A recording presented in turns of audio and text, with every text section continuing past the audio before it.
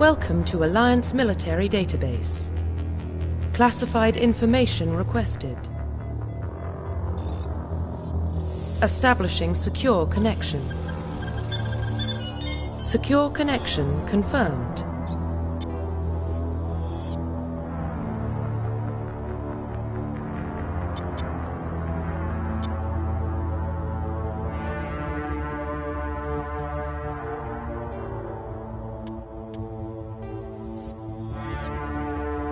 Welcome to Alliance Military Database. Classified information requested. Establishing secure connection. Secure connection confirmed.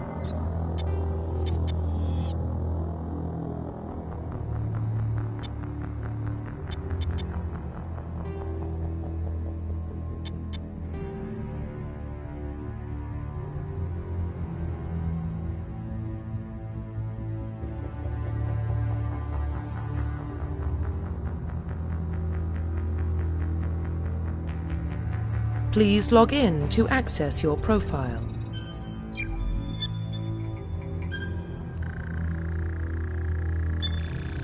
Warning, data corruption detected. Please reconstruct profile. Confirm pre-service history. Confirm psychological profile. Confirm military special. Confirm facial identification.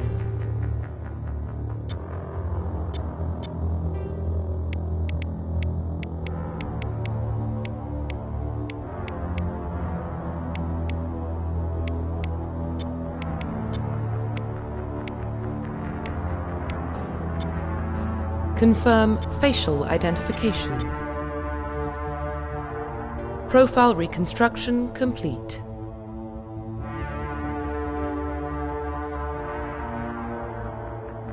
Identification confirmed.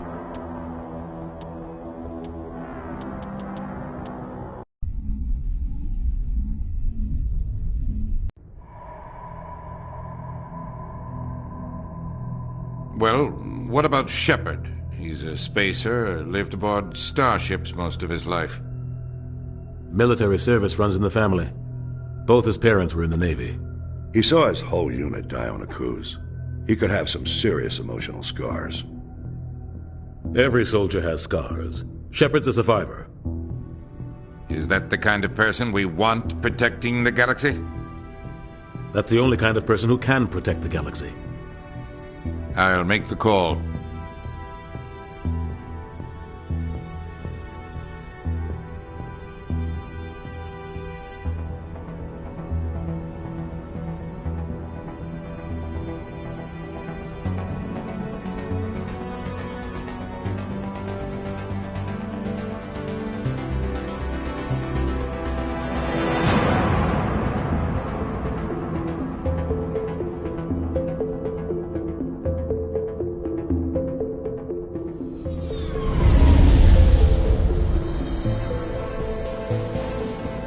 Arcturus Prime relays in range.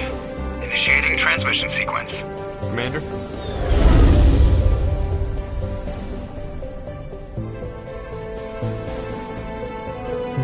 We are connected.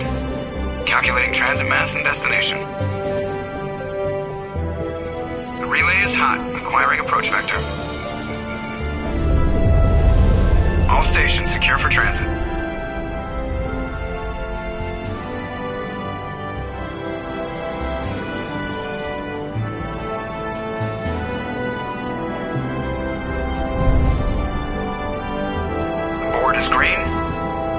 approach run has begun.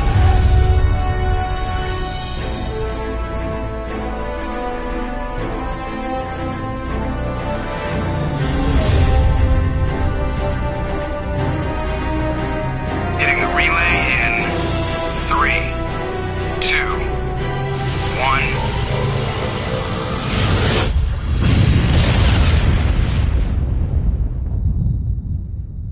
1. Thrusters, check. Navigation, check. Internal emissions sync engaged. All systems online. Drift, just under 1500K. 1500 is good. Your captain will be pleased.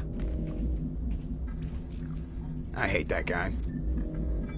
Nihilus gave you a compliment. So you hate him. You remember to zip up your jumpsuit on the way out of the bathroom? That's good. I just jumped us halfway across the galaxy and hit a target the size of a pinhead. So that's incredible. Besides, Spectres are trouble. I don't like having them on board. Call me paranoid.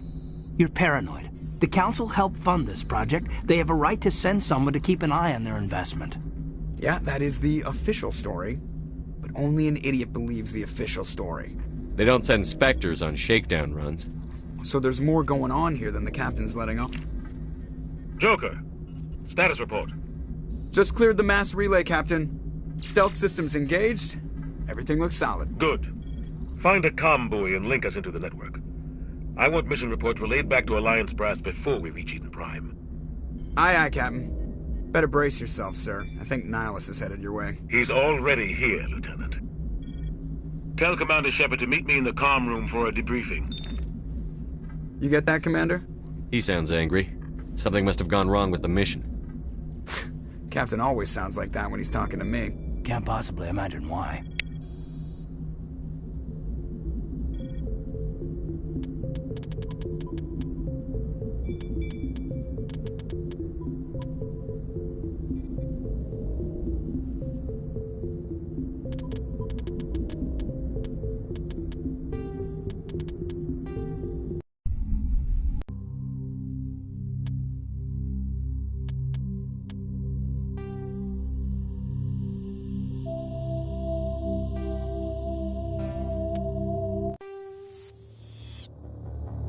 Welcome to Alliance Military Database. Classified information requested. Establishing secure connection. Secure connection confirmed.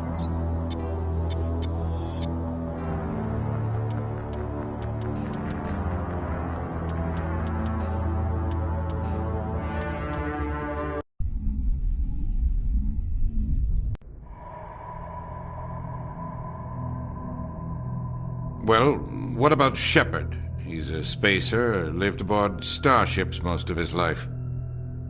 Military service runs in the family. Both his parents were in the Navy. He saw his whole unit die on a cruise. He could have some serious emotional scars. Every soldier has scars. Shepard's a survivor. Is that the kind of person we want protecting the galaxy? That's the only kind of person who can protect the galaxy. I'll make the call.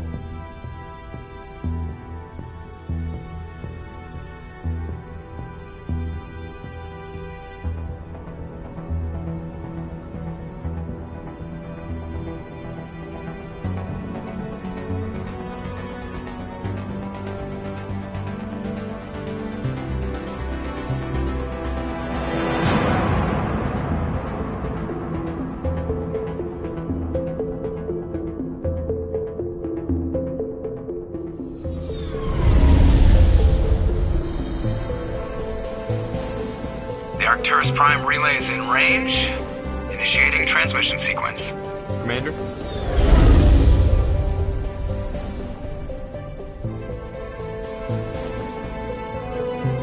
We are connected. Calculating transit mass and destination. The relay is hot. Acquiring approach vector. All stations secure for transit.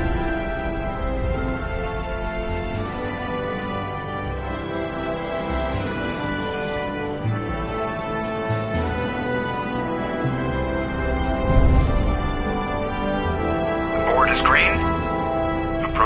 begun.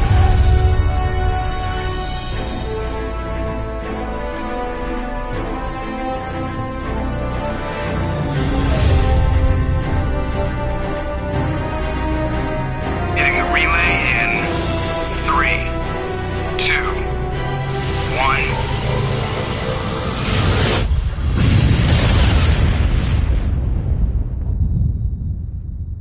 Thrusters, check. Navigation, check. Internal emissions sync engaged. All systems online. Drift, just under 1500K. 1500 is good. Your captain will be pleased.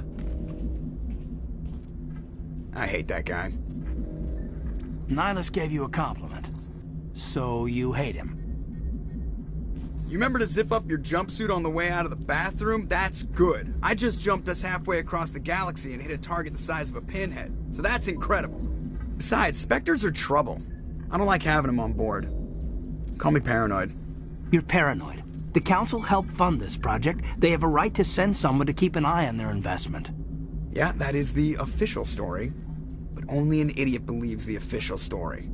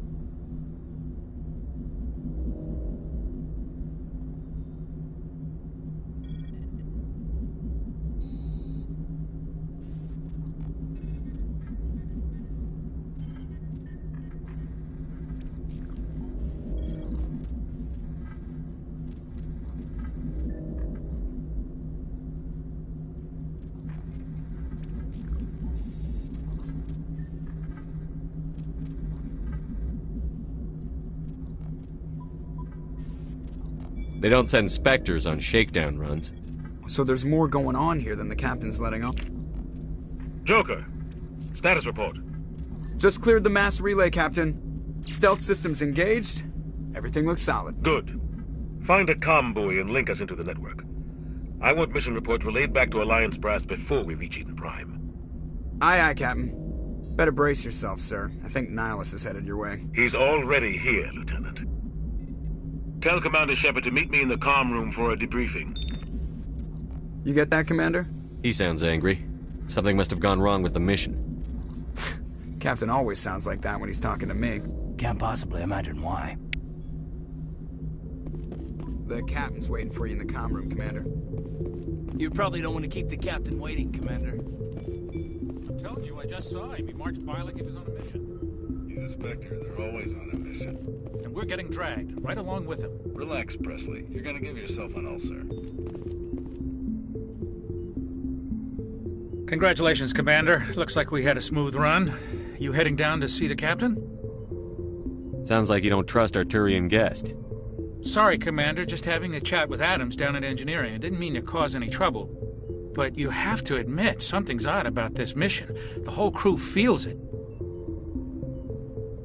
You think the Alliance brass is holding out on us? If all we're supposed to do is test out the stealth system, why is Captain Anderson in charge? And then there's Nihilus. Spectres are elite operatives, top covert agents. Why send a Spectre, a Turian Spectre, on a shakedown run? It doesn't add up. You don't trust Nihilus? I don't like Turians in general. It runs in my family. My grandfather fought in the First Contact War, lost a lot of friends when the Turians hit us. That was 30 years ago. You can't blame Nihilus for that. No, I guess not. But it still makes me nervous to have a Spectre on board, especially a Turian. We're an Alliance vessel, human military, but Nihilus doesn't answer to the captain like the rest of us. Spectres operate outside the normal chain of command. And they don't come along just to observe shakedown runs. Nihilus looks like he's expecting some heavy action. I don't like it. Do you have a problem with the captain? No, sir. But I can't figure out what he's doing here. Captain Anderson is one of the most decorated Special Forces officers in the service. If he melted down all his medals, he could make a life-size statue of himself. You don't send a soldier like that on a do-nothing mission. He's treating this shakedown run too seriously. Something big is going on. What do you know about the stealth systems? I just know it masks our location from scans and sensors. Cutting-edge technology. The Normandy's the only ship with this prototype drive. But why are we fully staffed? A skeleton crew would be cheaper, less chance of security leaks, too. Plus, there's Nihilus. It's pretty obvious this shakedown run is just a cover. For what? Damned if I know, Commander. We're out here on false pretenses. I'm not a fan of being left in the dark. I'll see if I can get some answers when I see him. Good luck, Commander. I grew up on Eden Prime, Doc. It's not the kind of place Spectres visit. There's something Nihilus isn't telling us about this mission. That's crazy. The captain's in charge here. He wouldn't take orders from a Spectre. Not his choice, Doc. Spectres don't answer to anyone. They can do whatever they want. Kill anyone who gets in their way. Oh, you watch too many spy vids, Jenkins. What do you think, Commander? We won't be staying on Eden Prime too long, will we? I'm itching for some real action. I sincerely hope you're kidding, Corporal. Your real action usually ends with me patching up crew members in the infirmary. You need to calm down, Corporal. A good soldier stays cool, even under fire. Sorry, Commander, but this waiting's killing me. I've never been on a mission like this before, not one with a Spectre on board. Just treat this like every other assignment you've had and everything will work out. Easy for you to say. You proved yourself on a cruise. Everybody knows what you can do. This is my big chance. I need to show the brass what I can do. You're young, Corporal. You have a long career ahead of you. Don't do something stupid to mess it up. Don't worry, sir. I'm not going to screw this up. You're from Eden Prime, aren't you, Jenkins? What's it like? It's very peaceful, Commander. They've been real careful with development, so you don't have any city noise or pollution. My parents lived on the outskirts of the colony. At night, I used to climb this big hill and stare across the fields back at the lights from the main settlement. It was gorgeous. But when I got older, I realized it was a little too calm and quiet for me. That's why I joined the Alliance. Even Paradise gets boring after a while. Any idea why Eden Prime was chosen as our destination? Not really sure, Commander. Eden Prime's one of our most stable colonies. Good place to take the Normandy for a shakedown run, I guess. No real danger there. There's gotta be something else going on. We've got a Spectre on board. That's why I'm so wound up. I can't wait for the real mission to start.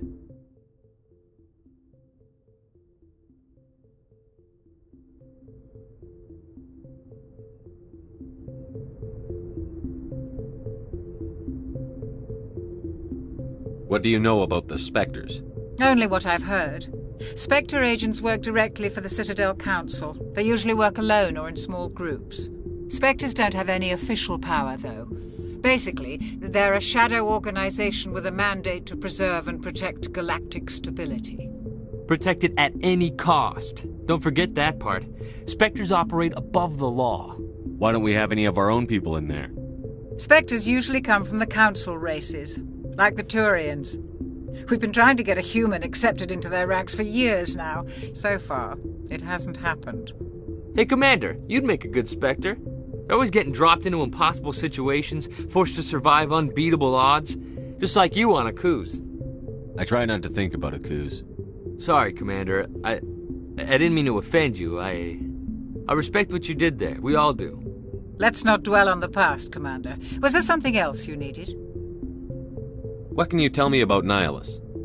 Turians are generally well respected by the other species. Their fleet has more patrols protecting Citadel space than any other. They don't always get on well with us, though. Some people find them too rigid. Others still blame them for the First Contact War. As for Nihilus, I haven't said more than 2 words to him. He usually only speaks to the captain. I hope we get a chance to see him in action. I heard Nihilus took down an entire enemy platoon all by himself. The captain's waiting for me. Goodbye, Commander.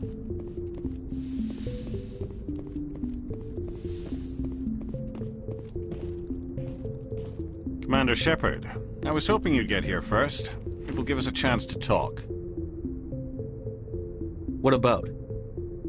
I'm interested in this world we're going to, Eden Prime.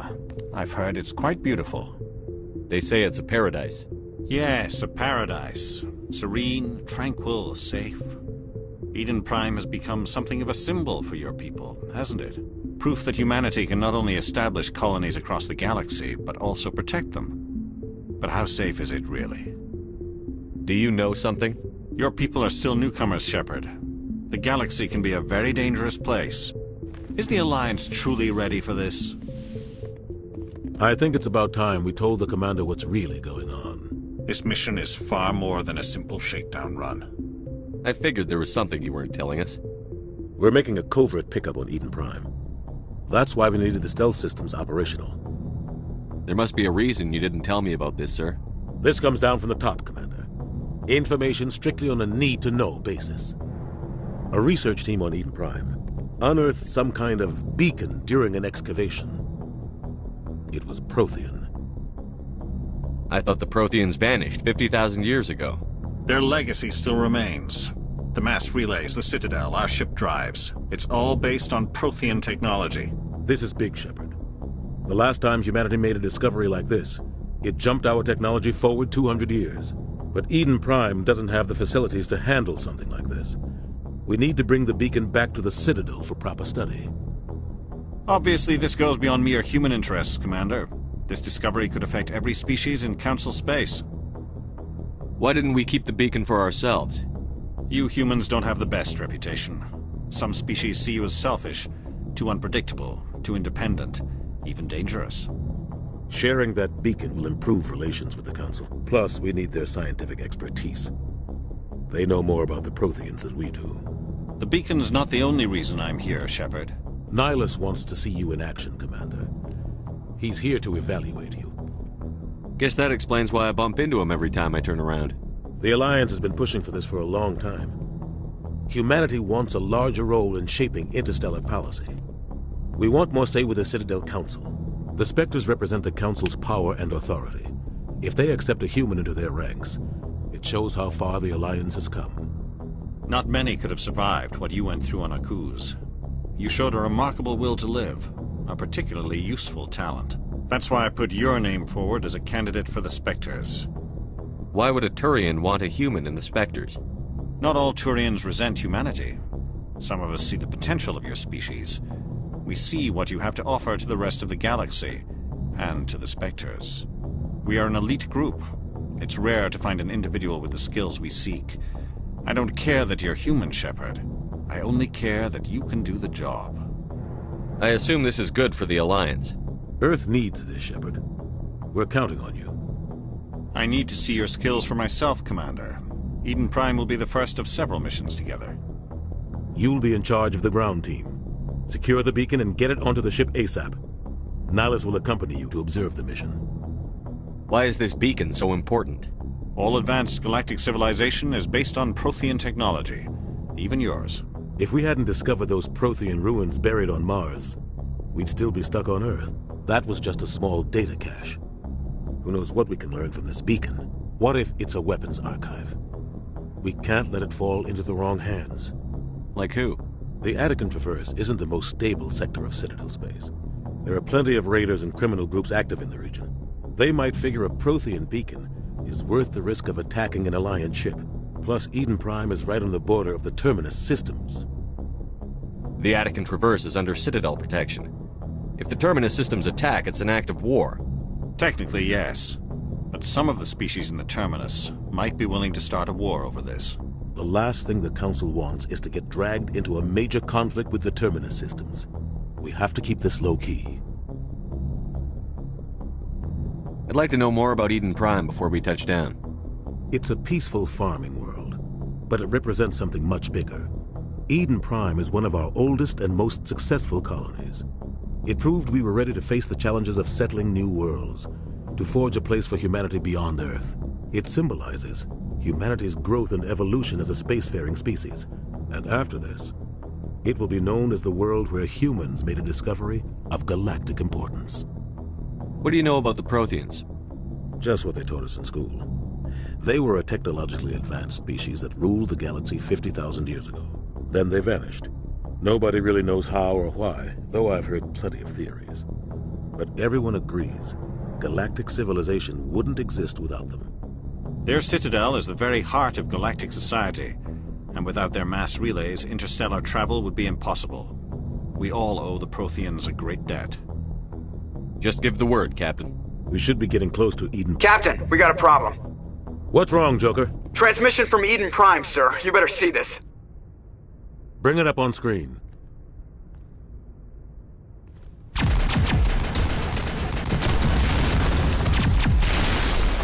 Get down!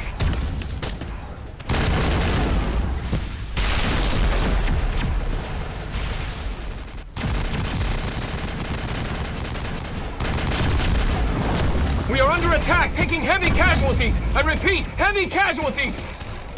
We can't get evac. They came out of nowhere. We need...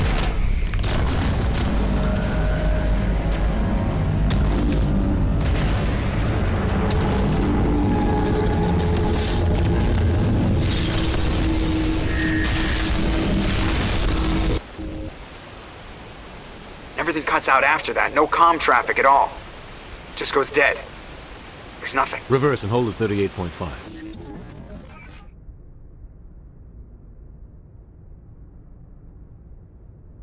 Status report.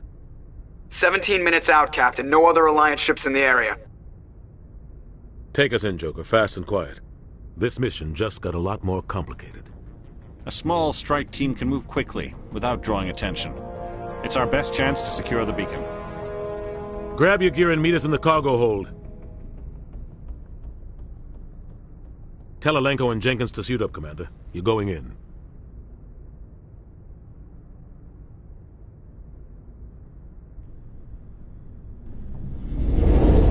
Engaging stealth systems. Somebody was doing some serious digging here, Captain.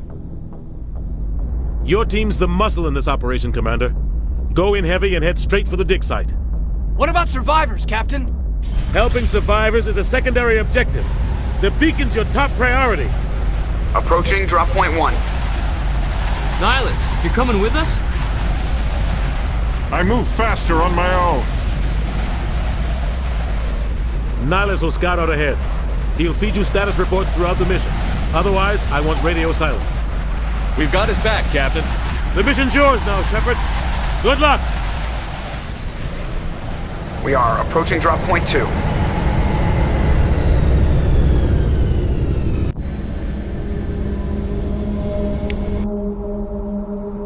Ship perimeter secure, Commander.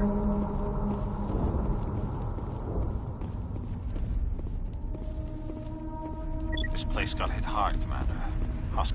What the hell are those? Gas bags. Don't worry, they're harmless.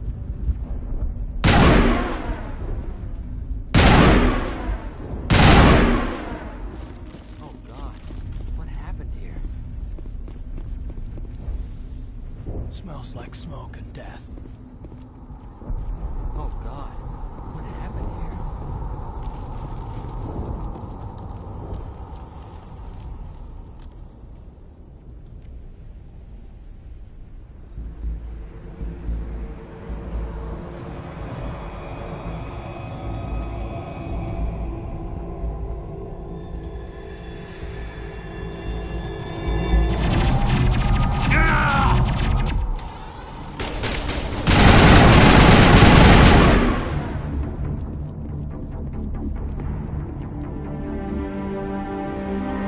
Ripped right through his shields. We're out of chance.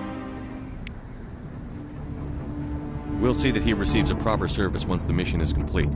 But I need you to stay focused. Aye, aye, sir.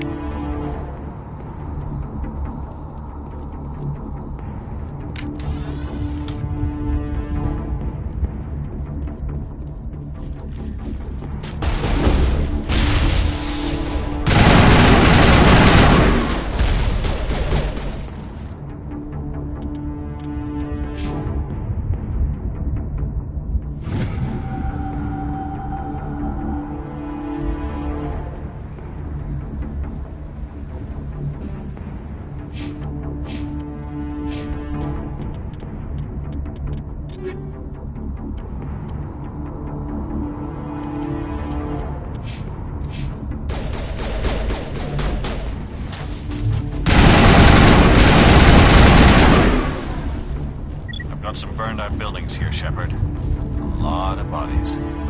I'm gonna check it out.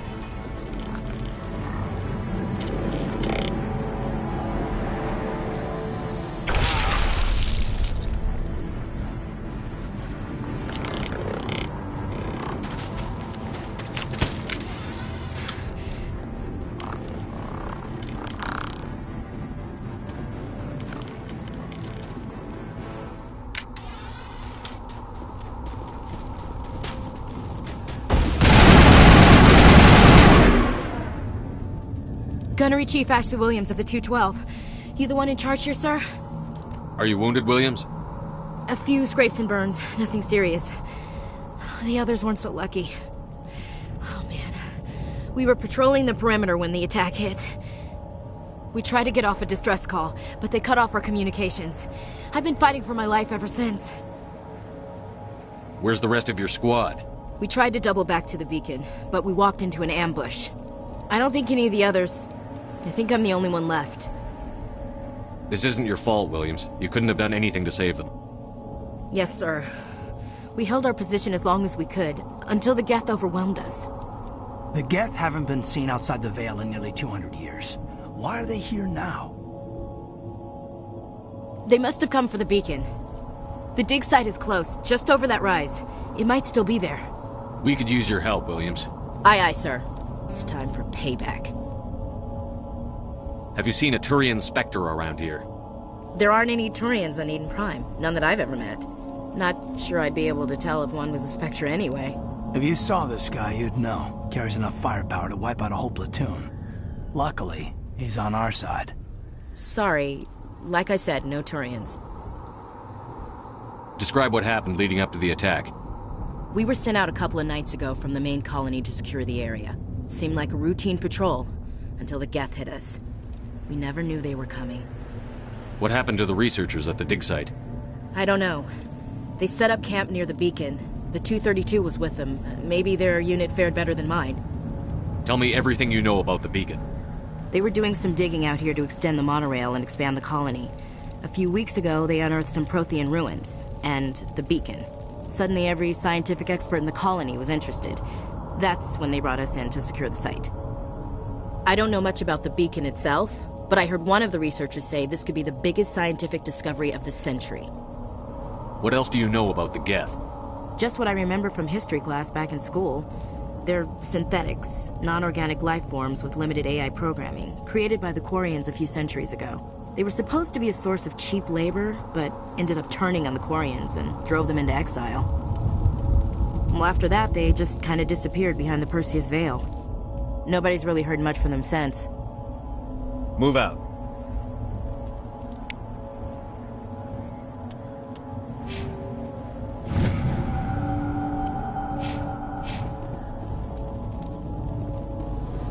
The beacon's at the far end of this trench.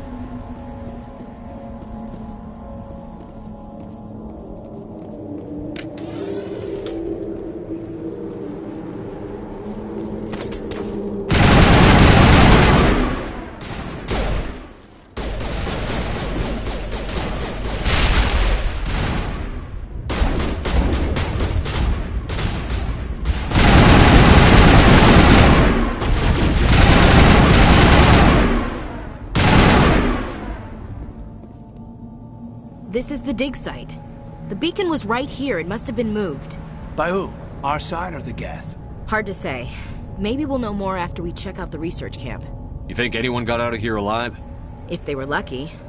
Maybe hiding up in the camp. It's just on the top of this ridge, up the ramps. Change of plans, Shepard. There's a small spaceport up ahead. I want to check it out. I'll wait for you there.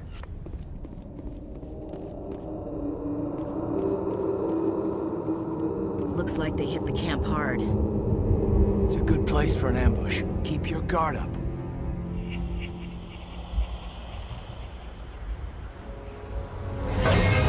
Oh God, they're still alive. What did the Geth do to them?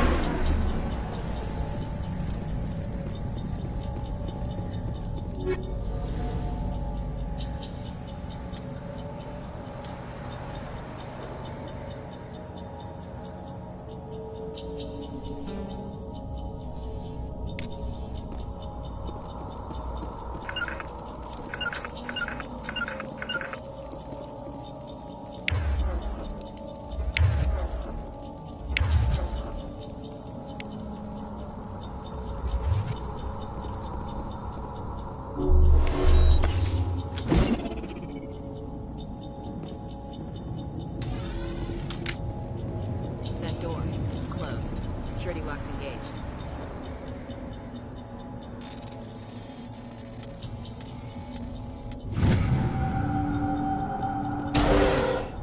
Humans. Thank the Maker. Hurry! Close the door before they come back. Don't worry. We'll protect you. Thank you. I think we'll be okay now. It looks like everyone's gone. You're Dr. Warren, the one in charge of the excavation. Do you know what happened to the beacon? It was moved to the spaceport this morning. Manuel and I stayed behind to help pack up the camp. When the attack came, the Marines held them off long enough for us to hide. They gave their lives to save us. No one is saved. The age of humanity is ended. Soon, only ruin and corpses will remain. What's wrong with your assistant? Manuel has a brilliant mind, but he's always been a bit unstable. Genius and madness are two sides of the same coin. Is it madness to see the future? To see the destruction rushing towards us? To understand there is no escape? No hope? No. I am not mad. I'm the only sane one left. I gave him an extra dose of his meds after the attack. Can you tell me anything about the beacon? It's some type of data module from a galaxy-wide communications network. Remarkably well preserved. It could be the greatest scientific discovery of our lifetime. Miraculous new technologies, groundbreaking medical advances. Who knows what secrets are locked inside? We have unearthed the heart of evil. Awakened the beast. Unleashed the darkness. Manuel, please. This isn't the time. Did you notice a Turian in the area? I saw him. The Prophet, leader of the enemy. He was here before the attack. That's impossible. Nihilus was with us in the Normandy before the attack. He couldn't have been here. I'm sorry. Manuel's still a bit unsettled. We haven't seen your Turian. We've been hiding in here since the attack. What else can you tell me about the attack? It all happened so fast. 1 second we were gathering up our equipment. The next we were hiding in the shed while the Geth swarmed over the camp. Agents of the Destroyers. Bringers of darkness. Heralds of our extinction.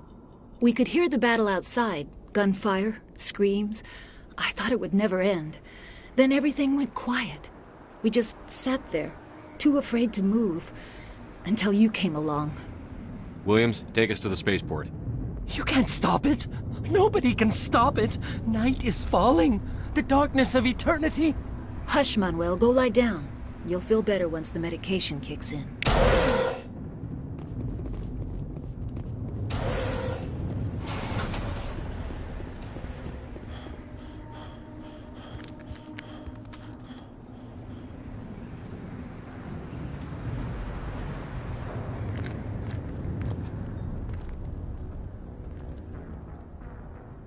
Saren.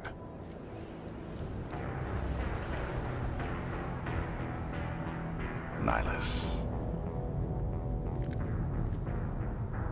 This isn't your mission, Saren.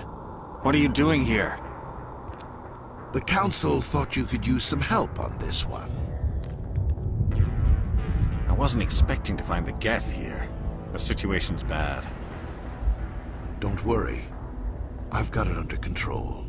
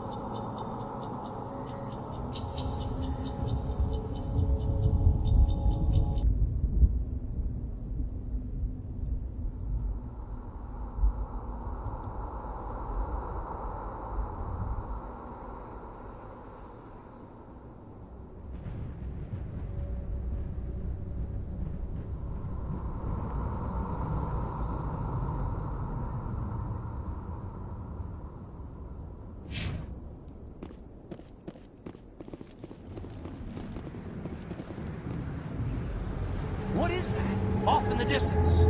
It's a ship. Look at the size of it.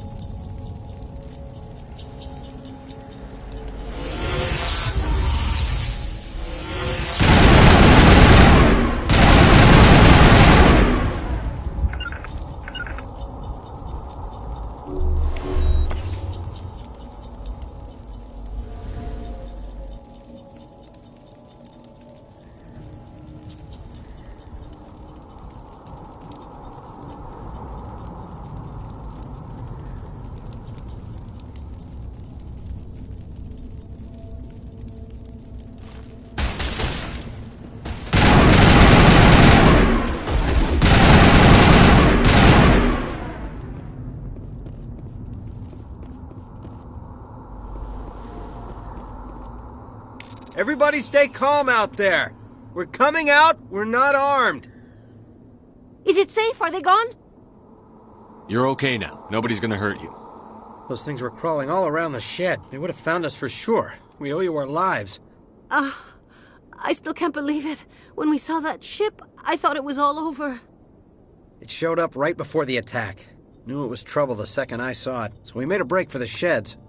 What else can you tell me about the ship you saw? I was too busy running to get a clear look at it. I think it landed over near the spaceport. Tell them about the noise, Cole. That awful noise. It was emitting some kind of signal as it descended. It sounded like the shriek of the damned. Only it was coming from inside your own head.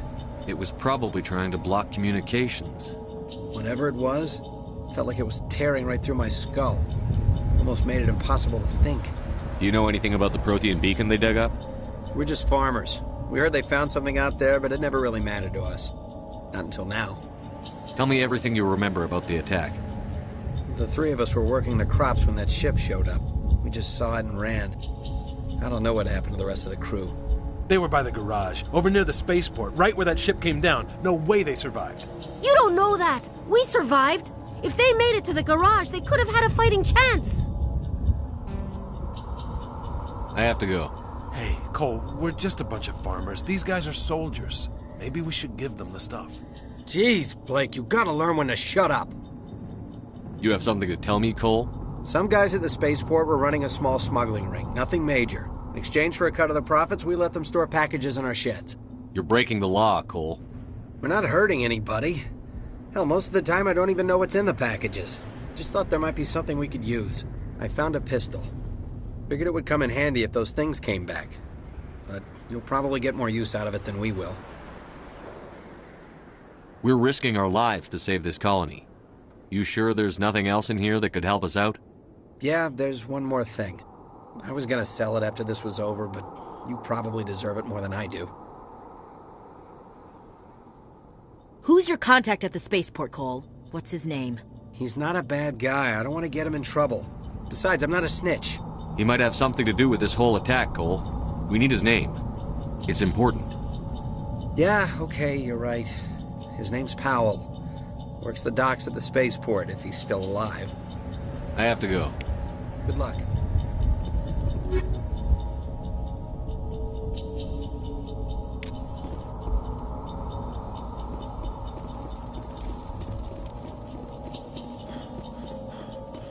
Commander, it's Nihilus. Something's moving, over behind those crates. Wait! Don't shoot! I'm one of you! I'm human! Sneaking up on us like that nearly got you killed. I'm sorry, I was hiding from those creatures. My name's Powell. I saw what happened to that Turian. The other one shot him. I need to know how Nihilus died. The other one got here first. He was waiting when your friend showed up. He called him Saren. I think they knew each other.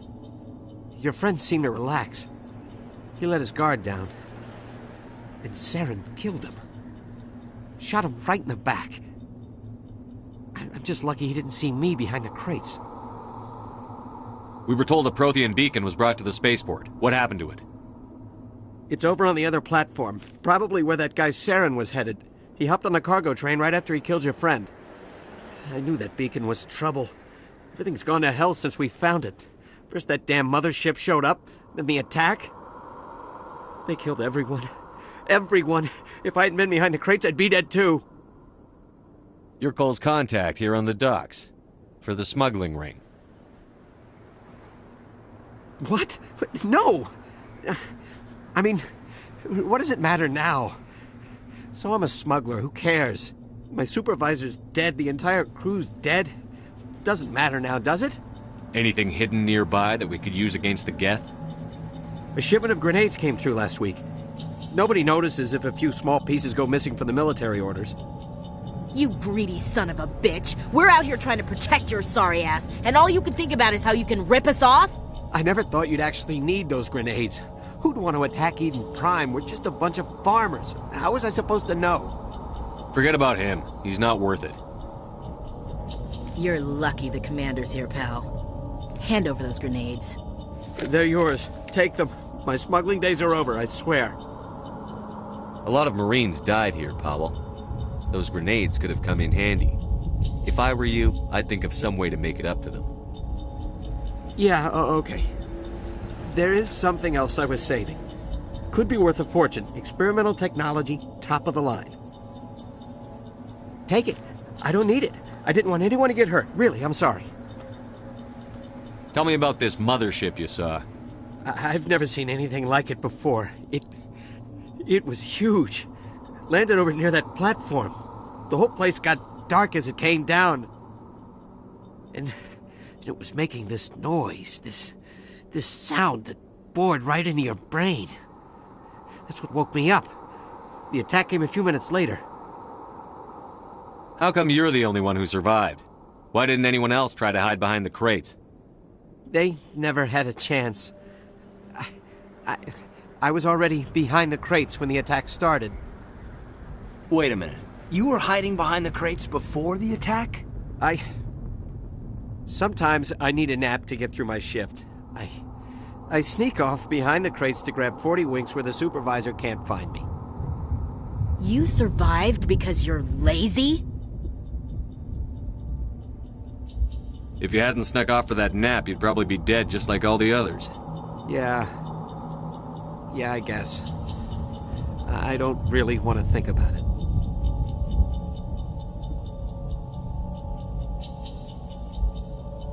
Is there anything else you can tell me about the beacon? They brought it here this morning. We loaded it up onto the train and shipped it to the other platform. Hard to believe that was only a few hours ago. Feels like a whole other life. We need to find that beacon before it's too late. Take the cargo train. That's where the other Turian went. I can't stay here. I need to get away from all this.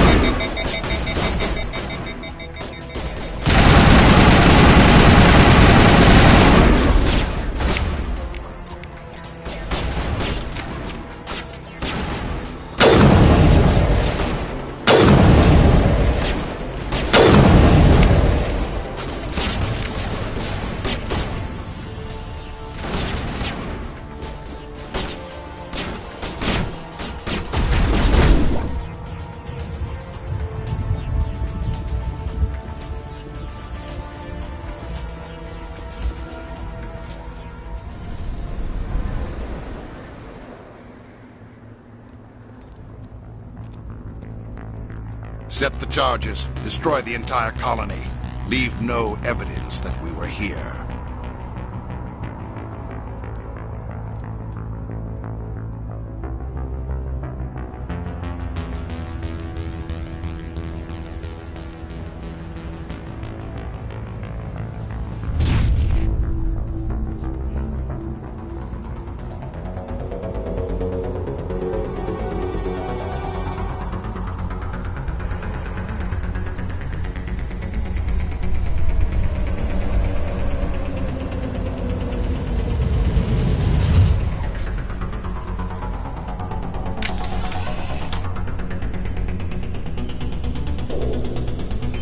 Demolition charges. The Geth must have planted them. Hurry! We need to find them all and shut them down.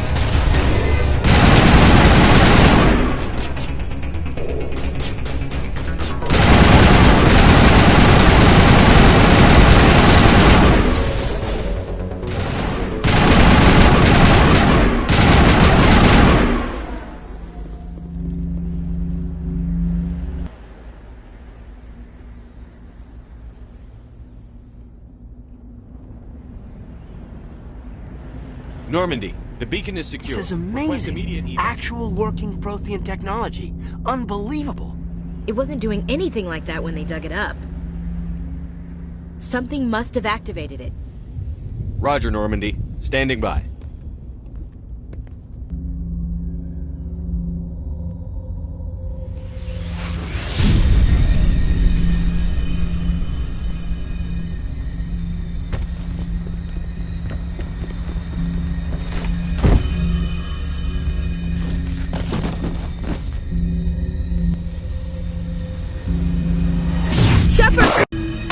No, don't touch it! Too dangerous!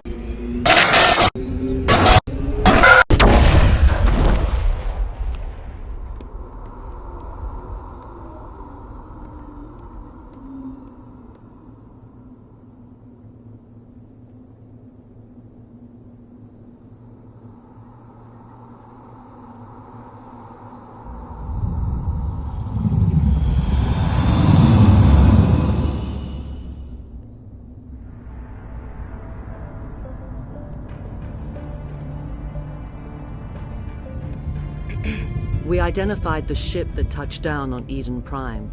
The Normandy, a human alliance vessel. It was under the command of Captain Anderson. They managed to save the colony. And the beacon. One of the humans may have used it.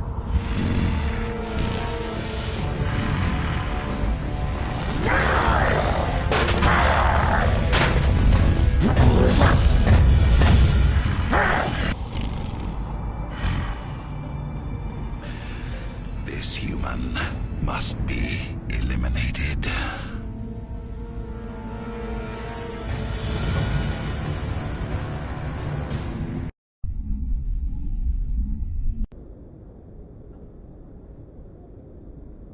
Dr.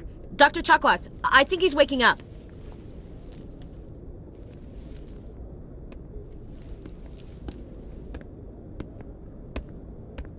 You had us worried there, Shepard. How are you feeling? Minor throbbing. Nothing serious. How long was I out? About 15 hours. Something happened down there with the beacon, I think. It's my fault. I must have triggered some kind of security field when I approached it. You had to push me out of the way. You had no way to know what would happen. Actually, we don't even know if that's what set it off.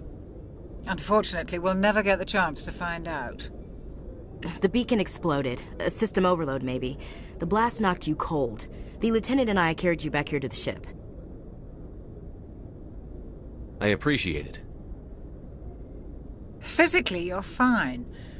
But I detected some unusual brain activity. Abnormal beta waves. I also noticed an increase in your rapid eye movement. Signs typically associated with intense dreaming. I saw... I'm not sure what I saw. Death? Destruction? Nothing's really clear. I better add this to my report. It may... Oh, Captain Anderson. How's our XO holding up, Doctor? Well, all the readings look normal. I'd say the commander's going to be fine. Glad to hear it. Shepard, I need to speak with you. In private. Aye, aye, Captain. I'll be in the mess if you need me. Sounds like that beacon hit you pretty hard, Commander. Are you sure you're okay? I don't like soldiers dying under my command. Jenkins wasn't your fault. You did a good job, Shepard. Intel dropped the ball, sir. We had no idea what we were walking into down there. That's why things went to hell. The Geth haven't been outside the Veil in 2 centuries, Commander. Nobody could have predicted this. Chief Williams isn't part of the Normandy crew. I figured we could use a soldier like her. She's been reassigned to the Normandy. Williams is a good soldier. She deserves it. Lieutenant Alenko agrees with you. That's why I added her to our crew. You said you needed to see me in private, Captain? I won't lie to you, Shepard. Things look bad. Nihilus is dead. The beacon was destroyed and Geth are invading. The Council's going to want answers. I didn't do anything wrong, Captain. Hopefully the Council can see that. I'll stand behind you and your report, Shepard. You're a damned hero in my books. That's not why I'm here. It's Saren, that other Turian. Saren's a Spectre, one of the best, a living legend. But if he's working with the Geth, it means he's gone rogue. A rogue Spectre's trouble. Saren's dangerous, and he hates humans. Why? He thinks we're growing too fast, taking over the galaxy. A lot of aliens think that way. Most of them don't do anything about it. But Saren has allied himself with the Geth. I don't know how, I don't know why. I only know it had something to do with that beacon. You were there just before that beacon self-destructed. Did you see anything? Any clue that might tell us what Saren was after? Just before I lost consciousness, I had some kind of vision. A vision? A vision of what? I saw synthetics. Geth, maybe. Slaughtering people. Butchering them. We need to report this to the Council, Shepard. What are we gonna tell them? I had a bad dream? We don't know what information was stored in that beacon. Lost Prothean technology? Blueprints for some ancient weapon of mass destruction? Whatever it was. Saren took it. But I know Saren. I know his reputation is politics. He believes humans are a blight on the galaxy. This attack was an act of war. He has the secrets from the beacon. He has an army of Geth at his command, and he won't stop until he's wiped humanity from the face of the galaxy. I'll find some way to take him down. It's not that easy. He's a Spectre. He can go anywhere, do almost anything. That's why we need the Council on our side. We prove Saren's gone rogue, and the Council will revoke his Spectre status. I'll contact the Ambassador and see if he can get us an audience with the Council. He'll want to see us as soon as we reach the Citadel. We should be getting close. Head up to the bridge and tell Joker to bring us into dock.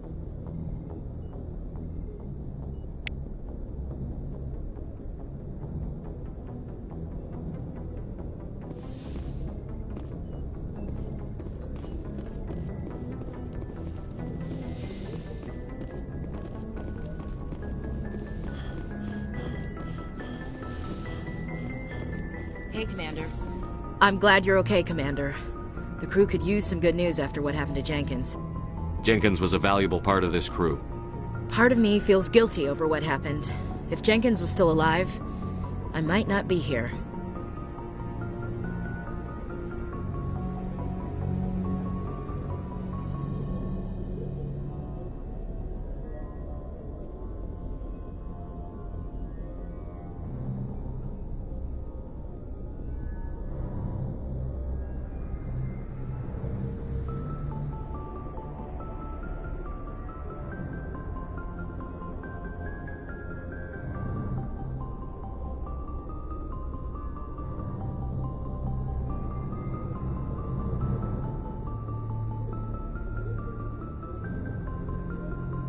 You're a good soldier, Williams. You belong on the Normandy. Thanks, Commander. I appreciate that. Things were pretty rough down there. Are you okay? I've seen friends die before. Comes with being a Marine. But to see my whole unit wiped out, and you never get used to seeing dead civilians. But things would have been a lot worse if you hadn't shown up. We couldn't have done it without you, Williams. Thanks, Commander. I have to admit, I was a little worried about being assigned to the Normandy. It's nice when someone makes you feel welcome. I think you're gonna fit in here just fine, Williams. Thanks, Commander. Yes, Commander? Is there something you need? How did you end up serving on an Alliance ship? I enlisted right out of med school. Earth always seemed boring to me. Too safe, too secure. I figured the colonies were teeming with exotic adventure. I wanted to travel the stars, tending the wounds of tough soldiers with piercing eyes and sensitive souls. Turns out military life isn't quite as romantic as I'd imagined. But humanity needs the Alliance if we want to keep expanding through the Traverse, and the Alliance always needs good doctors. So I stayed on to do my part. Ever think you made the wrong choice? Sometimes I think about opening a private practice back on Earth. Or maybe taking a position at one of the new med centers out in the colonies. But there's something special about working on soldiers. If I left the Alliance now, I'd feel like I was abandoning them. What do you know about Captain Anderson? I've served with him for a few tours now. He knows when to let things slide and when to crack the whip. The crew knows he's seen pretty much anything they'll ever run into. And he cares about the people under his command. How well do you know the lieutenant? I'd never worked with him before this mission. But he has an impressive service record, over 12 special commendations. Tends to keep to himself, though. Maybe because of the headaches. It's not easy being an L2. What does that have to do with it? Well, most biotics now use the L3 implants. Lieutenant Alenko was wired with the old L2 configuration. Sometimes there are complications. What kind of complications? Severe mental disabilities, insanity, crippling physical pain.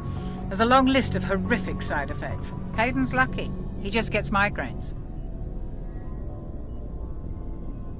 I should go. Goodbye, Commander. Glad to see you're okay, Commander.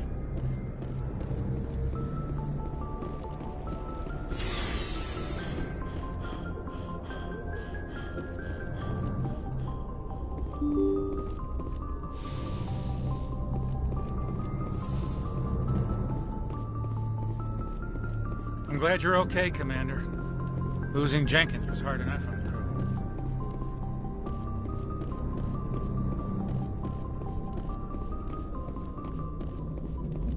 Good timing, Commander. I was just about to bring us into the Citadel. See that taxpayer money at work.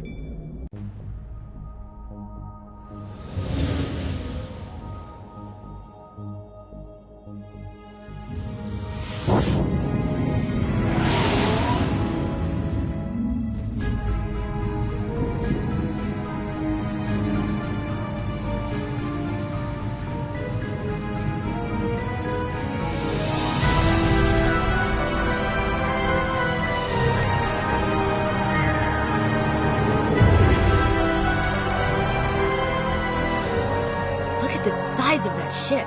The Ascension, flagship of the Citadel fleet. Well, size isn't everything. Why so touchy, Joker? I'm just saying you need firepower, too. Look at that monster. Its main gun could rip through the barriers in any ship in the Alliance fleet. Good thing it's on our side, then. Citadel Control, this is SSV Normandy, requesting permission to land. Stand by for clearance, Normandy. Clearance granted. You may begin your approach. Transferring you to an Alliance operator. Roger, Alliance Tower. Normandy out. Normandy, this is Alliance Tower. Please proceed to Dock 422.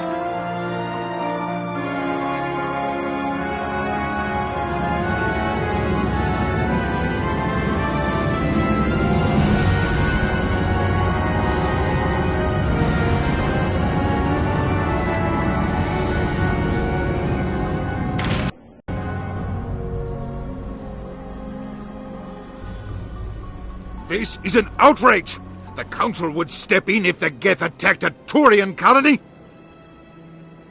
The Turians don't found colonies on the borders of the Terminus systems, Ambassador.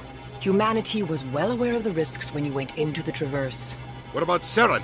You can't just ignore a rogue Spectre. I demand action! You don't get to make demands of the Council, Ambassador.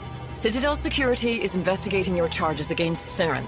We will discuss the CSEC findings at the hearing, not before. Captain Anderson, I see you brought half your crew with you. Just the ground team from Eden Prime, in case you had any questions. I have the mission reports. I assume they're accurate? They are. Sounds like you convinced the Council to give us an audience. They were not happy about it. Saren's their top agent. They don't like him being accused of treason. Saren's a threat to every human colony out there. He needs to be stopped. The Council has to listen to us. Settle down, Commander. You've already done more than enough to jeopardize your candidacy for the Spectres. The mission on Eden Prime was a chance to prove you could get the job done. Instead, Nihilus ended up dead and the beacon was destroyed. That's Saren's fault, not his. Then we better hope the CSEC investigation turns up evidence to support our accusations. Otherwise, the Council might use this as an excuse to keep you out of the Spectres. Come with me, Captain. I want to go over a few things before the hearing. Shepard, you and the others can meet us at the Citadel Tower, top level. I'll make sure you have clearance to get in. And that's why I hate politicians.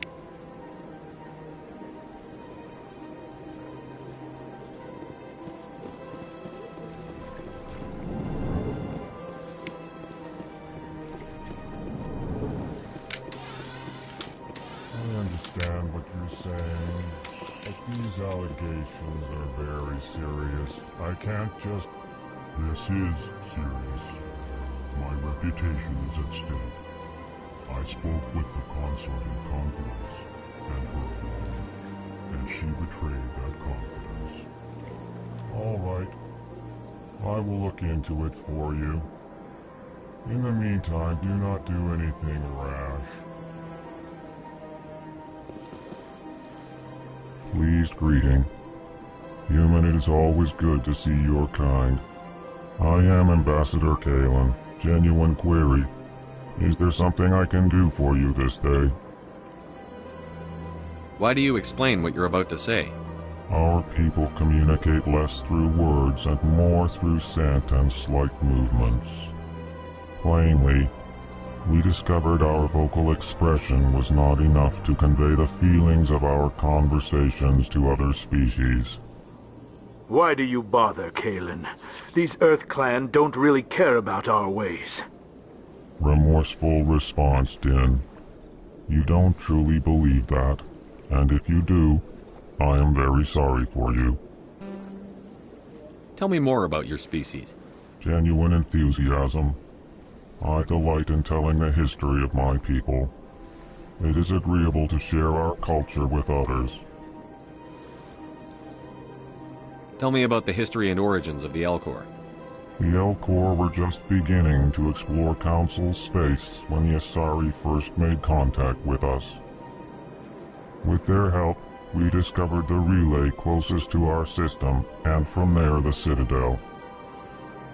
Proudly, within one lifetime we established a regular route to the Citadel, and quickly became one of the more active species living on this great station.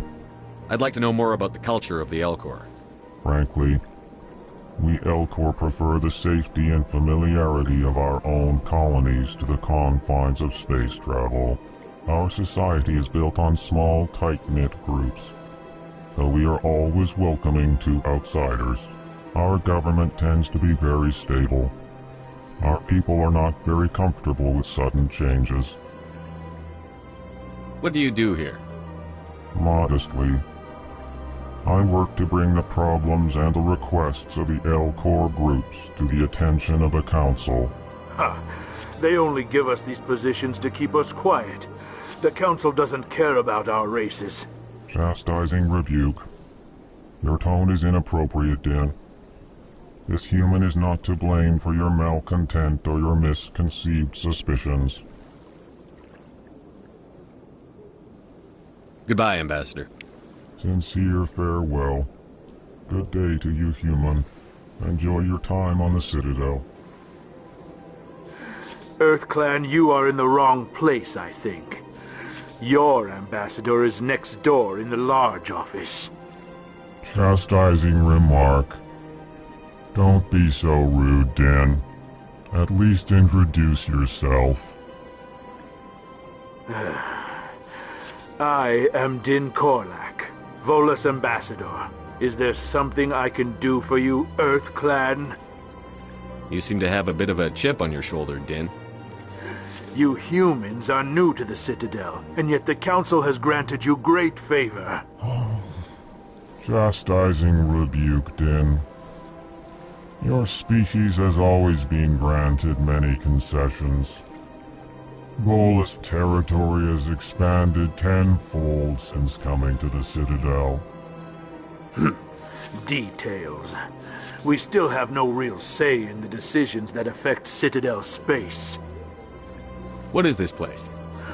You are in the embassy for the Volus and the Elcor. Your ambassador is next door, in his own office.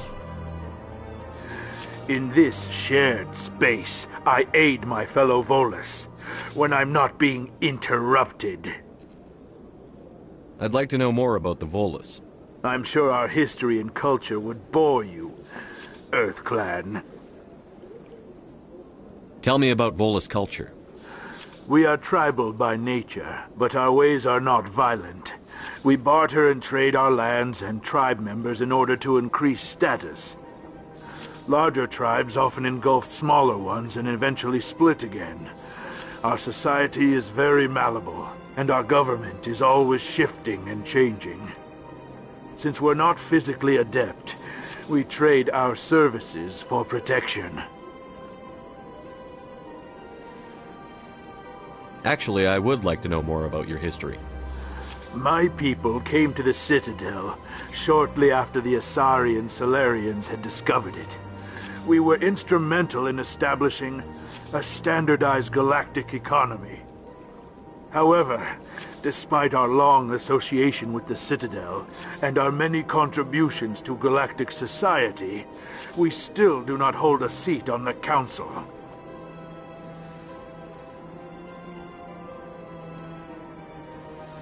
What is it you do here? I look out for the best interests of the Volus people. No easy task considering how often we are overlooked by the Council. Chastising rebuke, Din. The Council favors your species greatly. You are naive. The EarthClan will be invited to the Council long before our species will. Why aren't the Volus or Elcor part of the Council? All species must prove themselves before they join the Council. All but the EarthClans, it would seem. Dismissive. Ignore the Volus ambassador, human. He is incorrect in his assessment. Really? How long have we been waiting? How long do you think we'll continue to wait? Bah, this talk is wasted on the humans. Goodbye, Ambassador. Yes. Hello there, human. Sincere apology, but I am here on business and cannot be distracted right now. You seem distressed. Is there something I can do to help? Alarmed response. You overheard that, did you? This is all going so wrong, and it is the Asari consort's fault. She's the one who started all this. Who's this Asari consort? Curious, you have not heard. You must be new to the Citadel.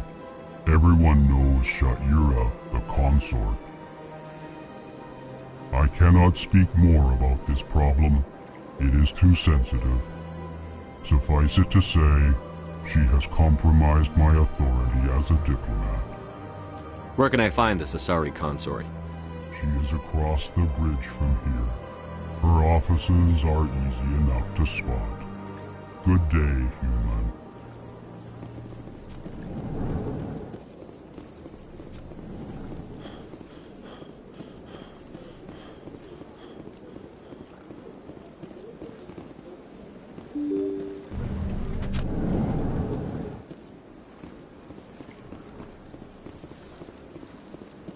Good day, Commander. The human ambassador is up the stairs, first room on the right. You know who I am? Yes, I receive reports on all newly arrived dignitaries and notable people. What's your name? What do you do here? My name is Safiria. I'm the administrative assistant for the embassies. You seem to be distracted. The embassies are the hub of all Citadel politics. When you represent trillions of citizens, it tends to get a little busy.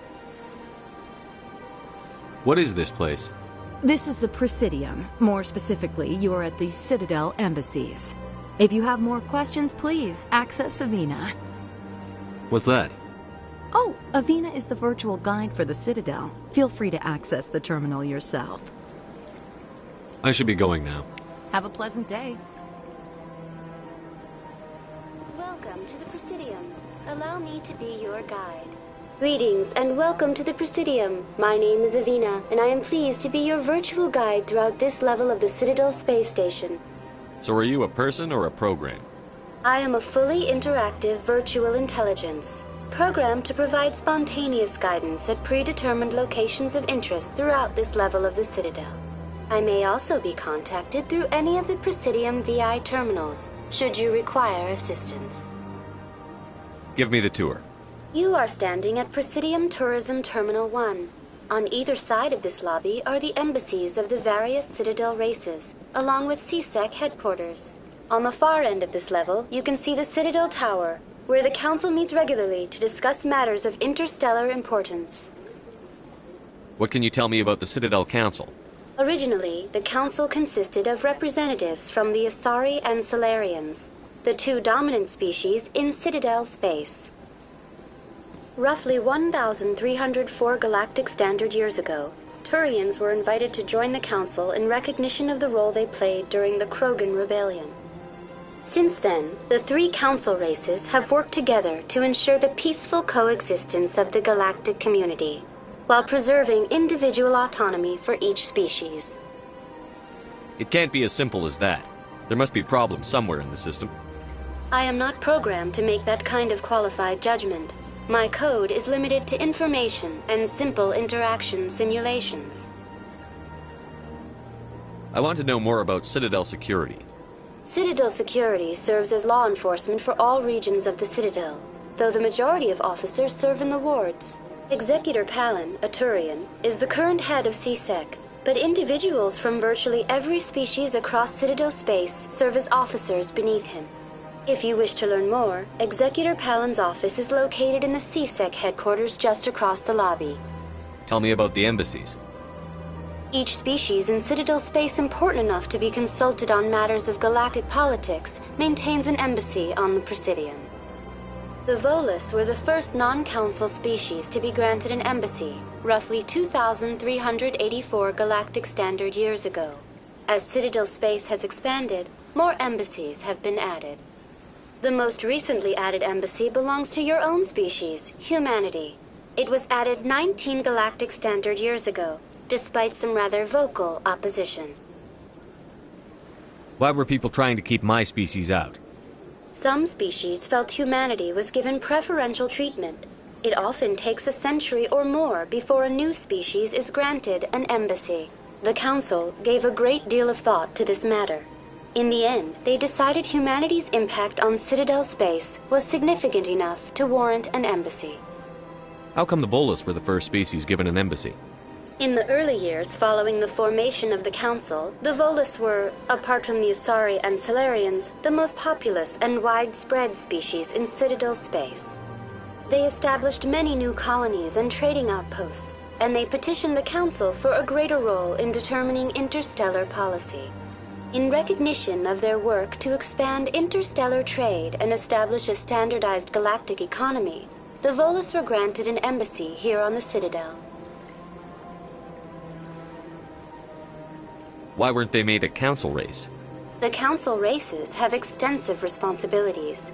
They must provide personnel and ships for the Citadel fleets. They often provide economic aid in times of disaster. It would be unfair to demand such an enormous burden of a species unable to meet these obligations. The embassies allow lesser species to have a voice on the Citadel. That's pretty damn arrogant. I apologize if my personality has offended you. Please submit all formal complaints in writing to the Citadel Tourist and Visitor Board. Do you know anything about specters?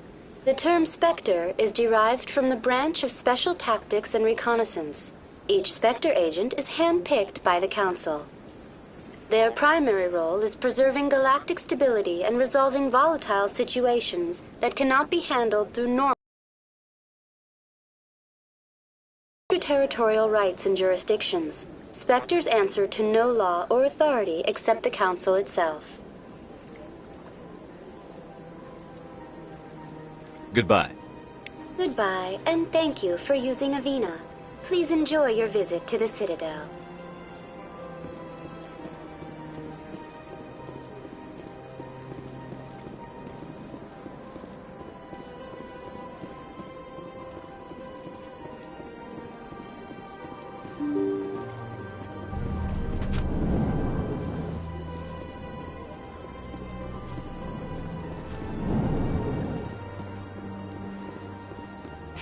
What do you want? Oh, Commander. Is there something I can do for you? Relax, Private. This isn't an inspection. Right, sorry. What can I do for you, Commander? What can you tell me about the Asari consort? Well, she's an Asari who works here as... That is, she helps people with things. You never went to see her, did you, Fredericks? No, I never did. I couldn't afford it. It costs half a year's credits just to go in and talk to her. Can you at least tell me where I can find her? Sure. She's across the bridge from the embassies. Thanks, kid. Have fun. Try not to get into too much trouble. I will. Have fun, that is. Hello, Commander. Can I get you something? What have you got? Information, mostly. Would you like to know about some points of interest nearby? What's going on around here? Well, you found the embassies. Not much going on here. Across the bridge, you'll find the bank, the Emporium, and Shaira's. If you haven't heard of her, you soon will. If you need supplies, you can try the markets one level below. For entertainment, I'd try Flux or Cora's Den. What is Shaira's? The consort? She entertains clients who can afford her services. Most of the diplomats and ambassadors have visited her at one time or another. She's a very powerful woman, but also very respected. Tell me about Flux and Cora's Den. Well, Flux has gambling and dancing, certainly more lively than this place.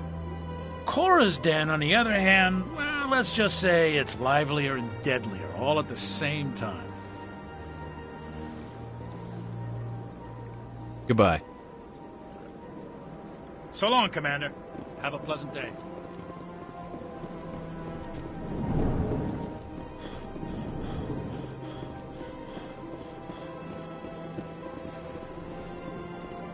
Commander Shepard, I didn't expect to see you here. Did Ambassador Udina send you? Have we met before? No, but I know you well enough. I'm Executor Palin, head of CSEC. It's my job to know when someone like you arrives on the Citadel. Was there something you needed, Commander? I get the feeling you're not too fond of humans. No, I just don't trust your kind. Not yet. You humans are eager to take all the power you can get, and you're being given a lot. If the Council wants to make humanity their new favorite pet, that's their business. But I don't have to like it. Tell me about CSEC. CSEC provides necessary police and security services throughout the Citadel. We're a civilian government agency, though many of our members have had military training. Of course, as the CSEC representative to the Council, I spend most of my time liaising between the two.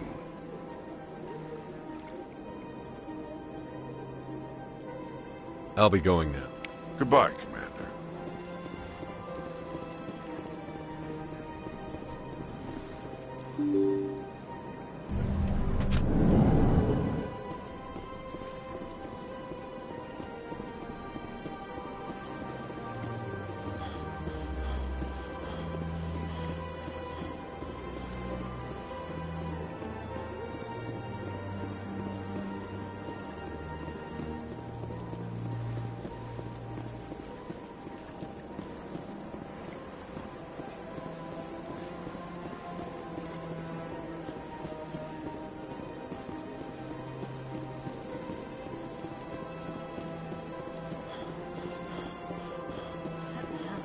I've had my office rearranged 5 times now. 5 times? Why? What do they want? How should I know? It's not like keepers offer an explanation for what they're doing. And yet, everyone just lets them go on doing whatever it is they do. What choice do we have? If you try to stop them, they just shut down and another one replaces it. Just strange that we know so little about them. Not to mention frustrating.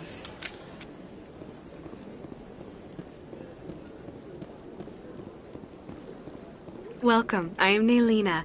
I don't recognize you as one of our expected clients today. Would you like me to see when the consort will be able to meet with you? Can't I just go in? I'm afraid not. Yeah, you must understand there are many who seek the consort services. But if you wish to leave your name, she'll make every effort to meet with you. What is the consort?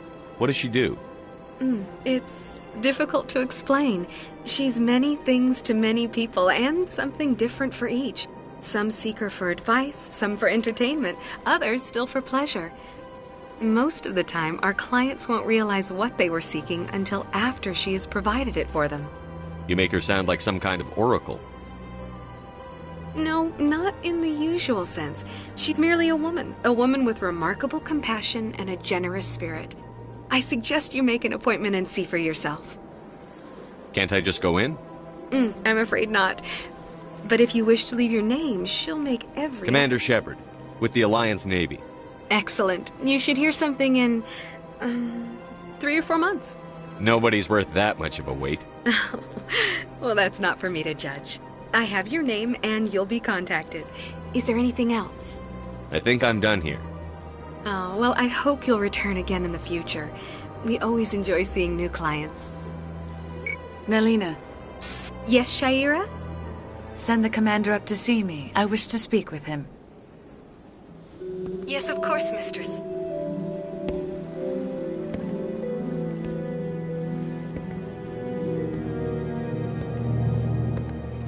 Huh. It appears the consort has taken notice of you. She'd like to meet with you now. Where do I go? Just head upstairs. She'll be waiting for you.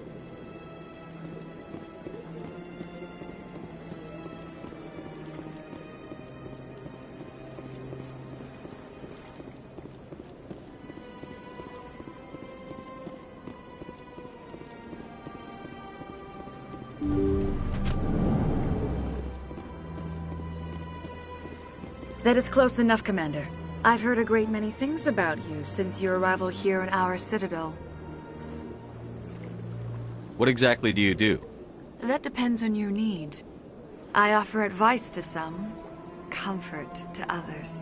I have a certain problem that could use your expertise. Maybe I can help. I have a friend, Septimus, a retired Turian general. I won't discuss the details, but he wanted me to be more than I could be. We had a falling out, Now he spends his days in Korra's den, drinking and spreading lies about me. If you would speak to him as a fellow soldier, I believe he will listen to you and let the matter be. What exactly do you want me to tell him? Appeal to his sense of honor. Remind him of his position as a general. If you can convince him to stop spreading lies about me, I would be very grateful. Now I must ask you to take your leave. I have many clients waiting to see me.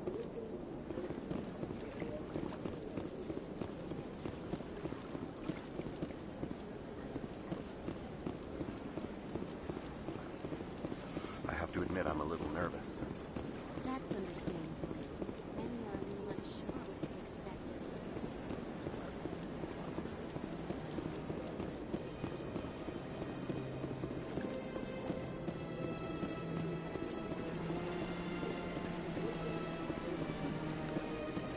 Welcome to Presidium Tourism Terminal 3. Here in the financial district, a number of businesses offer various goods and services to their exclusive clientele. The statue you see before you was commissioned to honor the Krogan soldiers who gave their lives to protect Citadel space during the Rachni Wars. In the aftermath of the Krogan rebellions, several embassies petitioned to have the statue removed. However, this motion was eventually quashed by the Council. That's all for now. Thank you for using Avina. Have a pleasant day. Welcome to Presidium. The statue you... In the aftermath of the Krogan rebellions, several embassies petitioned... Tell me more about the Krogan rebellions. In recognition of their efforts during the Rachni Wars, the Krogan were granted several new colony worlds by the Council. Over the next 400 years, the Krogan species began to expand. Blessed with an extremely high birth rate, their numbers began to swell. Faced with a critical overpopulation crisis, the Krogan started a violent colonization of nearby worlds inhabited by other Council species. The Krogan rebellions had begun. For a full century, the Council and its member species fought to bring the Krogan under control. With the aid of the newly discovered Turian Empire, they were ultimately successful. You needed the Krogan to stop the Rachni, then you needed the Turians to stop the Krogan. So who's gonna stop the Turians? I am sorry, but that question is beyond my programming parameters. The Turians are members of the Citadel Council. They are not a threat to galactic peace. What were the Rachni Wars? Nearly 2,200 years ago, explorers seeking to expand Citadel space opened up mass relays leading to systems controlled by the Rachni. A highly intelligent and aggressive insect race, the Rachni unleashed a war of conquest against the rest of the galaxy that lasted for nearly 3 centuries. The emergence of the Krogan finally turned the tide in favor of the Citadel species. Krogan forces provided the numbers necessary to halt the Rachni advance and drive them back. The Krogan then pursued their retreating fleets. Able to survive the harsh environments of the Rachni homeworlds, the Krogan hunted their enemy to extinction. Was it really necessary to wipe them out? I am sorry, but a value judgment of that nature goes beyond my programming. Why did the Council fight so hard to keep the statue? The Krogan were instrumental in saving the galaxy from the Rachni threat. The Council believed this historical fact should not be forgotten. The Council also hoped that preserving the memorial would improve diplomatic relations with the Krogan and bring about a peaceful resolution to the rebellions. Unfortunately, the Krogan refused to negotiate and only surrendered after their population and homeworlds had been ravaged by the Turians. That's all for now. Thank you for using Avina. Have a pleasant day.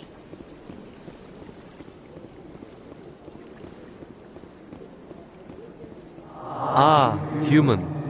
This one is greatly pleased to see you here in my decadent emporium.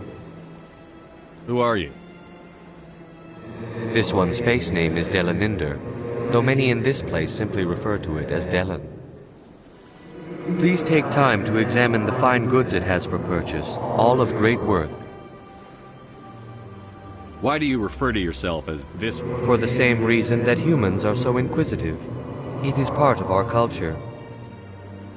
Specifically, Hanar only refer to themselves in the first person with family or intimates. And we rarely do so with other species. It is just our way. What exactly do you sell? Only the finest and most luxurious items that credits can buy. This one is able to procure almost any item the human would desire, for a price, naturally. Who are you? This one's... Please take time to examine the fine goods it has for purchase, all of great worth. Show me your items. Oh, this one is pleased to do so, human. You will not be disappointed.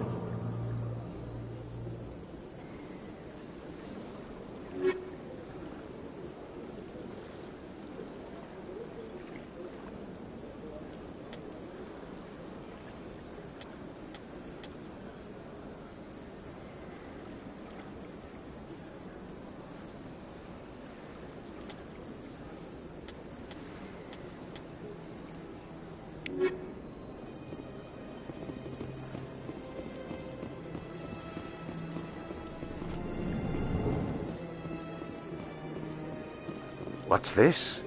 One of the Earth Clan. Ah, a very famous one, yes? You are the one called Shepherd. The tale of how you survived the great tragedy on Akuz is truly remarkable. I am amazed each time I hear it. You've got me at a disadvantage here. Forgive me, Earth Clan. My name is Barla Vaughn. My job makes it necessary for me to keep informed. I am a financial advisor to many important clients here on the Citadel. When someone as important as yourself arrives on the station, I take notice. Tell me more about your job. Galactic finance is incredibly complex. A mix of laws and regulations from dozens of interstellar economies.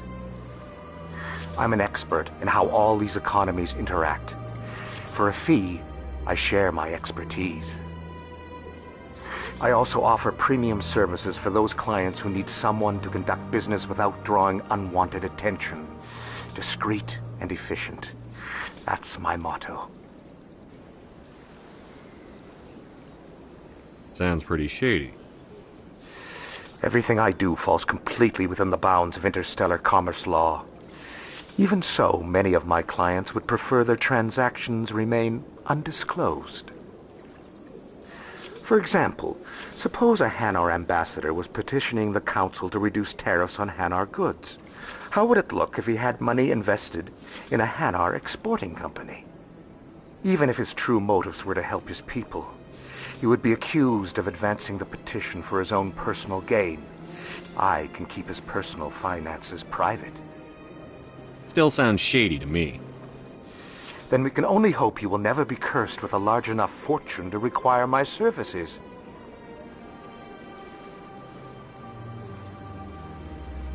What's it like living here on the Citadel? The station is without a doubt the greatest wonder in the galaxy.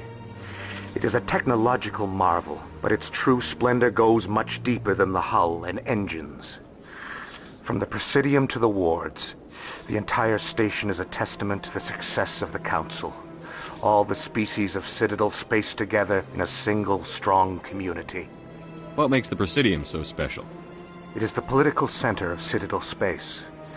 80% of all intelligent species in the known galaxy acknowledge the Council's authority on interstellar matters. But only the most powerful and influential species have embassies here on the Presidium. This level of the station is reserved for the elite, Shepard, people like us. What are the wards like? The cultural heart of the galaxy. They pulse with the lifeblood of millions of citizens from dozens of different species. You never know what you'll find down in the wards, Commander. It's always full of surprises. Fortunately, most of them are pleasant.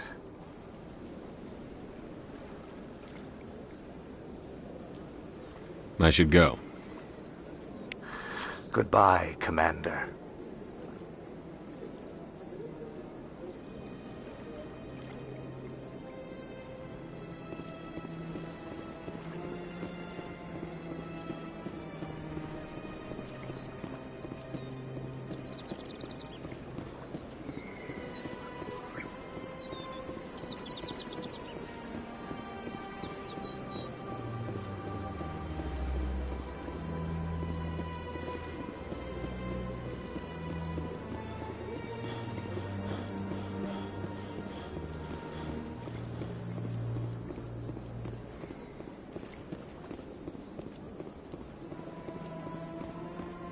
Look at that bug thing over there.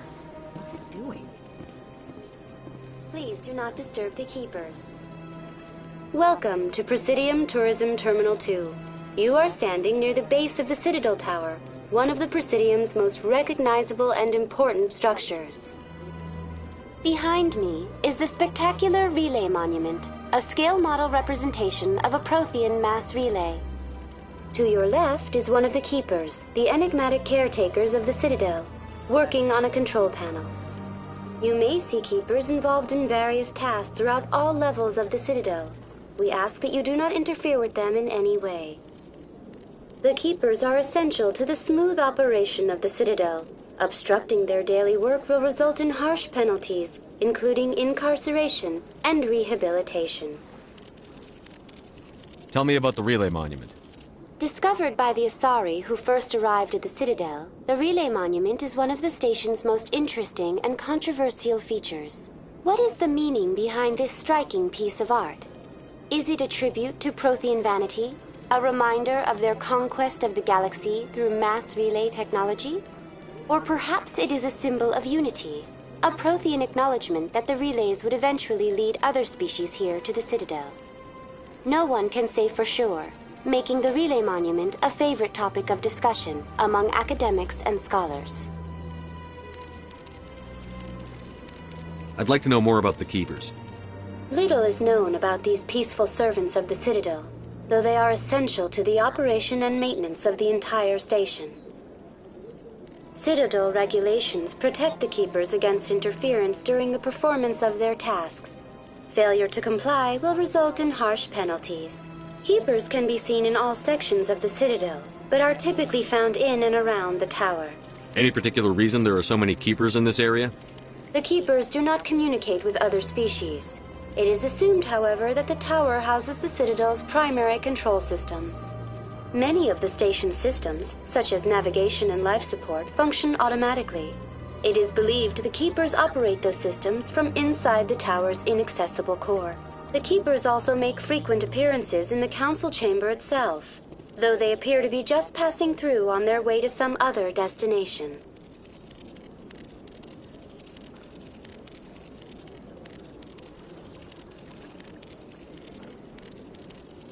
Tell me about the Citadel Tower. Housing both the council chambers and Citadel control, the tower is one of the most important buildings on the station. Access to these areas is restricted to those with the appropriate clearance.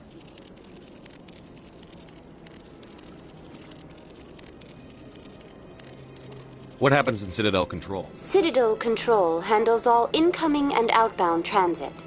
Every ship within 2,000 kilometers of the Citadel is under the jurisdiction of Citadel Control. At peak capacity, they are responsible for monitoring upwards of 1,000 vessels.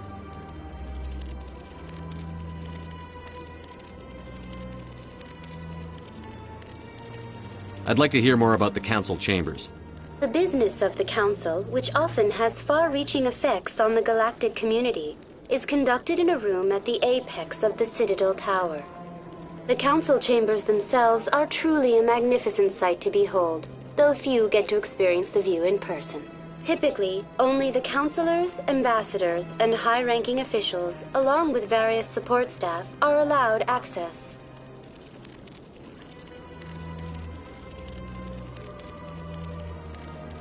What if someone has business with the Council? The average citizen must go through the proper channels if they wish an audience with the Council. This is usually arranged through their respective ambassadors. Even then, few are given access to the actual council chambers. In most cases, the ambassador acts on behalf of the citizen.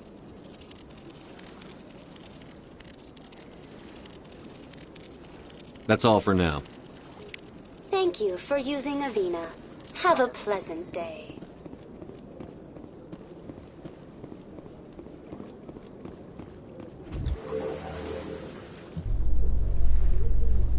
The council isn't going to ask me any questions, are they? I doubt it. We've made our reports. Now we just have to trust Ambassador Udina. No, we don't, sir.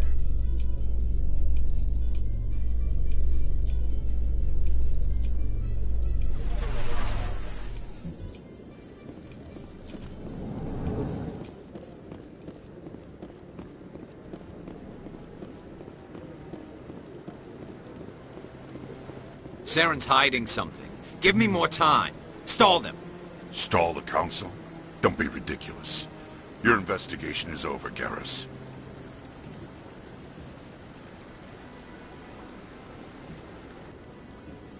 Commander Shepard, Garrus Vicarian. I was the officer in charge of the CSEC investigation into Saren.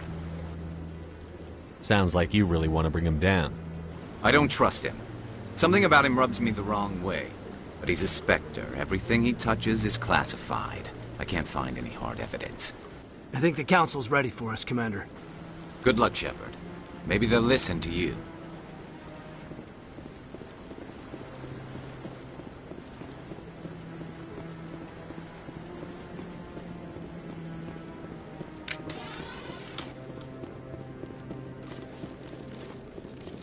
Don't be ridiculous. The Volus won't be joining the Council for years. Not so sure. The hearing's already started. Come on.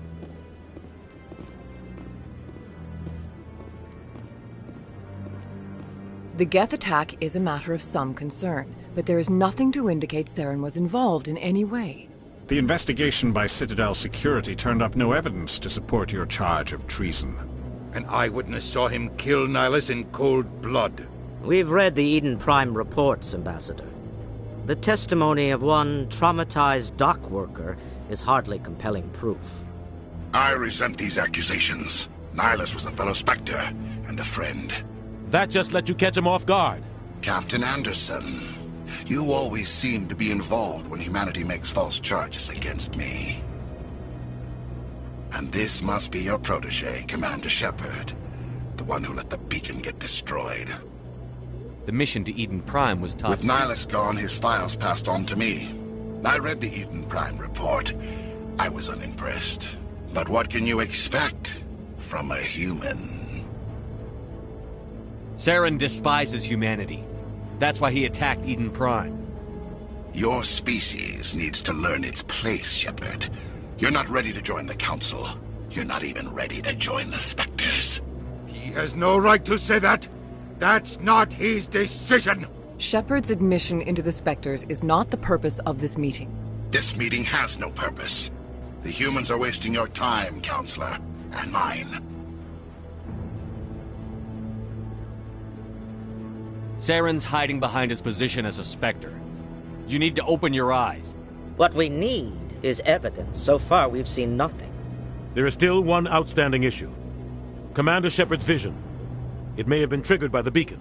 Are we allowing dreams into evidence now? How can I defend my innocence against this kind of testimony? I agree.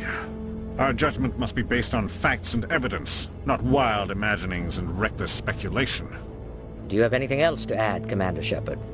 You've made your decision. I won't waste my breath.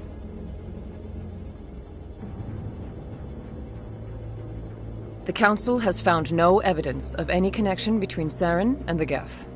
Ambassador, your petition to have him disbarred from the Spectres is denied. I'm glad to see justice was served.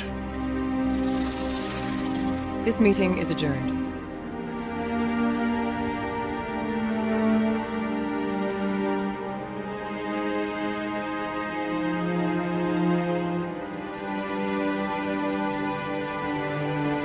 It was a mistake bringing you into that hearing, Captain. You and Saren have too much history. It made the Council question our motives.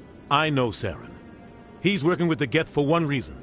To exterminate the entire human race. Every colony we have is at risk. Every world we control is in danger. Even Earth isn't safe. Tell me about this history between you and Saren. I worked with him on a mission a long time ago. Things went bad. Real bad. We shouldn't talk about this here. But I know what he's like. And he has to be stopped. What's our next step? As a Spectre, he's virtually untouchable. We need to find some way to expose him. What about Garrus, that CSEC investigator? We saw him arguing with the Executor. That's right. He was asking for more time to finish his report. Seems like he was close to finding something on Saren. Any idea where we could find him? I have a contact in CSEC who can help us track Garrus down. His name is Harkin. Forget it. They suspended Harkin last month, drinking on the job. I won't waste my time with that loser. You won't have to. I don't want the Council using your past history with Saren as an excuse to ignore anything we turn up. Shepard will handle this. You can't just cut Captain Anderson out of this investigation. The Ambassador's right. I need to step aside. I need to take care of some business. Captain, meet me in my office later. Harkin's probably getting drunk at Cora's Den. It's a dingy little club in the lower section of the wards. Maybe there's another way to find evidence against Saren. You should talk to Barla Vaughn over in the financial district. Rumor has it he's an agent for the Shadow Broker. The Shadow Broker? An information dealer. Buys and sells secrets to the highest bidder. I've heard Barla Vaughn's one of the top representatives. He might know something about Saren, but his information won't come cheap. You and Saren have a history. What happened? About 20 years ago, I was part of a mission in the Skillian Verge. I was working with Saren to find and remove a known terrorist threat. Saren eliminated his target, but a lot of people died along the way, innocent people. And the official records just covered it all up. But I saw how he operates. No conscience, no hesitation. He'd kill 1,000 innocent civilians to end a war without a second thought. Killing innocents doesn't end wars, it causes them. I know how the world works, Commander. Sometimes you're forced to make unpleasant decisions. But only if there's no other way. Saren doesn't even look for another option. He's twisted, broken. He likes the violence, the killing. And he knows how to cover his tracks. Tell me more about the Shadow Broker. He's a necessary evil of galactic politics. Buying and selling information is a part of the game. And the Shadow Broker just happens to be the best player on the field. Always sells to the highest bidder. Doesn't get involved in politics, doesn't pick sides. A simple system, but it works. He's not a threat to anyone, not directly. He's just a resource we can use, or she is. Or maybe they are. Nobody really knows. Our ambassador doesn't seem to get along with the Council. He's just frustrated. The Council's always preaching that we need to be part of the galactic community. But for them, it's a one-way street. They want us to expand and settle unstable regions like the Skillian Verge and the Attican Traverse. But when we run into trouble, they don't want to help us out. Everyone knows it's only a matter of time until we get a seat on the Council. The ambassador just thinks it should happen sooner rather than later. And I agree. Maybe they'd let us join the Council if we were more willing to cooperate with the other species. Of course they would. If we did everything they told us to, they'd love to have us on the Council. But it wouldn't be much of a deal for us. I understand their side. They don't want us dominating the Council. It's founded on cooperation and alliances. But we have to look out for our own interests, too.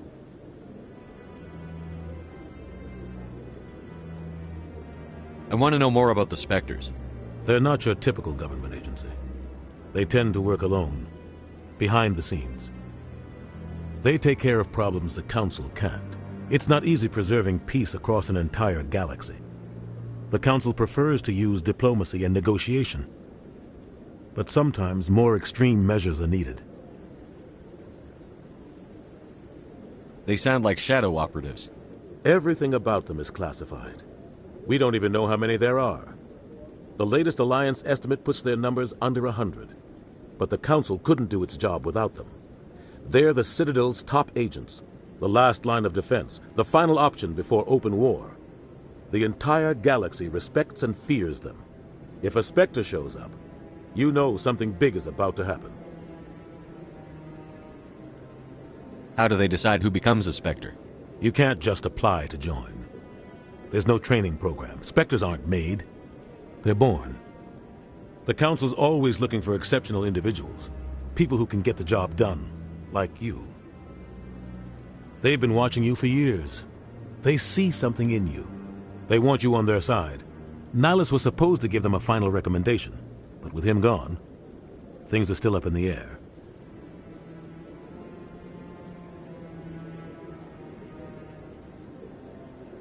What's their command structure like? There is no command structure. Each Spectre answers directly to the Council. Sometimes they're sent on specific missions. Other times, they act on their own. They tend to operate outside the law, do whatever it takes to accomplish their goals. The Council just turns a blind eye. Spectres have a lot of power, Shepard. What happens when a Spectre goes rogue, like Saren? It doesn't happen often. The Council is careful when they select their candidates. But when something does go wrong, there's usually only one solution. Send another Spectre to bring the rogue agent down. You don't think much of Harkin. The guy joined C-Sec about 20 years ago. He's been an embarrassment to our species ever since. Roughing up suspects in custody, bribery accusations, alcohol and drug use. The embassy used to step in when he got in trouble. But I guess enough was enough. The guy's a scumbag. He should have been cut loose a long time ago. He was one of the first human C-Sec officers. Guess it would have looked bad if he got fired. A lot of backroom deals were worked out over the years to keep him on the force. Politics is a dirty business sometimes, but it looks like his time's run out. We've got enough humans in C-Sec now to stop protecting him.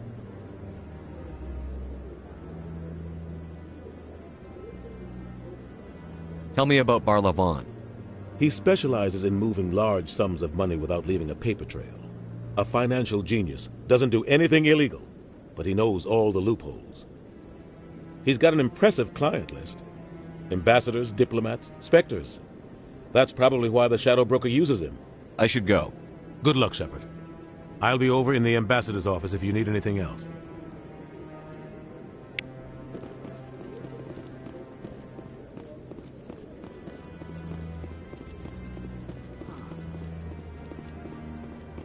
That guy's up to something.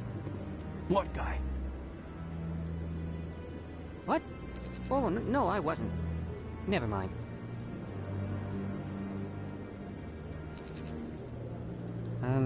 Yes, is there something you want?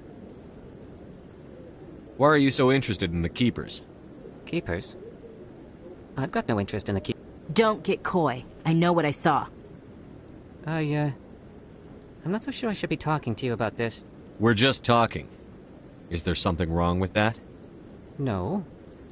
I guess it wouldn't hurt to tell you. I'm using a small scanner to gather readings on the Keepers. So far I've had mixed results. I find it difficult to get near the creatures. Why were you being so secretive about it, though? Well, technically we're not supposed to disturb the Keepers. I don't really think my scanning disturbs them, but the authorities might disagree.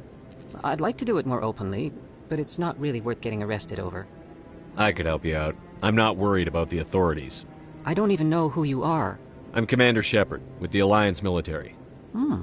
Well, I suppose I could use the help. You'll need this. It's the scanning device I developed. Activate it each time you see a Keeper. All collected data will automatically upload to my database. I'll even send a few credits your way for each unique scan.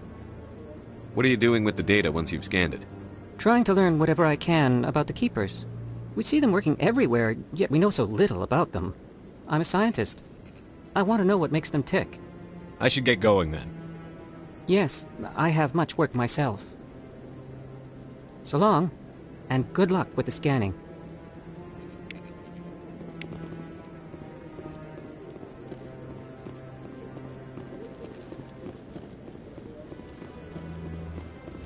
No, I'm waiting to speak with one of the Councilor's assistants.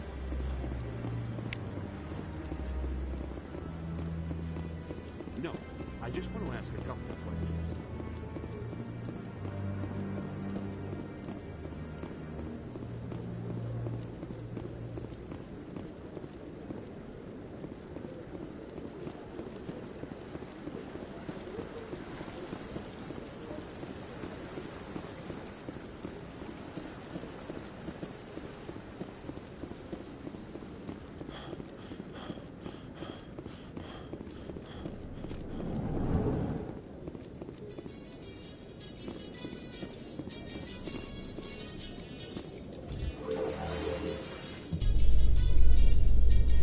I can't believe the Council ignored all the evidence against Saren.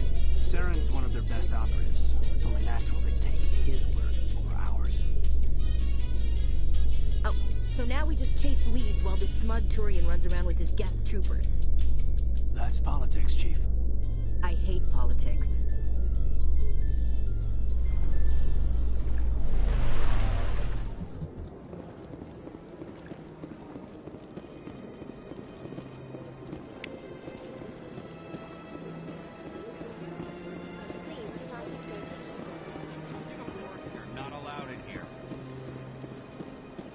This one believes it has the right to move freely through this area.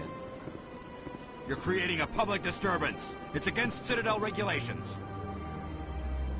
This one is unsure why the other would not wish word of the Enkindlers to be spread. That Hanar refuses to listen to reason. Why can't it act in an orderly and lawful manner? You should be more tolerant. It's just trying to express its beliefs. I am not unreasonable. The Hanar is free to spew its nonsense once it purchases an evangelical permit. What's the purpose behind the evangelical permits? Forcing religious evangelicals to register for a permit weeds out undesirables. It keeps the area safe. The Citadel is too important to become a battleground for a religious war. So if the Hanar gets a permit, it's allowed to preach? No. Registered evangelicals must follow regulations. There are specific areas where preaching is legal. Failure to follow the regulations results in the forfeiture of the license.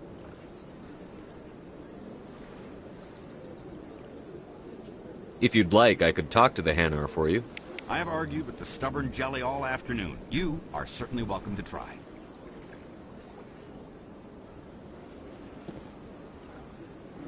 Do you desire to learn of the Enkindlers? Or has the Honorable CSEC officer enlisted assistance?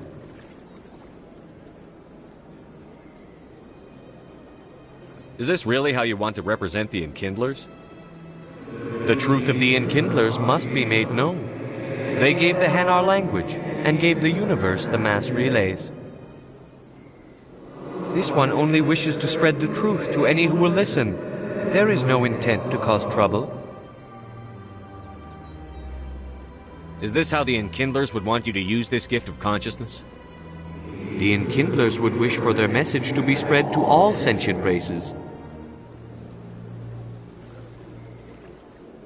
The Enkindlers wouldn't wish their message to be spread by breaking society's laws. This one hears wisdom. Perhaps enthusiasm has clouded judgment in this matter. This one departs now, and will not intrude upon the Presidium again. I see the Hanar is left. Thank you. Happy to help. Here, for your assistance in this matter. Now, if you'll excuse me, I should report to my superiors.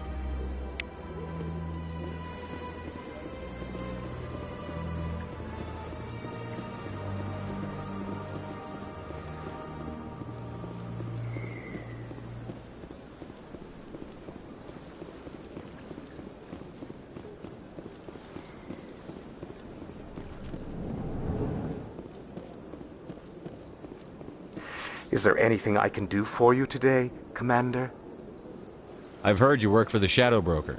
Do you have any information about Saren? You're very blunt, Shepard. But you're right. I am an agent for the Shadow Broker. And I do know something about Saren. I hear your information can be expensive.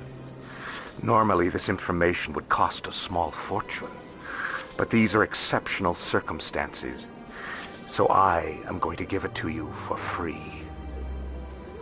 What's the catch? There is no catch. The Shadow Broker is quite upset with Saren right now. They used to do a lot of business, until Saren turned on him. That's what happens when you deal with a traitor like Saren. No matter what you think of Saren, he's not stupid. He knows the Shadow Broker is a valuable ally. Turning on him doesn't make sense. Not unless something huge was at stake. I don't know the details, but the Shadow Broker hired a freelancer to deal with it. A Krogan mercenary. That's not much to go on. I just told you that the most famous Spectre in the galaxy betrayed the Shadow Broker. Quite a bargain, considering the price. Speak with the Krogan if you want to learn more. I heard he was paying a visit to Citadel security. If you hurry, you might catch him before he leaves the Academy. Isn't it strange that a Krogan would want to speak with CSEC? Very. However, I doubt the visit was entirely his choice. You'll need to speak with him if you want to know more. Tell me more about the Shadow Broker. Most people think I deal in finances, but my real currency is knowledge. I trade information, and it has made me. But the Shadow Broker is the true master. Every day he buys and sells secrets that could topple governments, always giving them to the highest bidder. Yet somehow he never seems to upset the natural balance of power. All those secrets being passed around seem to even out. Nobody ends up with an advantage in the end. Any guess what his identity might be? I don't know. Nobody does. The Shadow Broker could be any race, any gender. I have a theory that it's actually an entire group working under one identity. How else could they juggle so many contacts at the same time? How else could they keep all that information from getting crossed? But they've got the perfect setup. Every government is forced to play their game so they don't get behind. But no matter how long you play, no matter how many secrets you buy, you can never win. I thought you'd know more about the man you work for. From time to time I come across information I sell to the Shadow Broker. That's my only involvement. I like it that way. The more you know, the more dangerous the game becomes. I don't like danger, Commander. I'll leave that to you. I should go. Goodbye, Commander.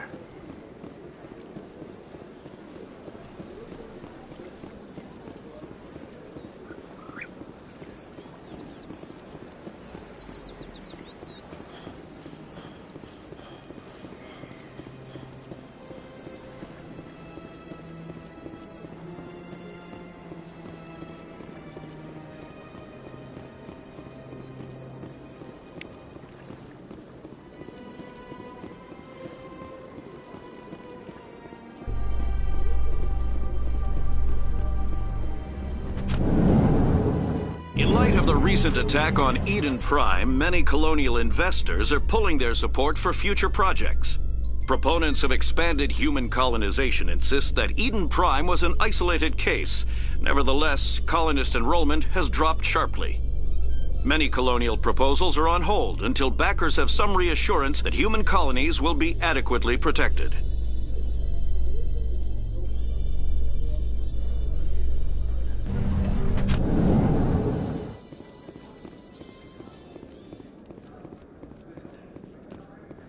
Do you really think we'll find him down here? He always stops in for a few games of Quasar before he makes his drop. Fist is gonna be pissed.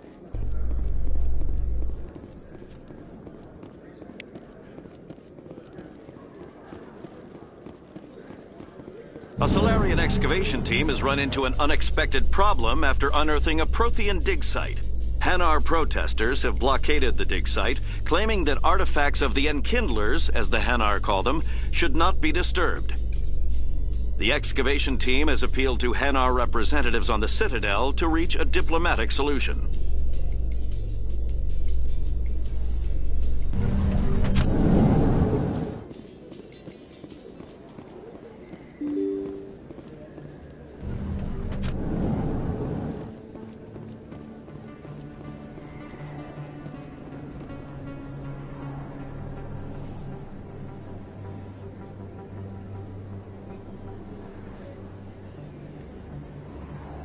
Big place. That your professional opinion, sir? This isn't a station. It's a city. There must be millions here. It can't be possible to track everyone coming and going. This makes Jump Zero look like a porta-john, and it's the largest deep space station the Alliance has. Jump Zero is big, but this is a whole nother scale. Look at the ward arms. How do they keep all that mass from flying apart? The Council represents more races than I thought. No wonder they're careful with newcomers. They probably just want to keep everything running. It has to be hard keeping all these cultures working together. Or maybe they just don't like humans. Why not? We've got oceans, beautiful women, this emotion called love. According to the old vids, we have everything they want. If you expect to get me in a tinfoil miniskirt and thigh-high boots, I want dinner first. Sir. That will be enough, Chief. At ease, Lieutenant. I can't see her in a skirt anyway. Damn, straight you can't. Ready to move out, sir.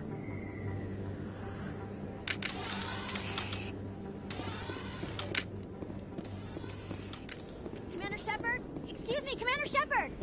I'm Emily Wong. I'm an investigative journalist working here on the Citadel. Could I have a moment of your time? What do you need?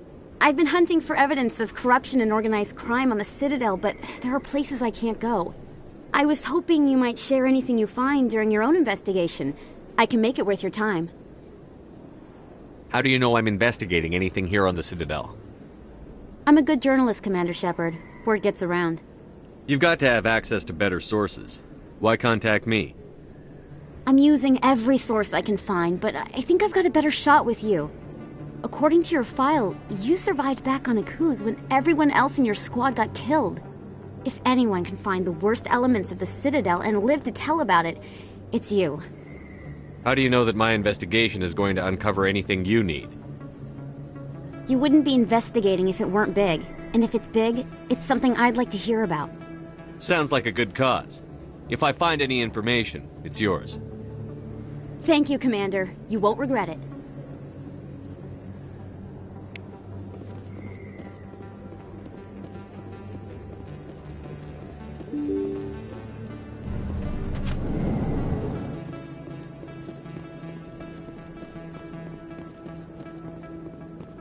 I don't think you bought this here. I don't sell this model. Look, I know it was you. I remember your face. Really, that's impressive. Usually you humans can't tell one Turian from another. This was the place. Now, are you gonna give me a refund or not? Do you have your proof of purchase? What? No, I don't think you ever gave me one. I'm sorry, man. I can't help you. But, what do you... Can't help you.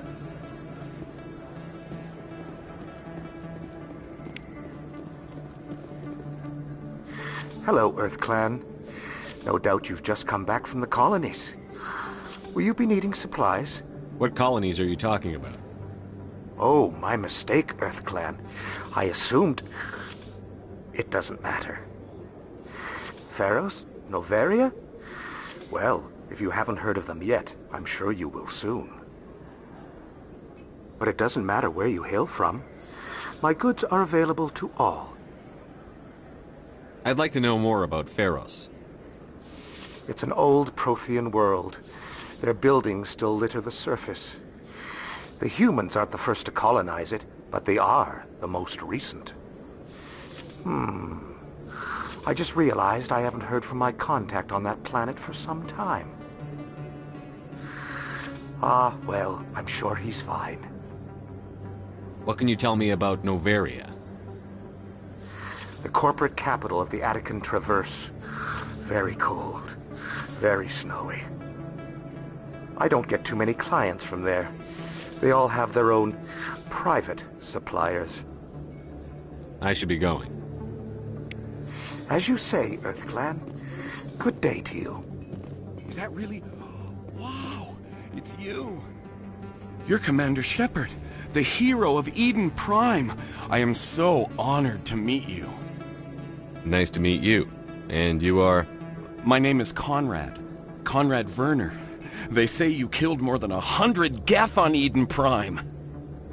I spend most of the time trying to stay alive and help the colonists. Hey, I know you're probably busy, but do you have time for a quick autograph? Anything for a fan. Here.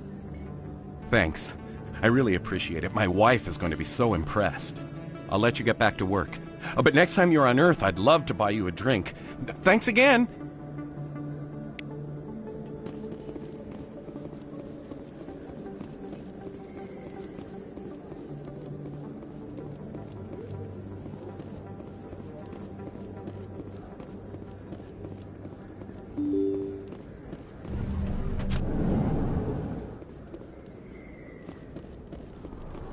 That's him.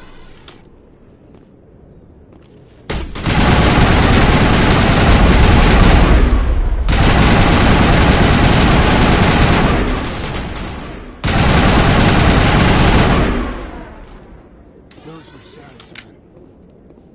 That's it. Bag him and tag him. A lot of traffic here. How fast do you think those cars are going?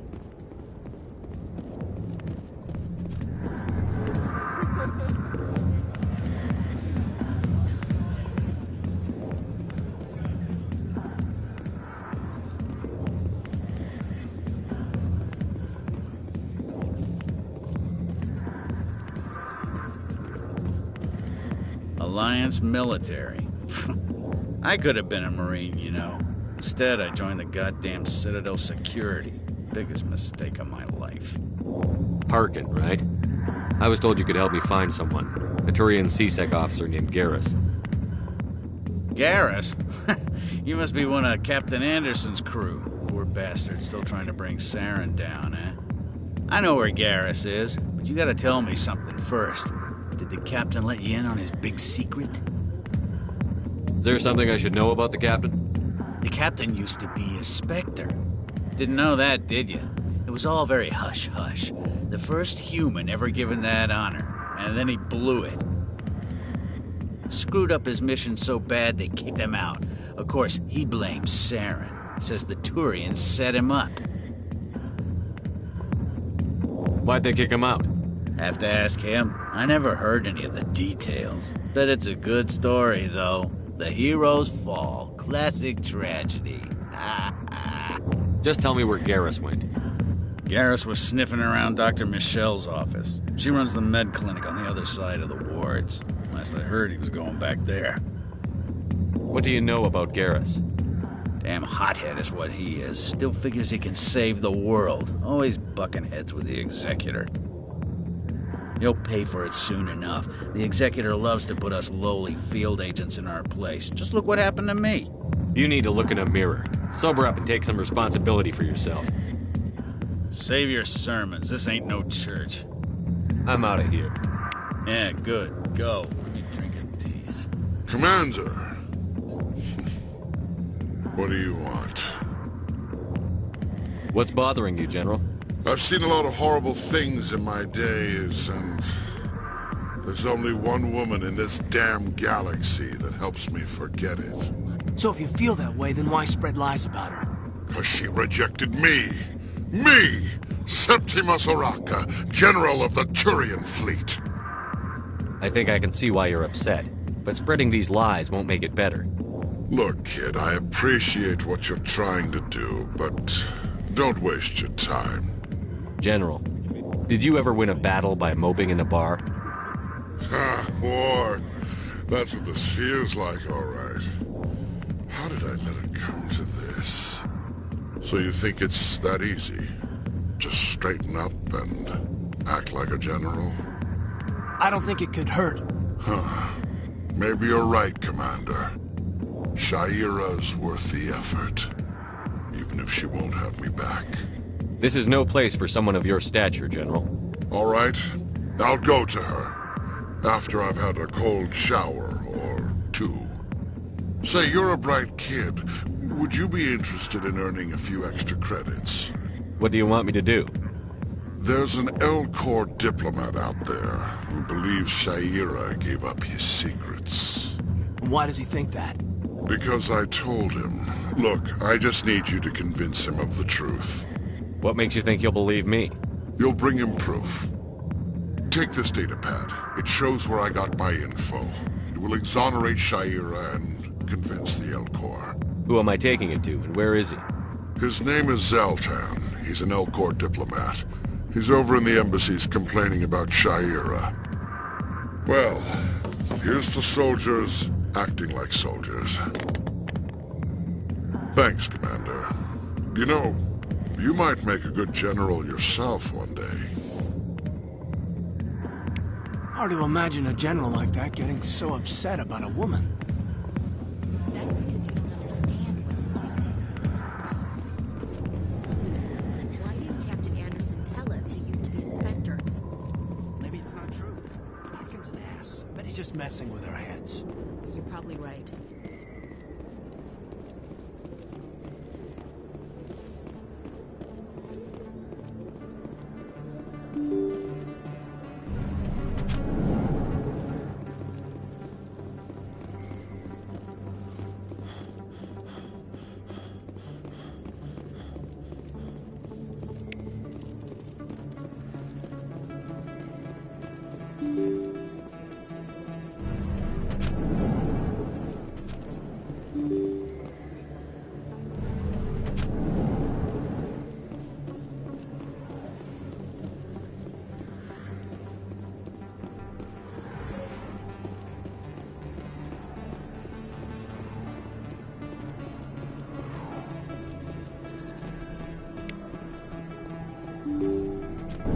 didn't tell anyone, I swear! That was smart, Doc. Now if Garrus comes around, you stay smart. Keep your mouth shut or we'll... Who are you? Let her go! Ah!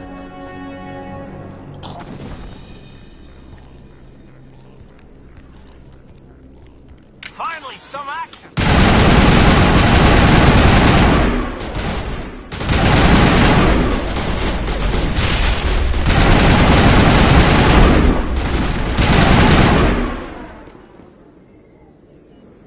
Perfect timing, Shepard. Gave me a clear shot at that bastard.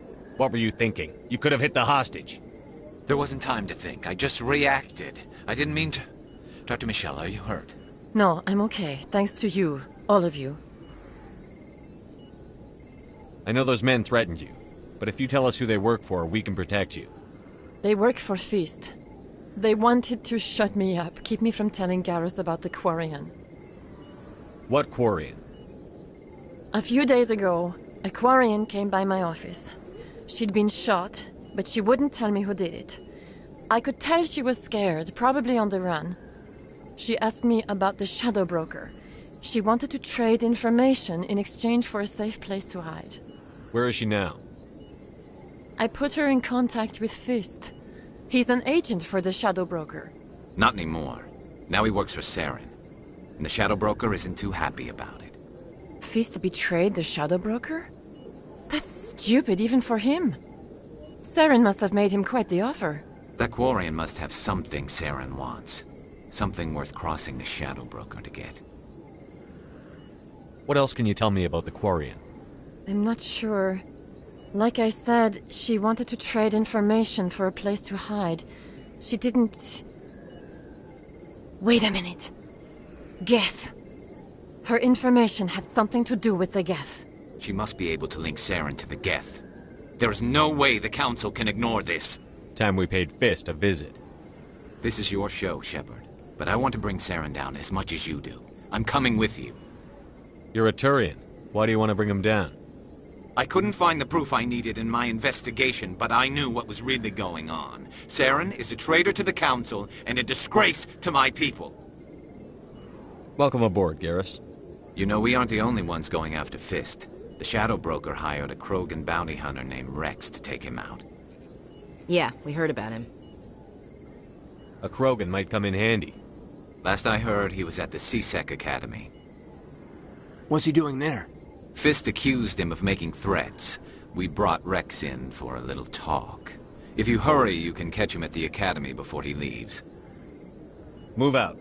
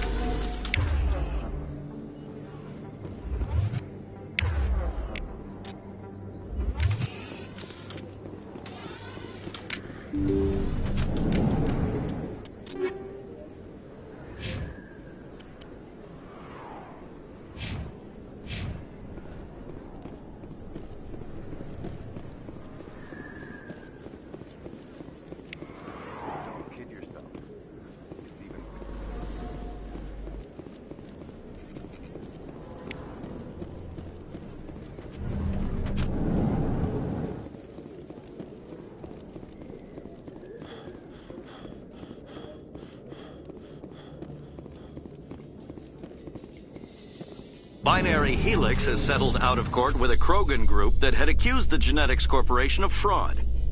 The Krogan group had contracted Binary Helix to perform studies with a long-range goal of curing their genetic sterilization.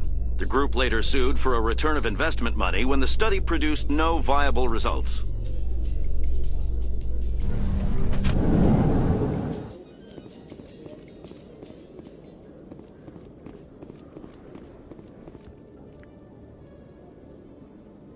Witnesses saw you making threats in Fist's bar.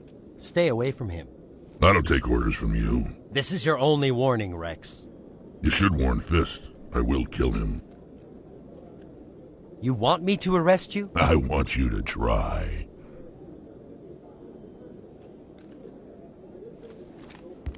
Go on. Get out of here. Do I know you, human?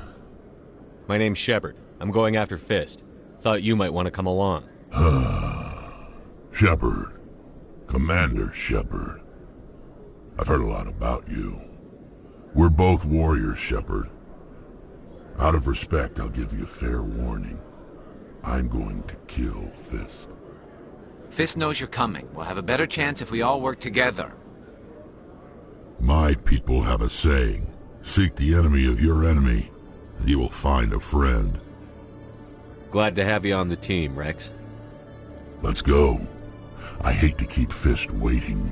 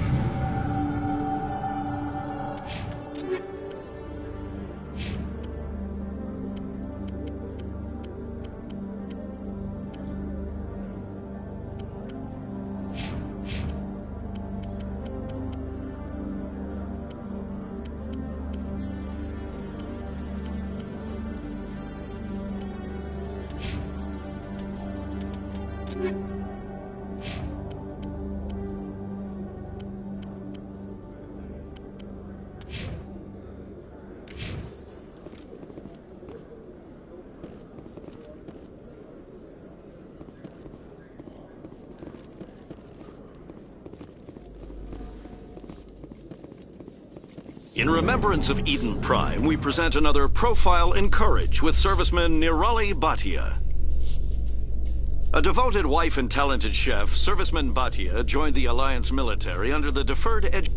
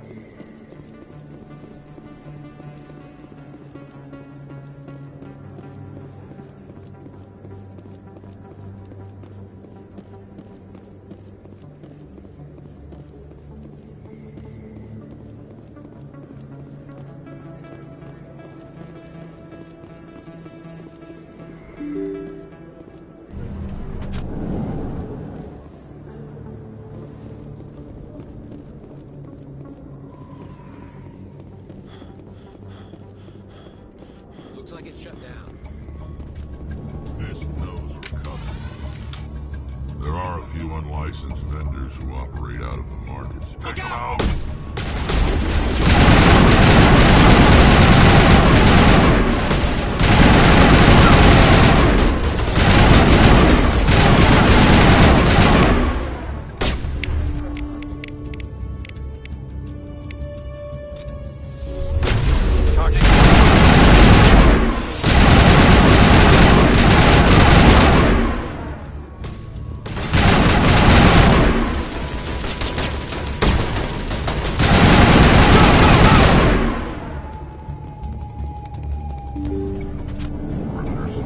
Stop right there. Don't come any closer.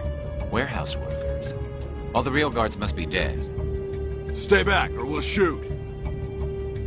This would be a good time to find somewhere else to work. Yeah, right. That's a good idea. Yeah, I never liked Fist anyway. It would have been quicker to just kill them. Shooting people isn't always the answer.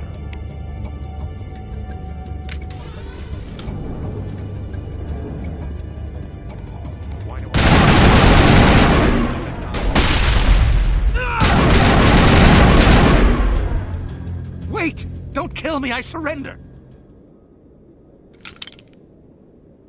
Where's the Quarian? She's not here. I don't know where she is. That's the truth. He's no use to you now. Let me kill him. Wait, I don't know where the Quarian is, but I know where you can find her. The Quarian isn't here. Said you'd only deal with the Shadow Broker himself. Face to face? Impossible. Even I was hired through an agent. Nobody meets the Shadow Broker. Ever. Even I don't know his true identity. But she didn't know that. I told her I'd set a meeting up. But when she shows up, it'll be Saren's men waiting for her. Give me the location. Now. Here on the wards, the back alley by the markets. She's supposed to meet them right now. You can make it if you hurry.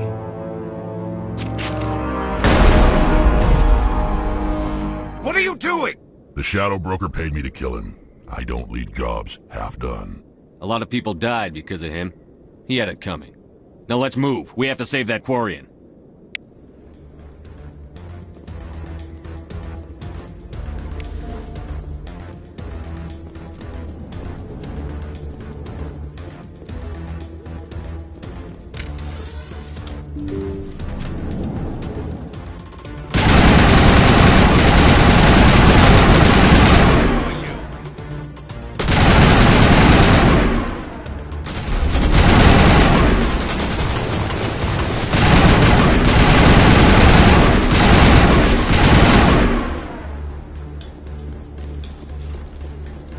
Negative contact.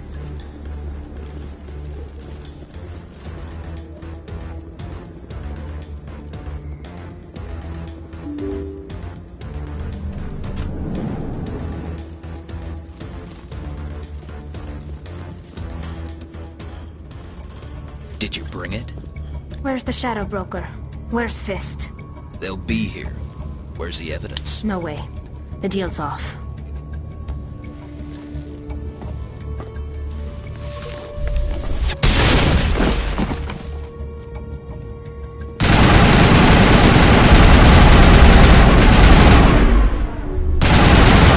Fire in the hole!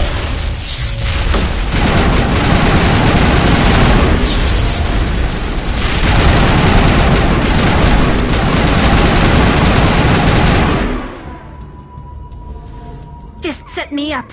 I knew I couldn't trust him. Were you hurt in the fight? I know how to look after myself. Not that I don't appreciate the help. Who are you? My name's Shepard. I'm looking for evidence to prove Saren's a traitor. Then I have a chance to repay you for saving my life. But not here. We need to go somewhere safe. We could take her to the human embassy. Your ambassador will want to see this anyway.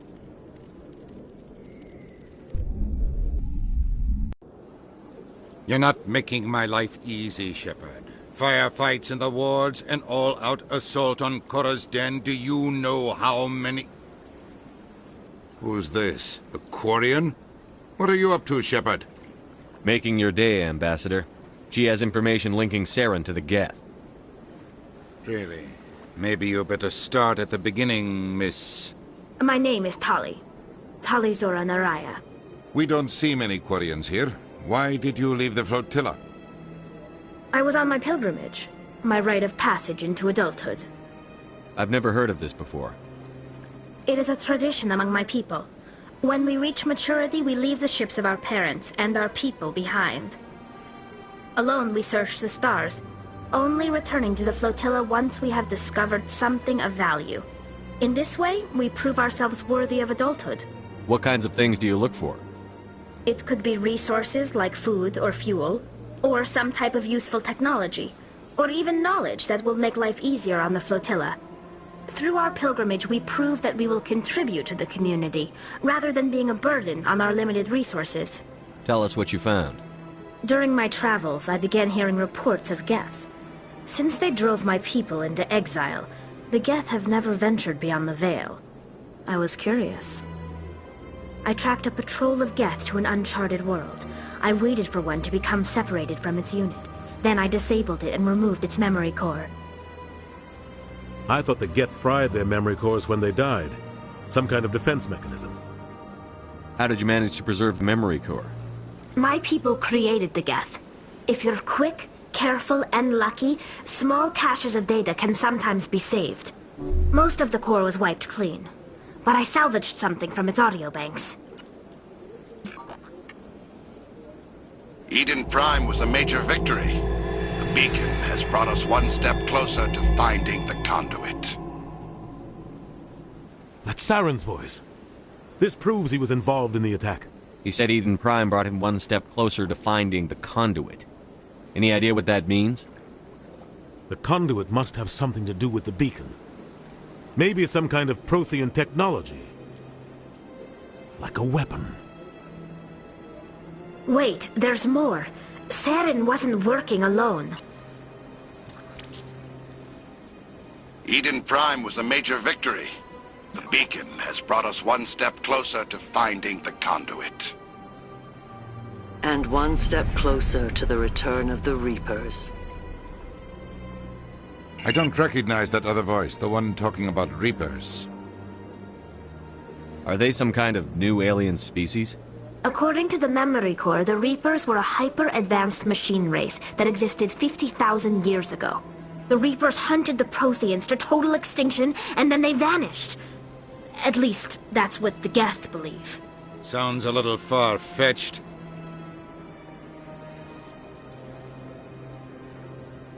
The vision on Eden Prime. I understand it now. I saw the Protheans being wiped out by the Reapers. The Geth revere the Reapers as gods, the pinnacle of non-organic life, and they believe Saren knows how to bring the Reapers back. The Council is just going to love this. The Reapers are a threat to every species in Citadel space. We have to tell them. No matter what they think about the rest of this, those audio files prove Saren's a traitor. The Captain's right. We need to present this to the Council right away. What about her? The Quarian? My name is Tali.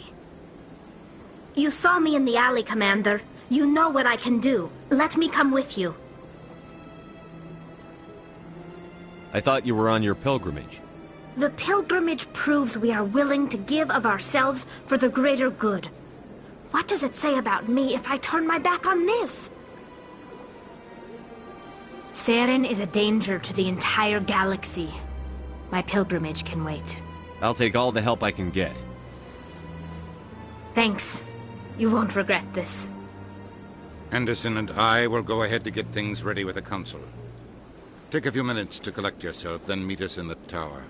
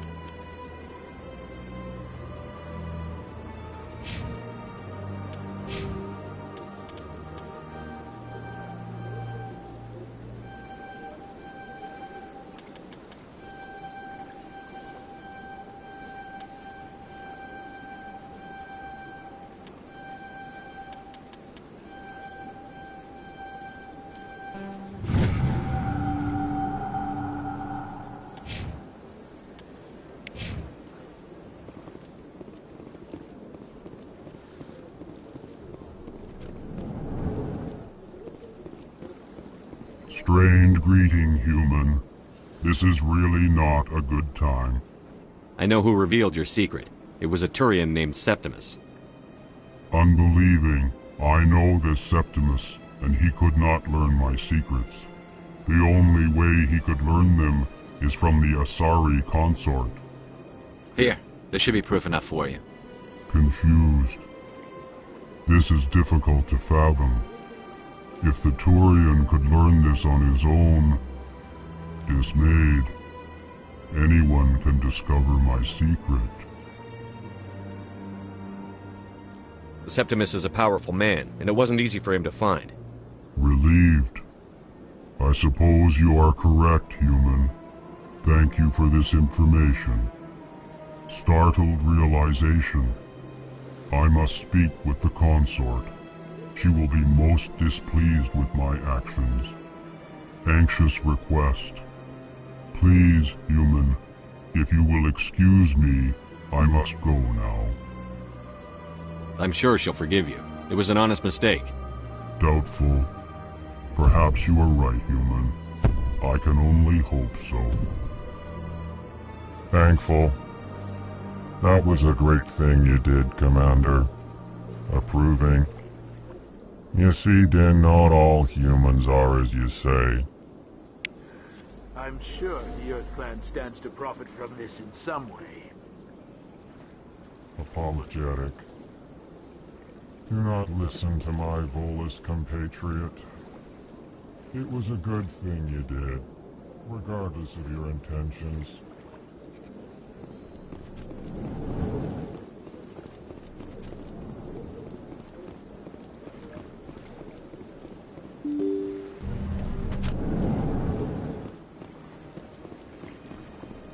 Excuse me, Commander Shepard. Could you spare a moment of your time? Commander Shepard, my name is Samesh Bhatia. Forgive the intrusion, but I have nowhere else to turn. It's no trouble. What can I do for you? My wife was a Marine. She was in the 212 on Eden Prime. I've requested that my wife's body be returned to me for cremation, but the military has refused my request. Why did they refuse your request? There's got to be some reason. I don't know. All I know is that they have declared it impossible for my wife to be returned to me. There's no reason for your wife's body to be held like this. Just wait here. The man in charge of my case is Mr. Bosker. When I last saw him, he was in the expensive bar over there. Thank you for your time. I just want to give my wife a proper funeral, and the respect she deserves.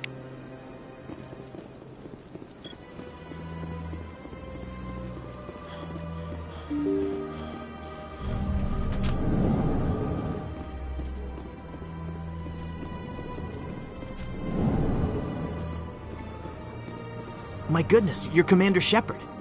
Your activities made for quite a briefing in the Diplomatic Corps. Is there something I can do to assist you? Yes. A man named Samesh Bhatia is having some trouble claiming his wife's body. Ah, Mr. Bhatia. A good man in an understandably frustrating position. I wish I could help him. Serviceman Nirali Bhatia died on Eden Prime, as Mr. Bhatia no doubt told you. Her wounds are inconsistent with any type of weapon damage we've seen before. That is why her body is being held. You think her body might be dangerous or contaminated? No, Commander. Nirali Bhatia is not dangerous. Her body is in fact extremely valuable to the Alliance. The tests we're conducting may lead to better defenses against Geth attacks. Respectfully, Serviceman Bhatia may save more lives in death than she did in life. I understand what you're trying to do, but holding the body is wrong. Commander, you of all people should understand how far we must go to protect humanity. Not if we lose our humanity in the process. I'm out there fighting to stop crap like this. All right, Commander. You win. It was hard enough refusing Mr. Bhatia. I'm not going to risk an incident by refusing you. Tell Samesh that the body is being shipped back to Earth. I'll go now to see to it myself.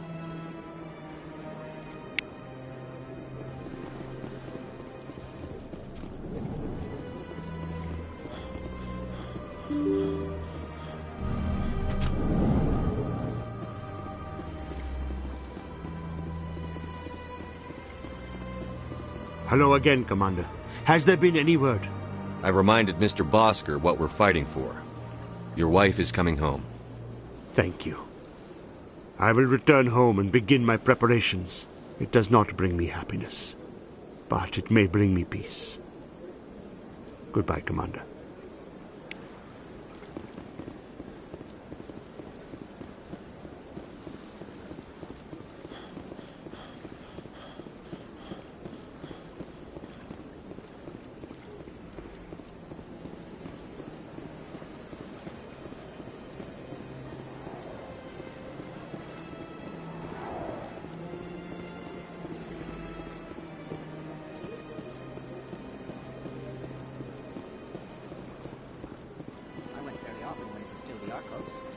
Yeah, ever since Fist. Seems like all the best lounges are being replaced by places like That's right. It was a long time ago, though. I barely remember. Why don't you move out to the cinema and to the concert? I don't know exactly. It may sound strange. Commander, I recently received a lovely note from Septimus. Thank you for speaking with him. Even the Alcor diplomat has withdrawn his campaign against me. It was my honor to aid you. You are too kind, Commander, but I would not expect you to help me out of the kindness of your heart. I also have one more thing to give you, if you are interested. I'd be honored. I offer a gift of words, an affirmation of who you are and who you will become. I see you. Your uniform fits as though you were born wearing it. You are a soldier through and through, proud, solitary, alone, but it gives you strength. That strength is what kept you alive when everyone around you was dying. You alone survived. You will continue to survive. This may be who you are, but it is not who you will become. It only forms the basis for your future greatness. Remember these words when doubt descends, Commander. Thanks, I guess.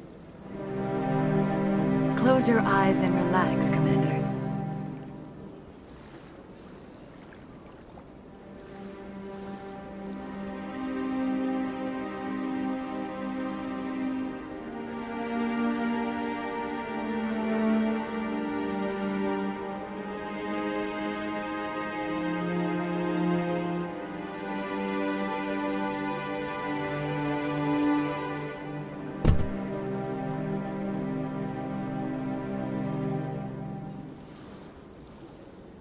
Here, Commander.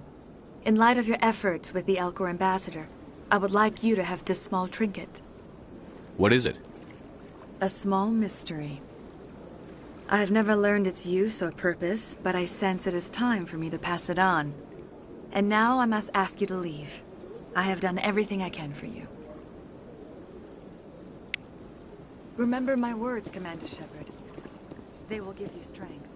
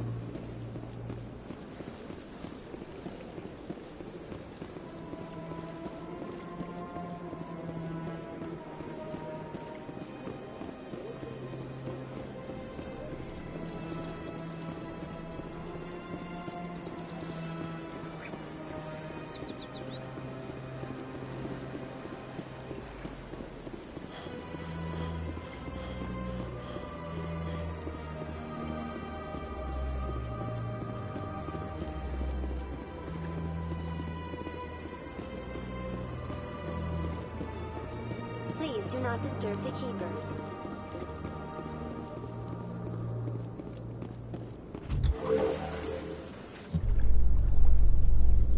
There's no way the Council can ignore us this time.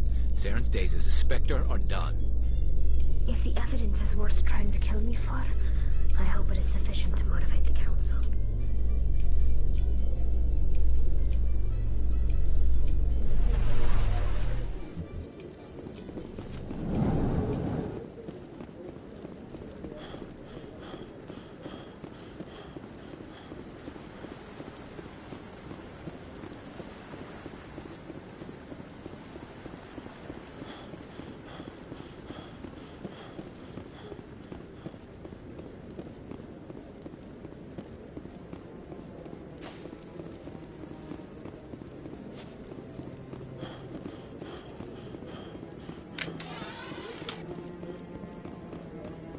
Come on. Udina's presenting the Quarians' evidence to the Council. Eden Prime was a major victory.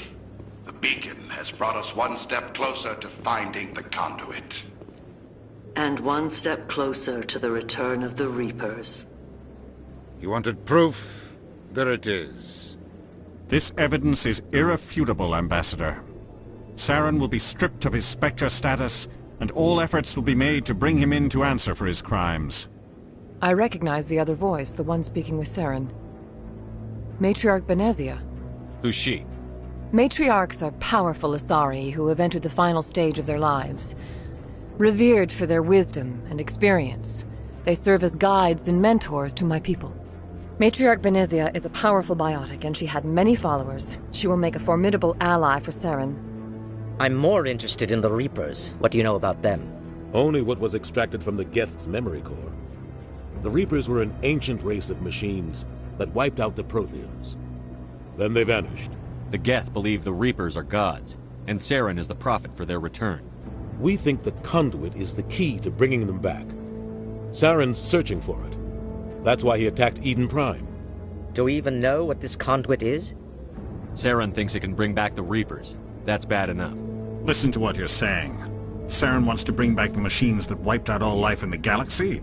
Impossible. It has to be. Where did the Reapers go? Why did they vanish? How come we found no trace of their existence?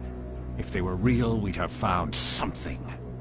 I tried to warn you about Saren, and you refused to face the truth. Don't make the same mistake again. This is different. You proved Saren betrayed the Council. We all agree he's using the Geth to search for the conduit, but we don't really know why. The Reapers are obviously just a myth, Commander. A convenient lie to cover Saren's true purpose. A legend he is using to bend the Geth to his will. 50,000 years ago, the Reapers wiped out all galactic civilization. If Saren finds the conduit, it will happen again.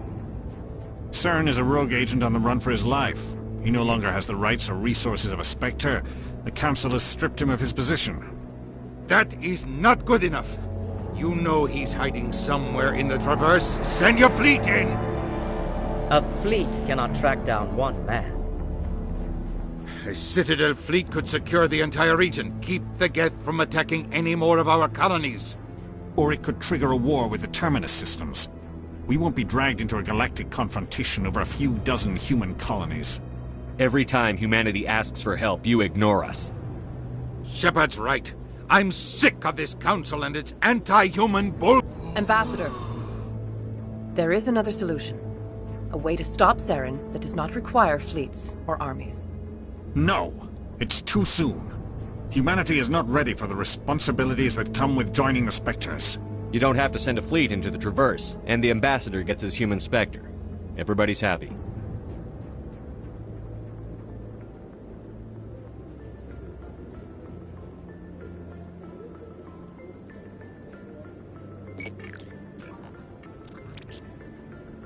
Commander Shepard, step forward.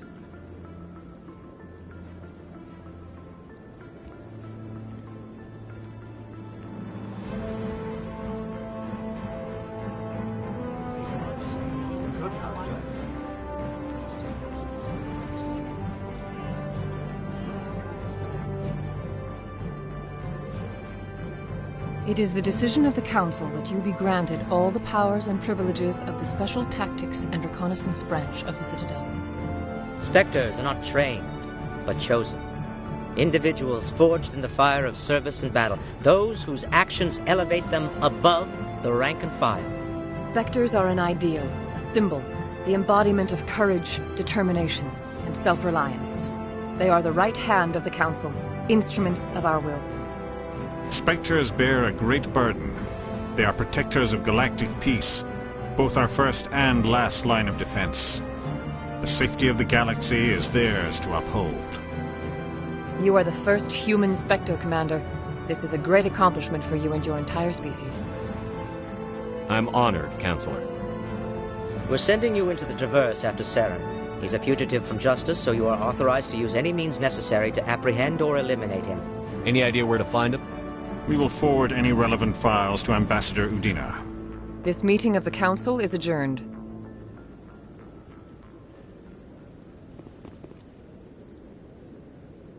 Congratulations, Commander. We've got a lot of work to do, Shepard. You're going to need a ship, a crew, supplies. You'll get access to special equipment and training now. You should go down to the C-Sec Academy and speak to the Spectre Requisitions Officer. Anderson, come with me. I'll need your help to set all this up.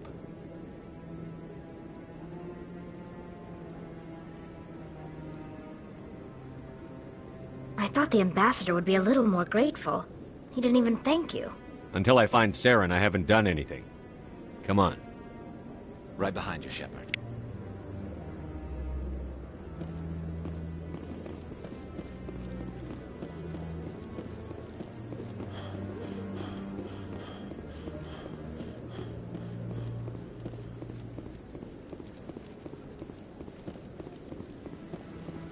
I hope he's okay. I'm on a break. Talk to someone else if you need anything. I've got a lot on my mind. Maybe I can help. Well, maybe you can. You're a soldier, right? You ever head out to the Traverse? The Traverse is a rough place. We're out there quite a bit. My brother's the captain of a ship called the Majesty. It was crossing the Traverse a few days ago when it disappeared. Just dropped right off the grid. And that usually means one of two things. They had massive mechanical failure, or they were attacked. Neither one of those options leaves a lot of hope. I won't give up on my brother. Not yet. I've got the coordinates for the last transmission from his vessel. Isn't anyone else looking into this? My brother's just a small independent trader. Ships like his disappear in the Traverse all the time. What's in this for me? I can't afford to pay you anything. If I had that kind of cash, I'd have hired a recovery team to track him down already. Maybe you could look into this as a personal favor, you know? We humans have to stick together. What kind of ship was it? Don't let the name fool you. The Majesty's just a small trading vessel, only a handful of crew. But he kept it in good condition. I don't think mechanical failure is too likely. But they don't have any real weapons or shields. If anyone did come after them, the Majesty'd be a sitting duck. If your brother's still alive, I'll find him. Give me the coordinates. I'll forward them to your ship right away. Please let me know as soon as you find him.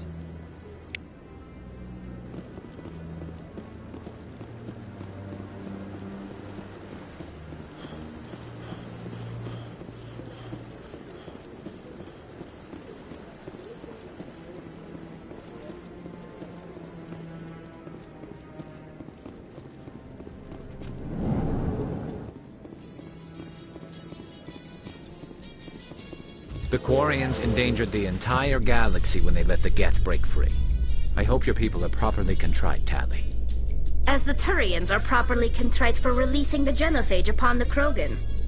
You're assuming that sterilizing them was a mistake.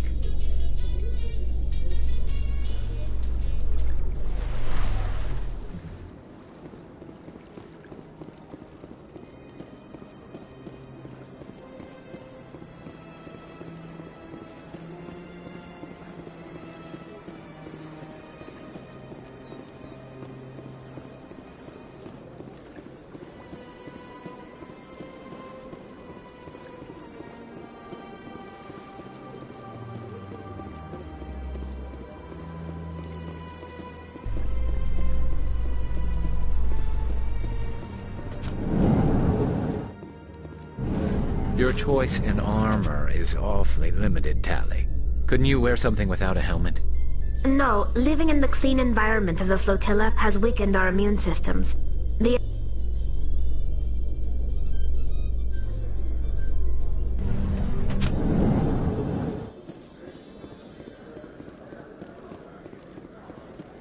So how are you liking your posting at the academy?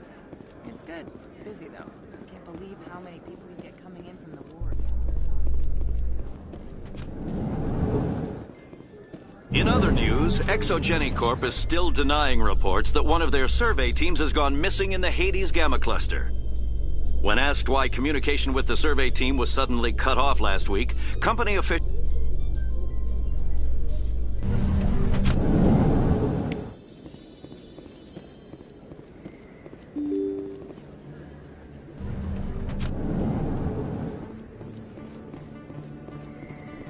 Word on the street is that you've been busy. Congratulations on taking down Fist. I was sure he was a big player in anything going on here. Did you find anything in his office that could help me? These OSDs might have the information you're looking for. You've got Fisk's files? This could be even bigger than I'd hoped. Here, Commander, for your trouble. People need to hear this story. I'm glad I could help. Thank you, Commander. I'll certainly let you know if I find out anything that helps you. Now, if you'll excuse me, I should go see what's on these discs.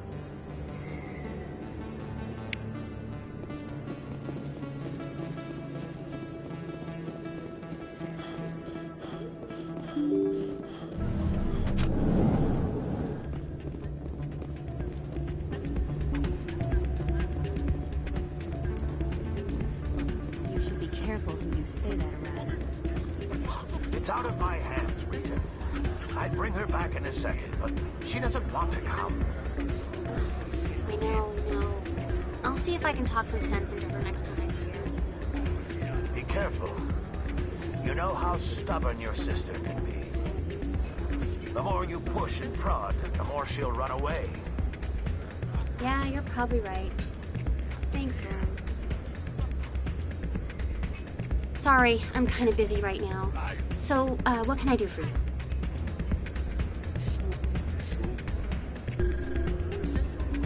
What were you discussing with the Volus? Who, Doran? Oh, I was just asking him about my sister. See, she worked for Doran before she left to... Ugh, sorry. I don't want to bore you with my problems.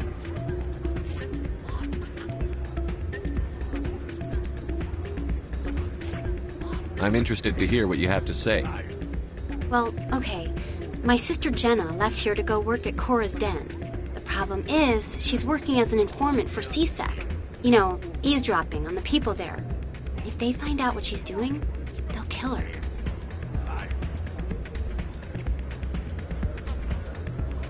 Being an informant is a dangerous job. That's what I've been telling her. I don't know. Sometimes I think she stays there just to spite me.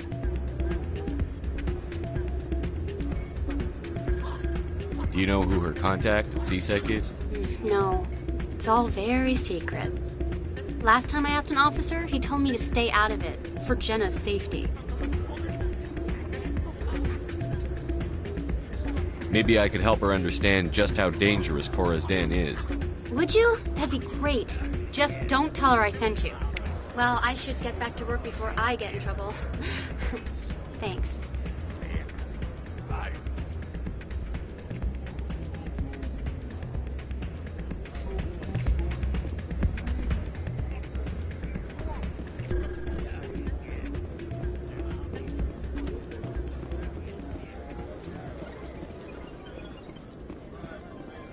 Someone rigged this machine to funnel credits their way. I'll run a trace.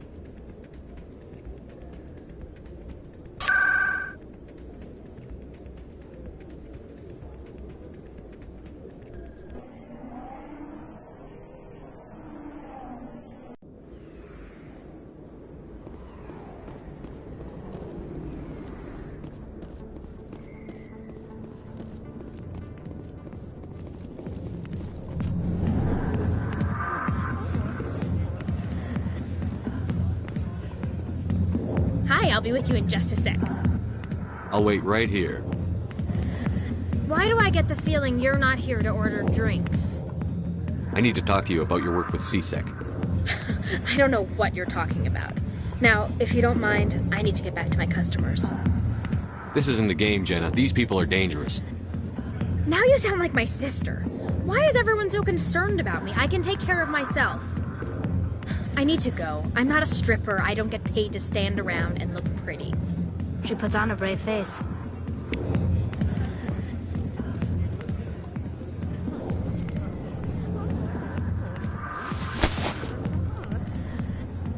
questions about Jenna, meet me at CSEC Academy. Are you talking to me? Push off! I never did nothing to you. Damn newcomers. Think they can run the place. That was odd. What was he trying to tell us? I guess we'd better go find out.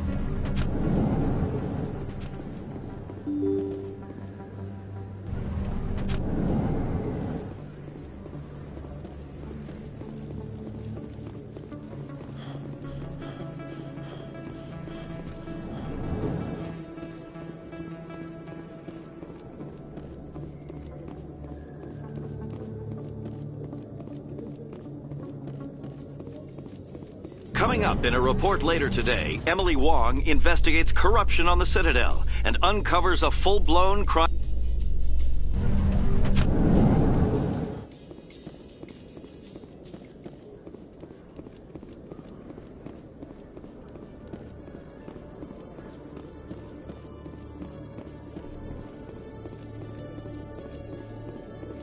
Okay, Julie. Let me get this straight. Your business partner, Short, he's threatening you. Well, no, not... Detective Chelik, come into my office. I want to discuss this in private. No offense, Commander, but what the hell were you thinking? I don't follow you. You could have blown Jenna's cover. We were just getting information, Chelik. I gathered that. It might seem cold letting her take all the risk, but we're keeping a close eye on her. Do you really need to risk her life to get the information you want? This job isn't easy and it's usually unpleasant. I'll take help anywhere I can find it. But since you're so concerned with her safety, maybe there's a way we can help each other. Always thinking ahead, Detective? It's part of the job. Now are you gonna help me or not? You're a smart guy, Chelik. Figure out another way. I do have several contingencies. She's just my option A. I'll cut her loose, even get her out of Cora's den, no strings attached. But that still leaves my case unsolved. I could still use your help. I'll help you, but I need some details. I'm trying to track down an illegal arms producer. I just need some of their product. Thanks to Jenna's intel, I've learned there's a seller here on the Citadel. Meet our man named Jax, pick up the mods, and bring them back here. That'll give me everything I need. Why are you so concerned about these mods? We have access to some of the most sophisticated weaponry there is. It's what gives us our edge. What do you suppose happens when we lose that edge? These give criminals an advantage we can't afford to let them keep. Where can I find this, Jax? Jax is down in the lower level of the markets. I'll send word through our channels that you're the buyer. Good luck, Commander.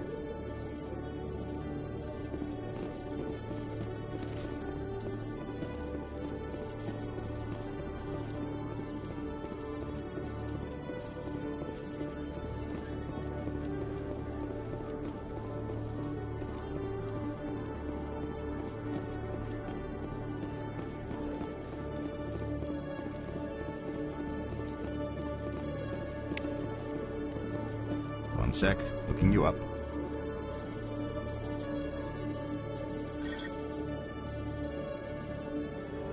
Commander Shepard, here with the Alliance military. First time on the Citadel, that about right? How did you know all that? I'm the CSEC requisitions officer. I need to make sure our buyers are authorized. So, will you be purchasing anything today, Commander Shepard? Show me what you've got. Sounds good. Just let me set you up. Oh, this must be a mistake. System's telling me to offer you our select stock. Spectre? Well, I'd heard about that, but I didn't realize it was you. Sorry, Commander. Just show me what you've got. I'll open the rare stocks for you, Commander. Enjoy.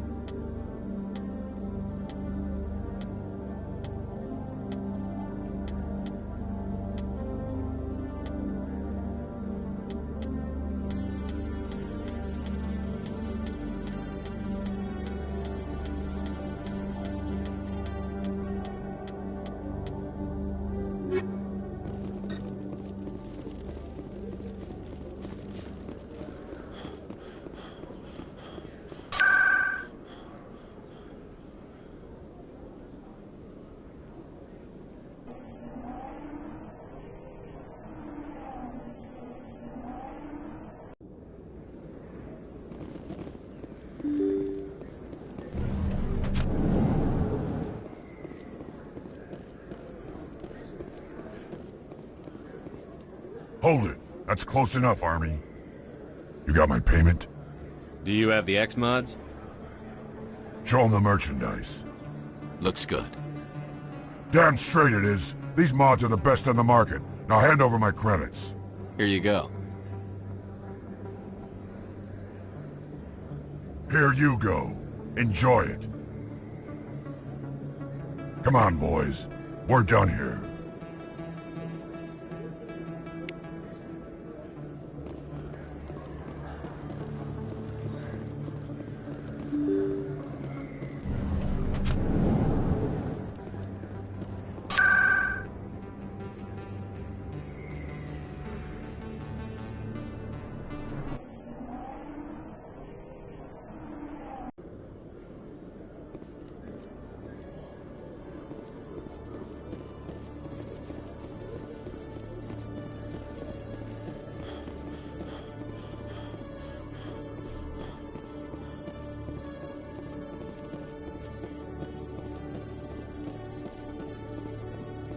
Commander, I hear you have something for me. Here's your shipment, Chelik. Excellent. This is everything I need. Maybe more than I need. Here, Commander, take this. I won't need it, and you've earned some payment for your work. I appreciate your help. It shows a lot of integrity. You didn't need to do anything after I let Jenna go. Now I need to get these mods into evidence. Thanks again, Shepard.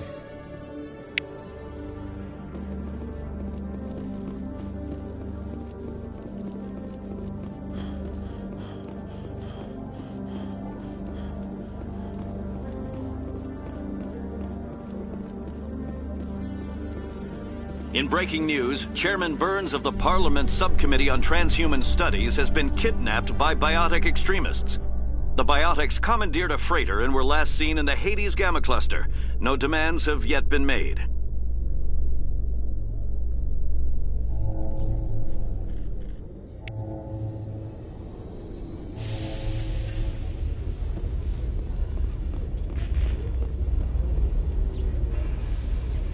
I've got big news for you, Shepard. Captain Anderson is stepping down as commanding officer of the Normandy. The ship is yours now. She's quick and quiet, and you know the crew. Perfect ship for a Spectre. Treat her well, Commander. I'll take good care of her, sir. I know you will, Commander. I want the truth. Why are you stepping down, sir? You needed your own ship. A Spectre can't answer to anyone but the Council. And it's time for me to step down.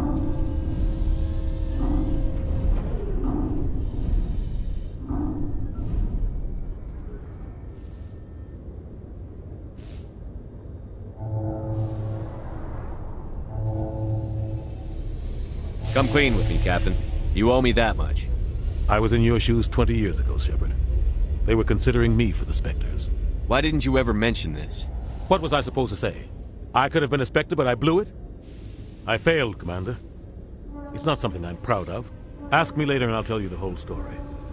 For now, all you need to know is, I was sent on a mission with Saren, and he made sure the Council rejected me. I had my shot. It came and went. Now you have a chance to make up for my mistakes.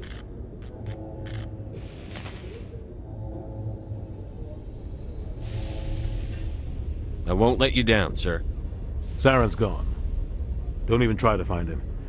But we know what he's after. The conduit. He's got his Geth scouring the Traverse looking for clues. We had reports of Geth in the Pharaoh system shortly before our colony there dropped out of contact, and there have been sightings around Noveria.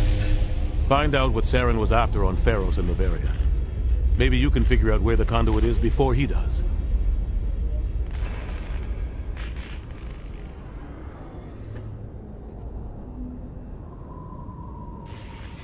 The Reapers are the real threat. I'm with the Council on this one, Shepard. I'm not sure they even exist. But if they do exist, the conduit's the key to bringing them back. Stop Saren from getting the conduit, and we stop the Reapers from returning. I'll stop him. We have one more lead. Matriarch Benezia, the other voice in that recording. She has a daughter, a scientist who specializes in the Protheans. We don't know if she's involved, but it might be a good idea to try and find her. See what she knows. Her name's Liara, Dr. Liara Tassoni. We have reports she was exploring an archaeological dig on one of the uncharted worlds in the Artemis Tau cluster.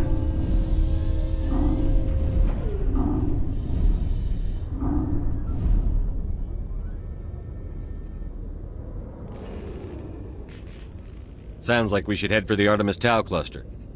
It's your decision, Commander. You're a Spectre now. You don't answer to us. But your actions still reflect on humanity as a whole.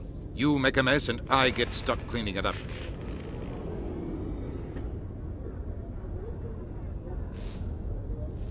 I'll try not to make things any harder on you, Ambassador. Glad to hear it, Commander. Remember, you were a human long before you were a Spectre. I have a meeting to get to. Captain Anderson can answer any questions you might have.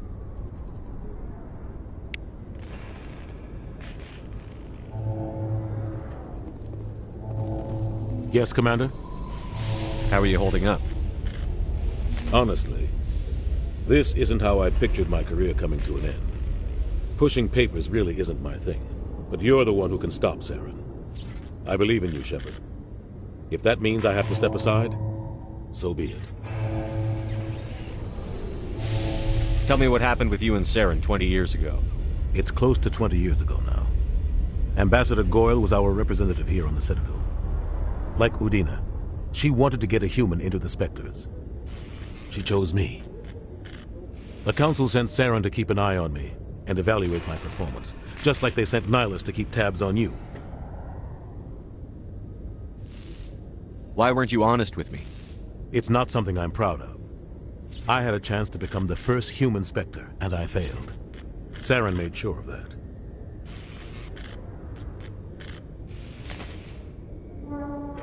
I think I deserve the whole story. We had intel on a rogue scientist being funded by Batarian interests. He was trying to set up a facility to develop illegal AI technology out in the Verge. Alliance intel had done all the work, but the Council wanted a Spectre involved. We compromised. I was assigned to help Saren in his investigation. We tracked the scientist to a refining facility on Kamala. He was hidden away somewhere inside, protected by an army of Batarian mercenaries. The plan was simple. Sneak into the plant, capture the scientist, sneak back out. Quick, quiet, and a minimum of bloodshed. I'm guessing things didn't go as planned. Saren and I split up to cover more ground. Then about halfway through the mission, there was a massive explosion in the refinery core. Officially, it was ruled an accident, but I think Saren detonated it on purpose to draw off the enemy guards.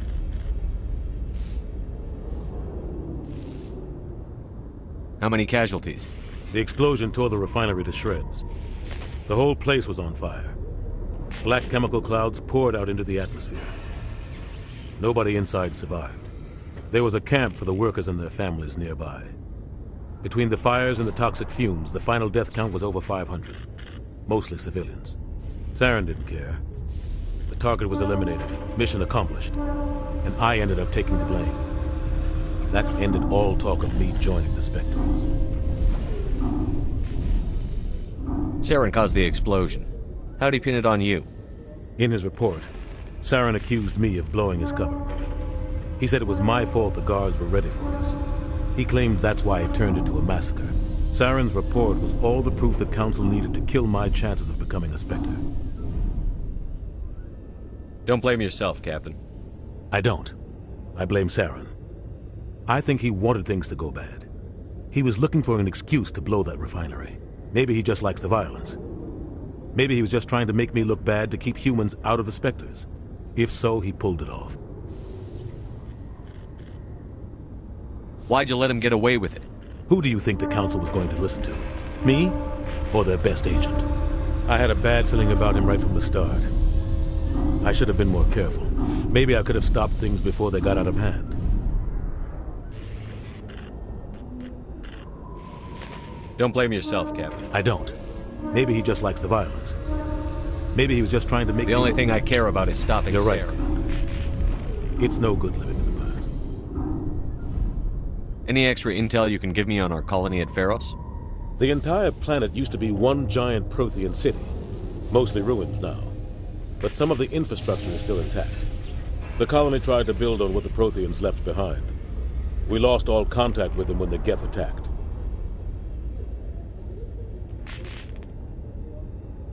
What do you know about the Artemis Tau cluster? Not much. I've never been there myself. A handful of systems with a few small, uncharted worlds, but no real colonies. Might not be easy finding Dr. Tassoni out there. My advice is to look for the world with the Prothean ruins. What can you tell me about Novaria?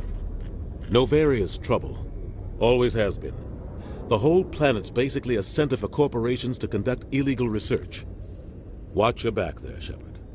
Spectres are about the only form of Citadel authority Novaria respects. But they aren't popular. I should go. I'll be here if you need anything.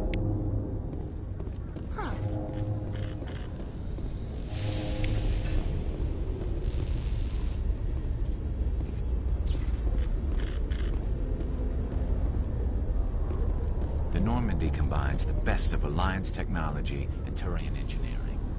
It shows what we're capable of if we work together.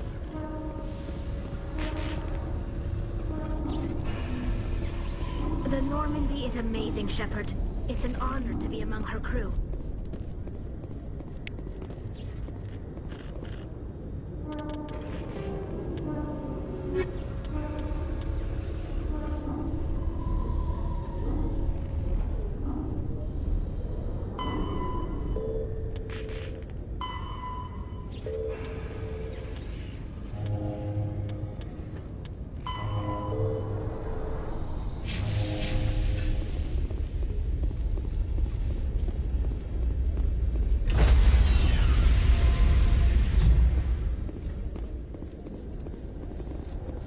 Stand by, shore party.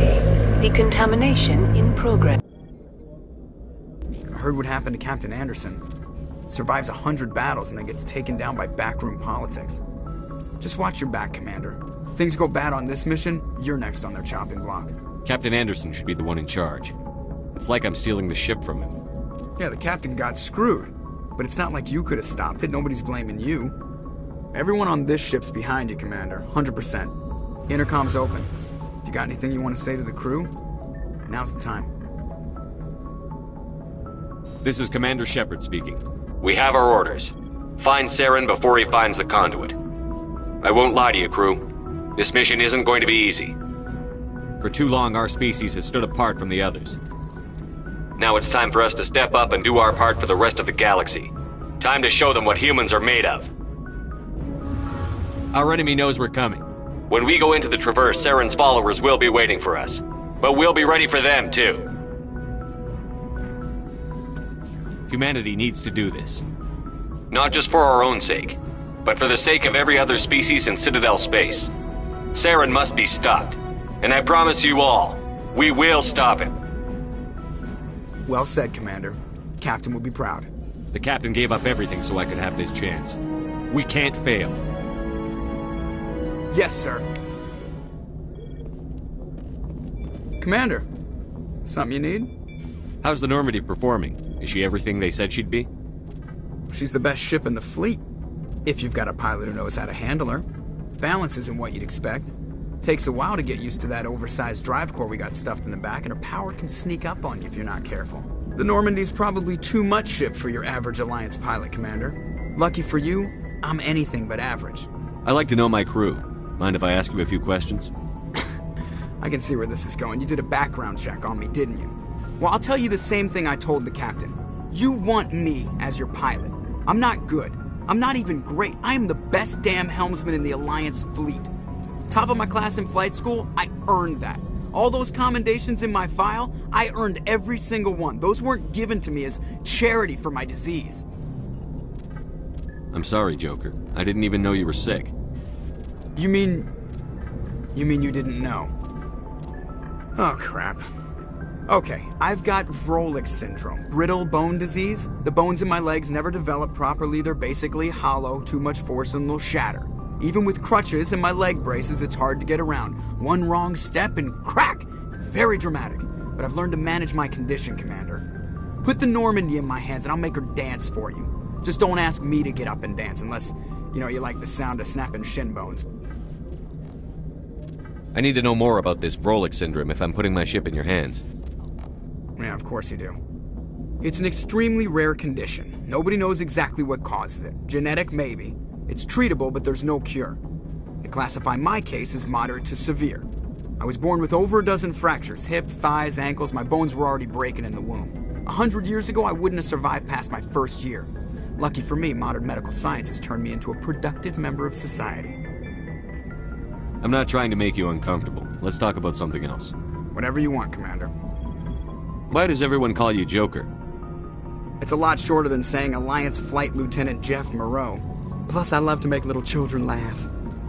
I was just thinking how much you remind me of Santa Claus. Look, I didn't pick the name.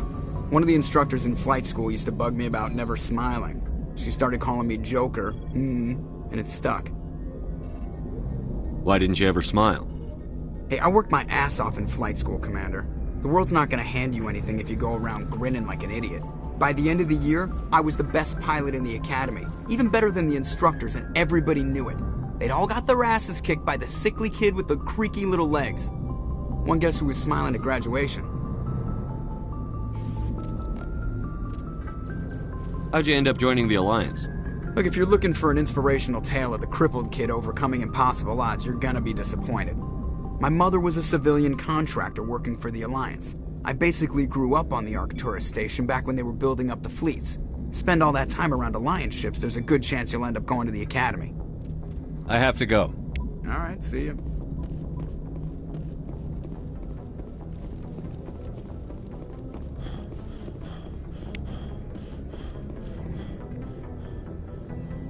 If anyone has to take over for Captain Anderson, I'm glad it's you. I'm not sure about having non-humans on our ship, though. We're all on the same team here, Presley. With all due respect, sir, that's what they said about Nihilus. Look how that turned out. Speak freely, Presley. I want to know if you have a problem with non-humans. It's not that, Commander. Humanity has always handled its own problems. Saren attacked one of our colonies. We should be the ones to stop it. We don't need their help. Some people think asking for help is a sign of weakness. That's just being stupid and stubborn. No matter how strong you are, allies can make you stronger. I guess so. Maybe I'm just stuck in the old ways of thinking. But don't worry, Commander, this won't be a problem. How did you end up assigned to the Normandy? I signed up with the Alliance as a navigator right out of school, following in my grandfather's footsteps, I guess. My first posting was on the Agincourt. We were at Elysium during the Skillian Blitz. A massive fleet of alien raiders hit the colony, trying to wipe it out. They had the numbers, but their ships were no match for an Alliance frigate. It was a slaughter. We couldn't even keep track of how many ships they lost. How'd you end up on the Normandy? I got my officer's commission after Elysium. Must have made an impression on the right people. Captain asked for me when he was picking his crew. Carry on, Presley. Yes, sir.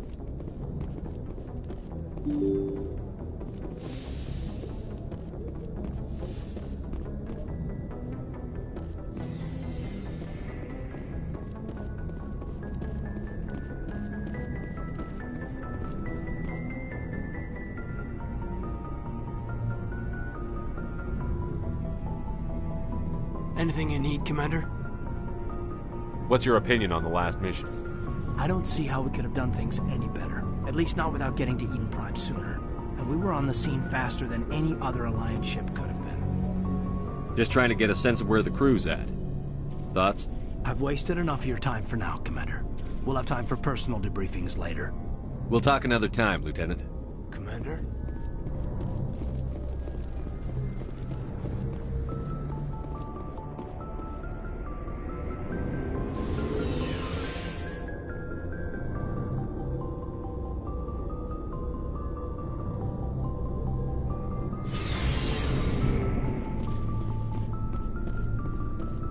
Nice ship you've got, Shepard. What can I do for you? What's your story, Rex? There's no story. Go ask the Quarian if you want stories. You Krogan lived for centuries. Don't tell me you haven't had a few interesting adventures. Well, there was this one time the Turians almost wiped out our entire race. That was fun. I heard about that. You know, they almost did the same to us. It's not the same. It seems pretty much the same to me. So your people were infected with a genetic mutation? An infection that makes only a few in 1,000 children survive birth? And I suppose it's destroying your entire species? I suppose it isn't all the same. I don't expect you to understand, but don't compare humanity's fate with the Krogan. I was just making conversation. I wasn't trying to upset you. Your ignorance doesn't upset me, Shepard. As for the Krogan, I gave up on them long ago. The genophage infected us, but it's not what's killing us. What can you tell me about the genophage? Ask the Solarians if you want details. They made it. All I know, it makes breeding nearly impossible. Thousands die in stillbirth, and most never get that far. Every Krogan is infected, every one. And no one's rushing to find a cure. Why don't the Krogan try to find a cure? When was the last time you saw a Krogan scientist? You ask a Krogan, would he rather find a cure for the genophage or fight for credits? He'll choose fighting every time. It's just who we are, Shepard. I can't change that. Nobody can. Are your people really dying? We're sure not getting any stronger. We're too spread out. None of us are interested in staying in our own system. Lots of species have left their homes and prospered. But they go to colonize new worlds. We're not settlers. We're warriors. We want to fight. So we leave. Hire ourselves out. And most of us never go back. So long, Rex. Shepard. Thanks for bringing me on board, Commander. I knew working with the Spectre would be better than life at CSEC. Have you worked with a Spectre before? Well, no, but I know what they're like. Spectres make their own rules. You're free to handle things your way. At CSEC, you're buried by rules. The damn bureaucrats are always on your back. For the most part, the rules are there for a reason. Maybe. But sometimes it feels like the rules are only there to stop me from doing my work. If I'm trying to take down a suspect, it shouldn't matter how I do it, as long as I do it. But CSEC wants it done their way. Protocol and procedure come first. That's why I left. So you just quit because you didn't like the way they do things? There's more to it than that. It didn't start out bad, but as I rose in ranks, I got saddled with more and more red tape. CSEC's handling of Saren was typical. I just couldn't take it anymore. I hate leaving. I hope you made the right choice. I'd hate for you to regret it later. Well, that's sort of why I teamed up with you. It's a chance for me to get off the Citadel, see how things are done outside CSEC. Either way, I plan to make the most of this. And without CSEC headquarters looking over my shoulder, well, maybe I can get the job done my way for a change.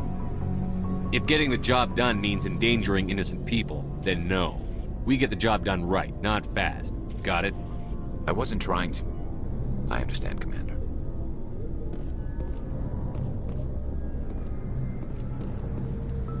Commander? What's your opinion on the last mission? Kinda wish you'd got there sooner, Commander. No offense, I appreciate the rescue. I just wish... You wish we'd been able to save the rest of your unit? Yes, sir. If I had been more alert, we wouldn't have been cut down by an ambush. The Geth are perfect ambushers. They don't move, they don't make noise, they don't even breathe. Sir, they have flashlight heads. I'll make sure it doesn't happen again. Do you have a few minutes to talk one-on-one? I'm sorry, Commander. I need to get my duty squared away. I wouldn't mind talking more later, though. Dismissed, Chief. Sir.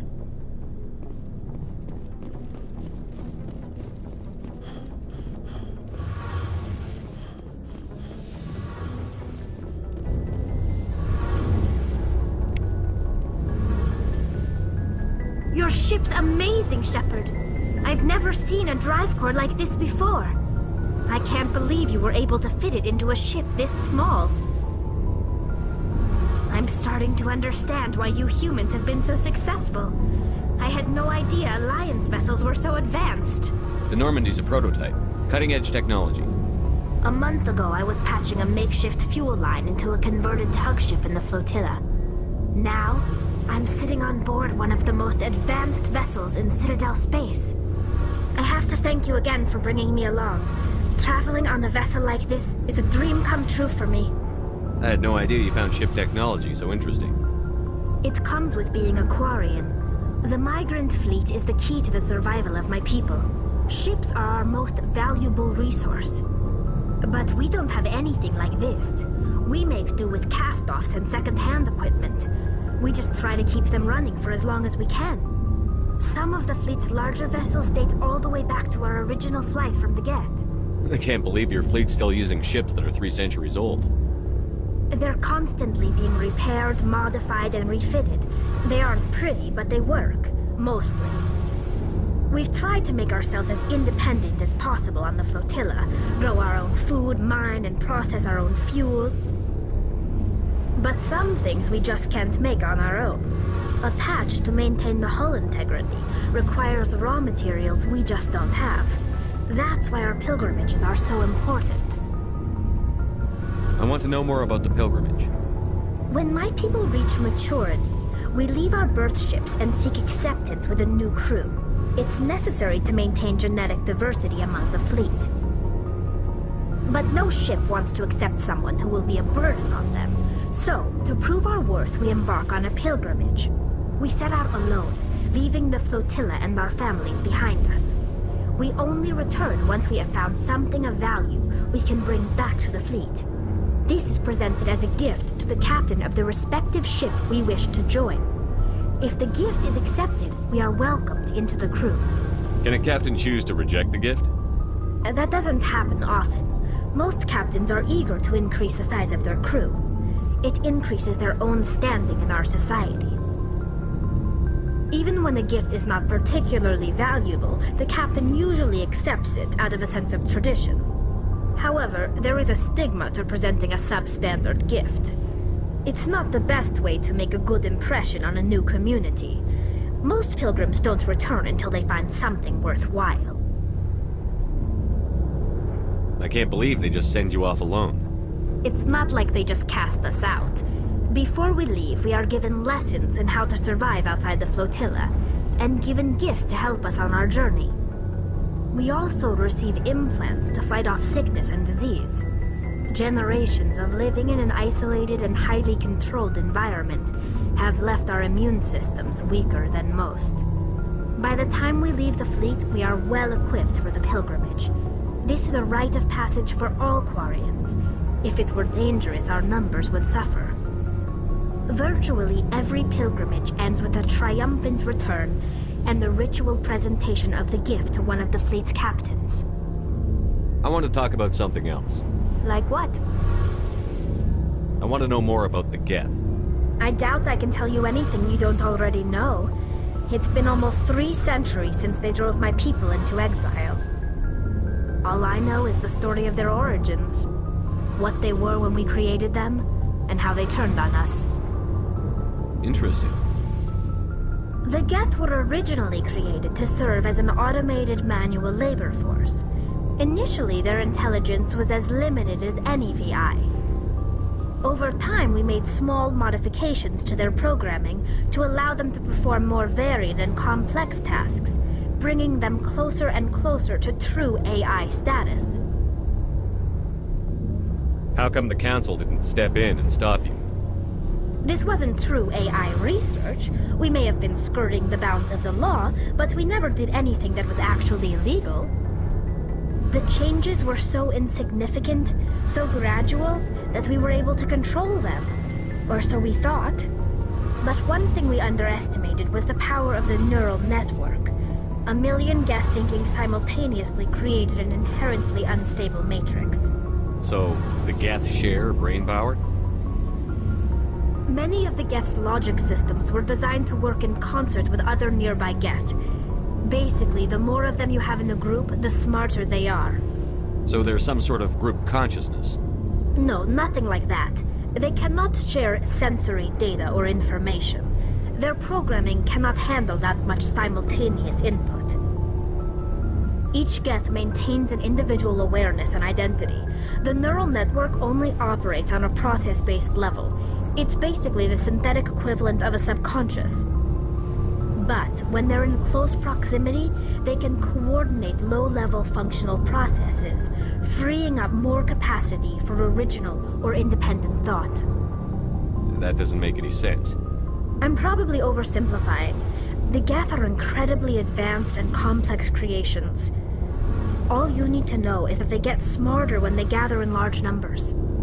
As we built more and more Geth, their effective intelligence became more sophisticated, more abstract.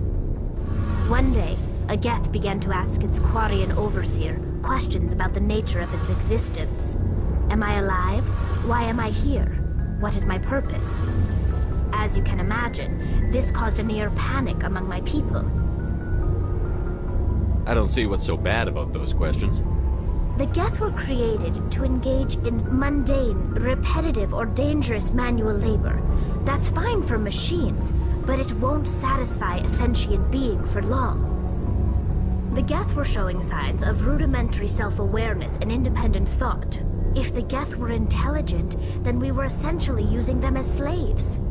It was inevitable the newly sentient Geth would rebel against their situation. We knew they would rise up against us, so we acted first.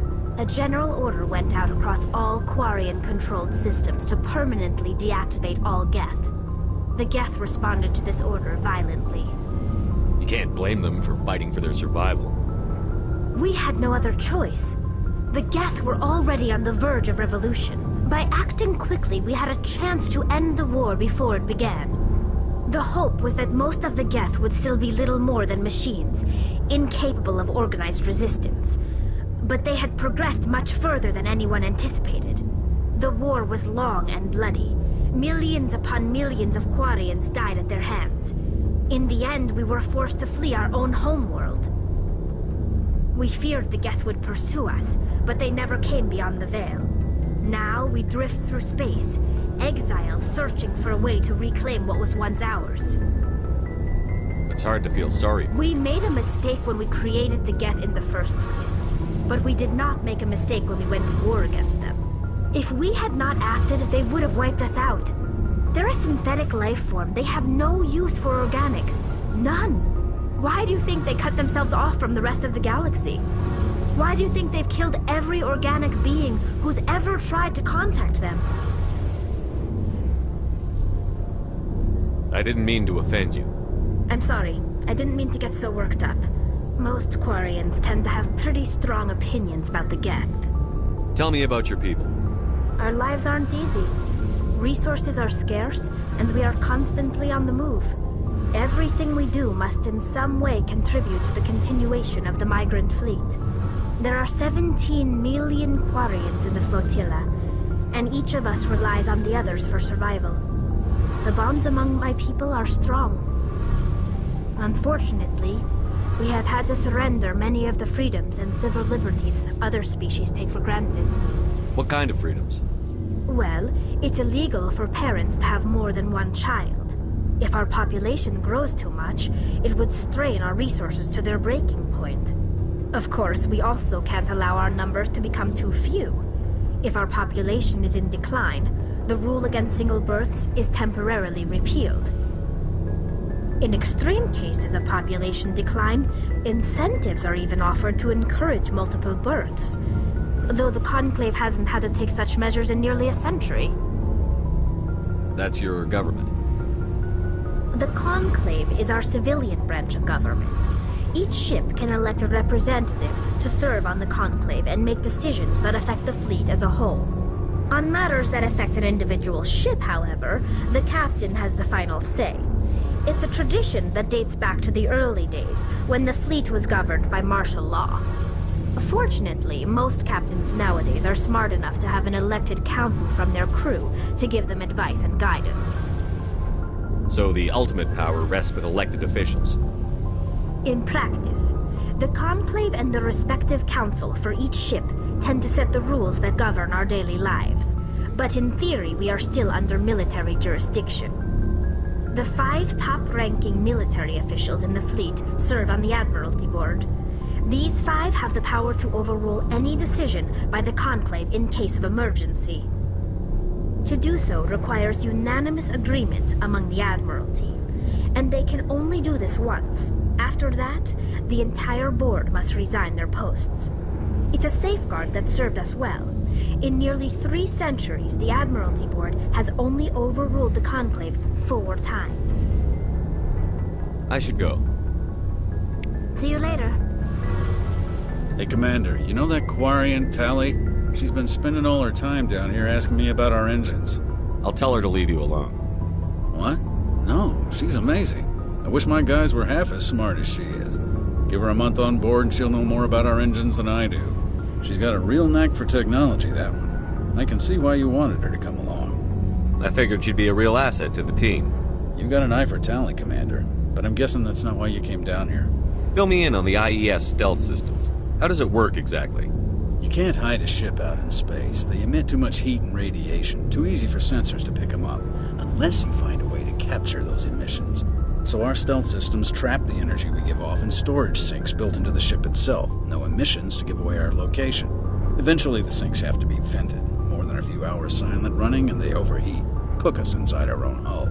There's no way for anyone to detect us? A visual scan can still pick us up. Anyone looking out a window can see us plain as day. But you have to be pretty close to get an actual visual out in space. Most vessels rely on scanners. As long as the stealth systems are engaged, they can't see us. Not unless we accelerate to FTL speeds. Why doesn't it work with faster-than-light travel? Cranking up to FTL blue shifts our emissions, pushes them into frequencies too high to capture in the sinks. As soon as we make the jump, it's like setting off a flare. Sensors can pick up our location whenever we enter or exit FTL flight, but for short-range missions, our stealth systems are amazing, and we've got the only one. I want to know more about the Normandy. She's the best ship I've ever served on, probably the fastest vessel ever designed, and she's the only one using the new Tantalus drive core. What's so special about the Tantalus drive core? Proportionally, it's about twice the size of any other vessel.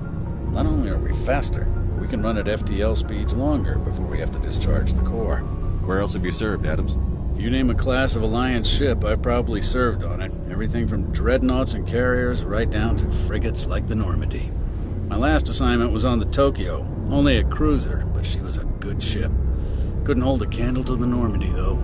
Carry on, Adams. Aye, aye, Commander.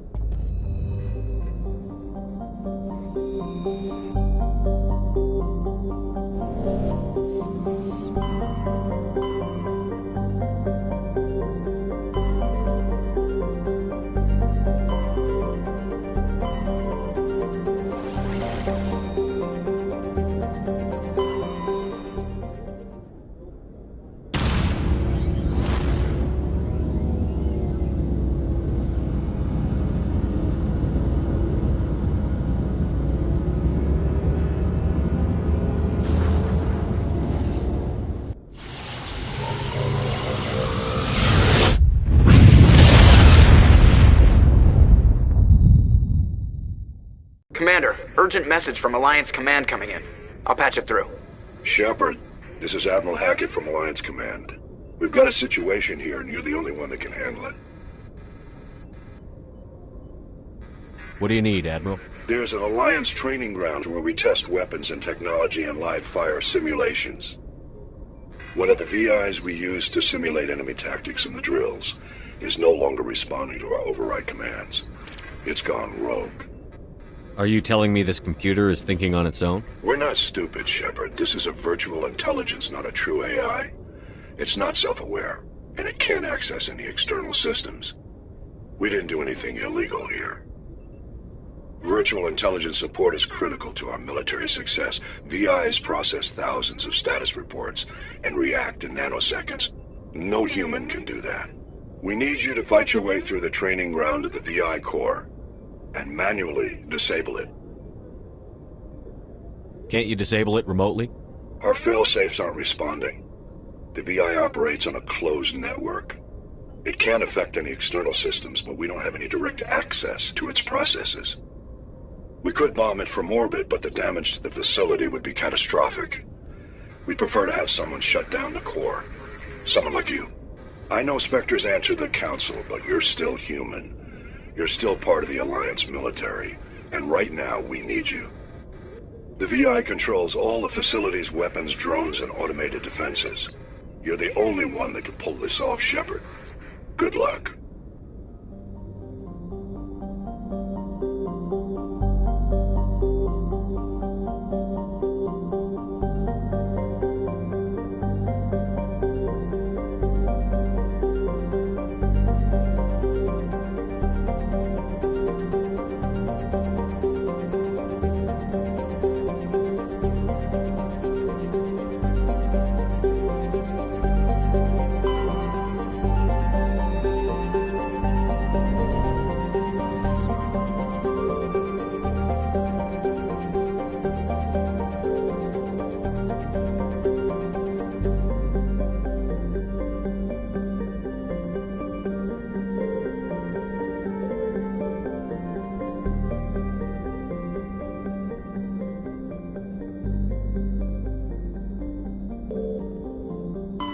Message coming in. Patching it through. General distress call from the Sacred Angel Medical Transport. Critical system failure. Losing power. Emergency landing. Argos. Communications failing. Life support and emergency transponder. Won't last. Please hurry.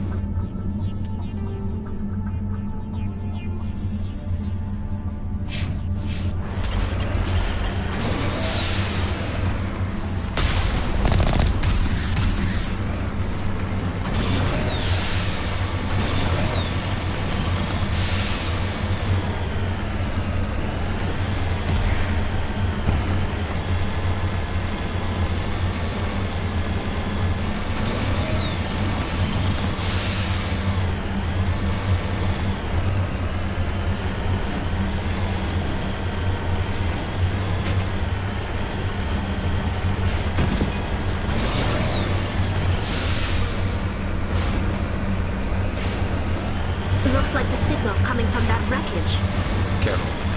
I've got a bad feeling about it. Careful. It's a trap.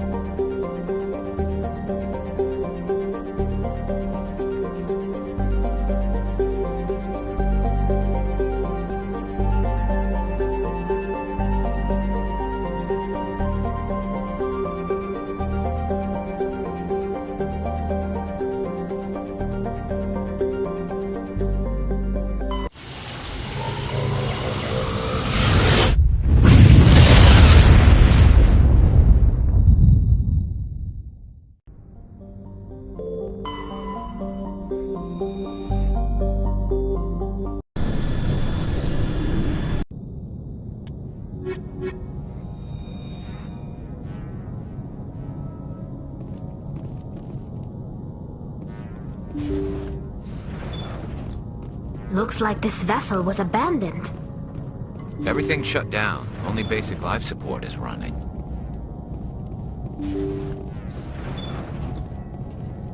Did you hear that? Sounded like footsteps. That was no accident. The whole place could be a trap.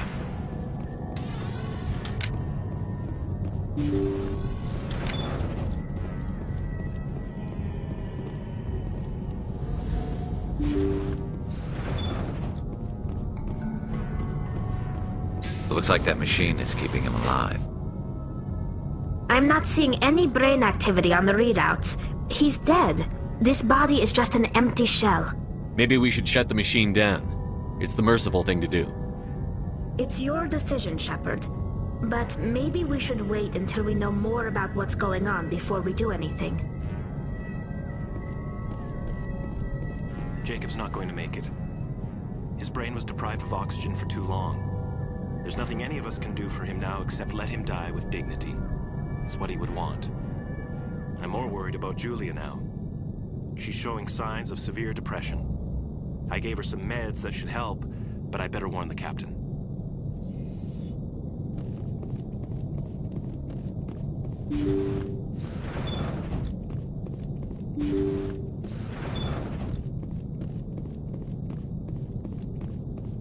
They say Jacob's gone. They say his brain isn't functioning anymore, and they want to shut off his machines. But Jacob's the only thing in the world that matters to me.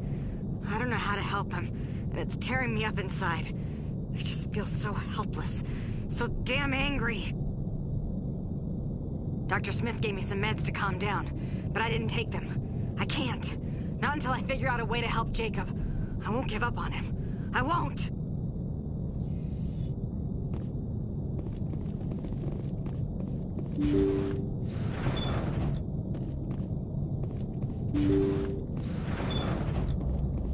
Jacob is showing no signs of brain activity. There's nothing more we can do for him.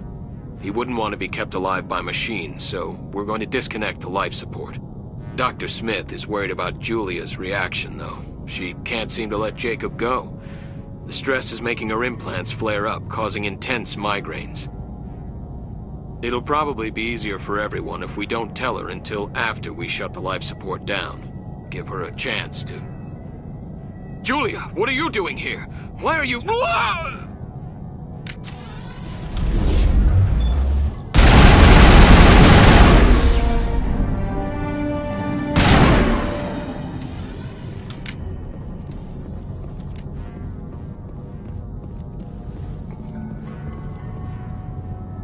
You did the right thing, Shepard.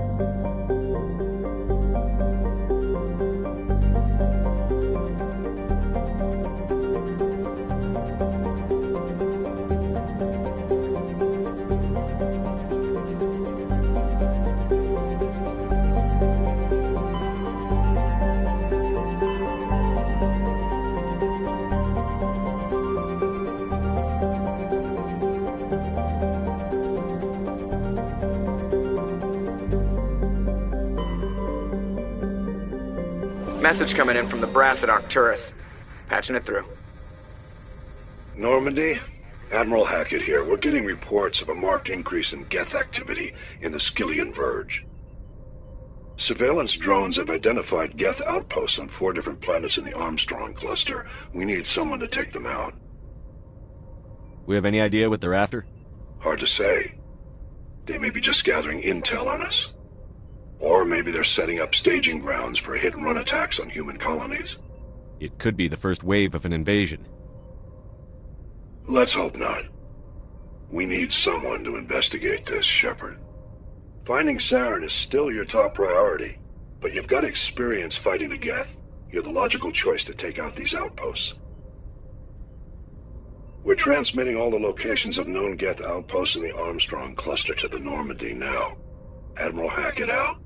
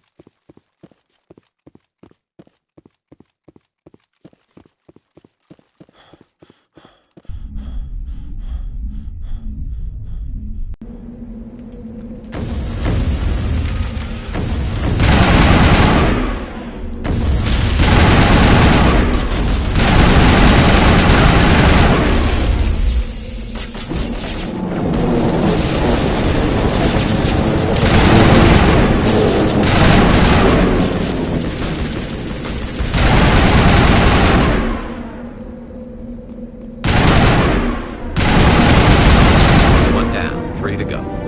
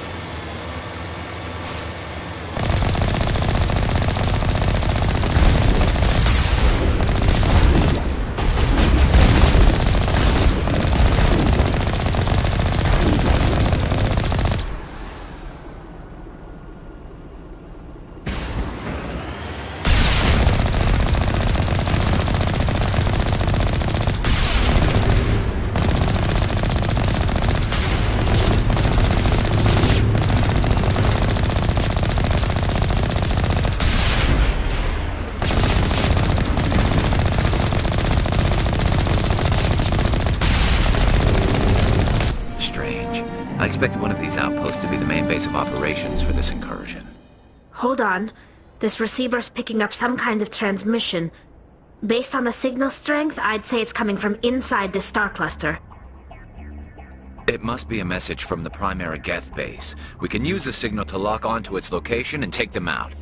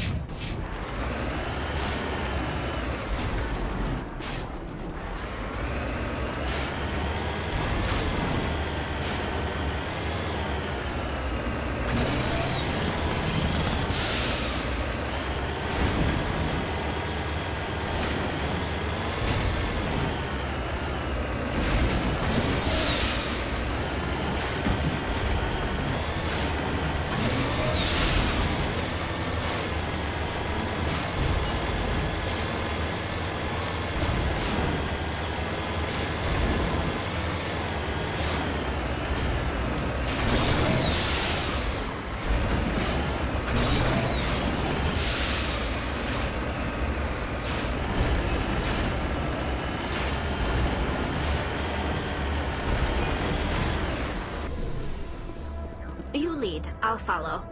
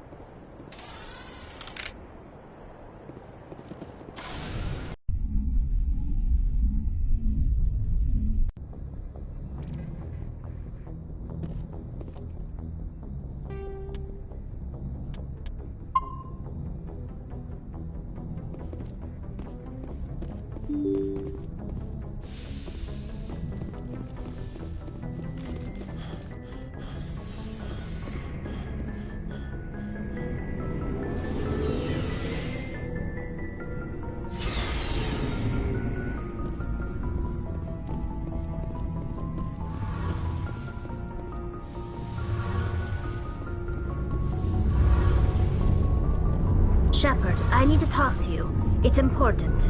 Is something wrong? You know the data you took from those Geth control nodes? The information you uploaded to Alliance Control? I want a copy of it. You want to bring this data back to the migrant fleet? Those files have information that could be vital to our efforts to understand the Geth. It could be the key to helping us reclaim our homeworld. You think you can use this information to destroy your enemy?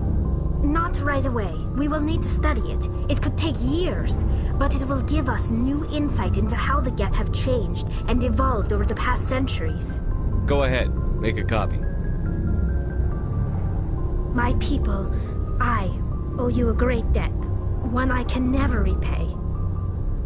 The only thing I can offer in return is what you already have. My solemn promise to stay with you until Saren and his Geth armies are defeated. I never wanted anything more. Thank you, Shepard.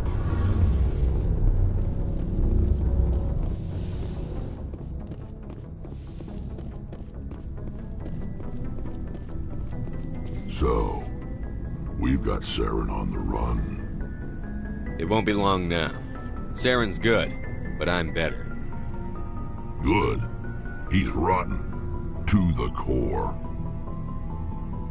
I could tell as soon as I met him. Why didn't you tell me this sooner? I would have if I thought it was important. I think I'd like to hear about it just the same. This was a while ago. A bunch of mercs were bragging about a job out near the edges of the Terminus systems. They said it paid well and the boss was never around to ride them. They said he was looking for more men, too. So I checked it out. I didn't know Saren was openly recruiting mercs.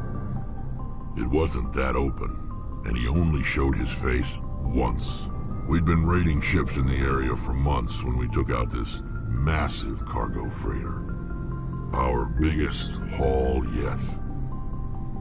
I was on board checking bodies for valuables, looking for some extra credits.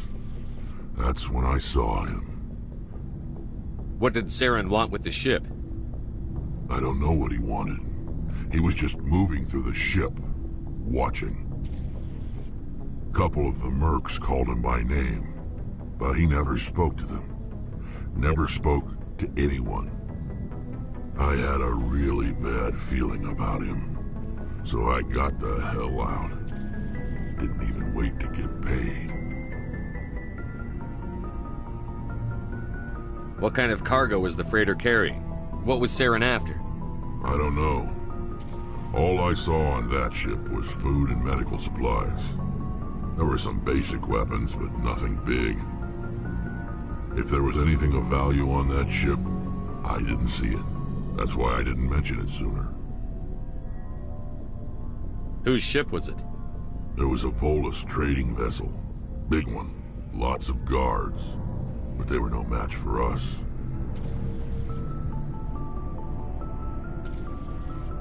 That's the only time you saw him? Yeah. Didn't even know who he was. Still wouldn't if I hadn't joined up with you. But my instincts were right.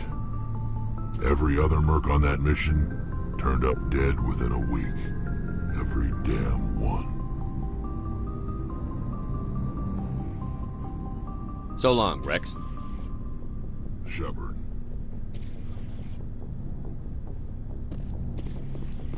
Commander, you have a minute to talk? I keep an open door policy. If you have any concerns, lay them on me. All right. I know things are different aboard the Normandy, but I'm concerned about the aliens, Vicarian and Rex. With all due respect, Commander, should they have full access to the ship? They may not serve the Alliance, Chief, but they're allies. At least as far as Saren goes. This is the most advanced ship in the Alliance Navy. I don't think we should give them free rein to poke around the vital systems. Engines, sensors, weapons. You don't trust the Alliance's allies? I'm not sure I'd call the Council races allies. We, humanity, have to learn to rely on ourselves. Standing up for ourselves doesn't mean standing alone. I don't think we should turn down allies. I just think we shouldn't bet everything on them staying allies. As noble as the council members seem now, if their backs are against the wall, they'll abandon us. You've got a pessimistic view of the universe, Williams. A pessimist is what an optimist calls a realist. Look, if you're fighting a bear and the only way for you to survive is to sick your dog on it and run, you'll do it. As much as you love your dog, it isn't human. It's not racism, not really. Members of their species will always be more important to them than humans are. These seem like deeply held beliefs, Williams. What made you think this way? My family's defended the Alliance since it was founded. My father, grandfather, great-grandmother, they all picked up a rifle and swore the oath of service. I guess we just tend to think of Earth's interests as our own.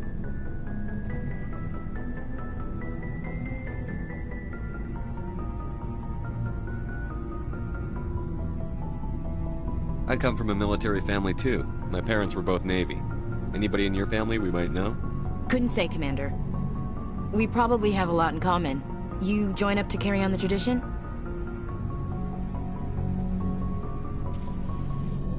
Mainly I wanted to serve. Protect the Alliance, save lives, you know. Glad to hear it. I'd hate to think you were out here for a free college education. It doesn't sound like you've worked with aliens before. No, sir. Mainly I've been groundside, part of the surface garrison forces. I did get a rotation on a space station for training. Every Marine a rifleman, every rifleman ZG certified. That's odd. Your record is spotless and your technical scores are exemplary. You should be serving with the fleet. Anyway, that's why I haven't served with many aliens, Commander. All right. I can see where your concerns are coming from, Williams. But this is a multilateral mission. You're going to have to work with aliens, like it or not. It won't be a problem, Commander. You say jump, I say how high. You tell me to kiss a Turian, I'll ask which cheek. I don't think kissing Turians will be necessary. You never know, Commander. We'll talk later, Williams. Looking forward to it, sir. Commander, how are you? Why did you want to be a CSEC officer in the first place? That's a good question. There were several reasons, I guess. Like what? Probably the same as most officers. I wanted to fight injustice, wanted to help people. I guess my father had something to do with it too. He was CSEC, one of the best. I grew up hearing about his accomplishments or seeing his picture on the vids after a big arrest. He's taking my resignation pretty hard. That's tough, but you'd think he'd be impressed you're going after Saren. My father's a CSEC man to the bone. Do things right, or don't do them at all, he says. He thinks I'm being too rash, too impatient. He's worried I'll become just like Saren. He actually talked me out of becoming a Spectre when I was younger, for the same reasons. You were asked to be a Spectre? Well, I was targeted as a possible Spectre candidate. Me and about 1,000 other Turian military recruits. I could have received special training, but my father didn't like it. He despises the Spectres. He hates the idea of someone having unlimited power with no accountability. He wouldn't like you, Commander. No offense. I suppose I can understand his concern. You can. But Saren's not going to play by our rules, CSEC's rules. If you want to nail Saren, you need to send someone who isn't restricted by policies and procedures.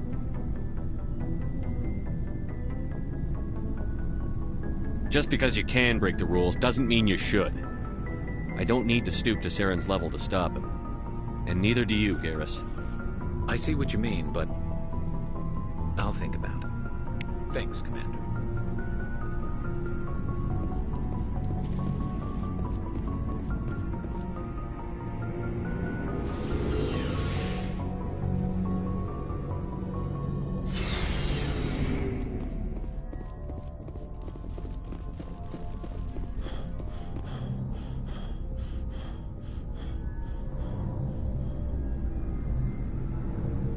Anything you need, Commander?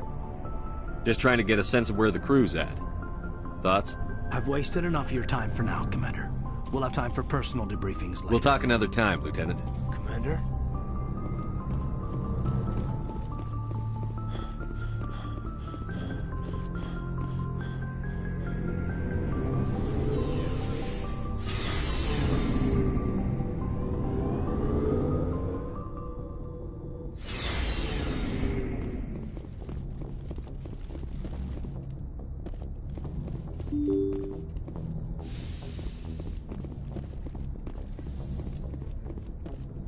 Message from Admiral Hackett, Commander. Patching it through. We just received your report. Looks like this Geth incursion was bigger than we thought. They were probably preparing for a major offensive in the system. We're increasing patrols in the Armstrong cluster to make sure they can't establish another foothold in the region. Nice job, Shepard. You saved a lot of human lives on this mission. Hackett out.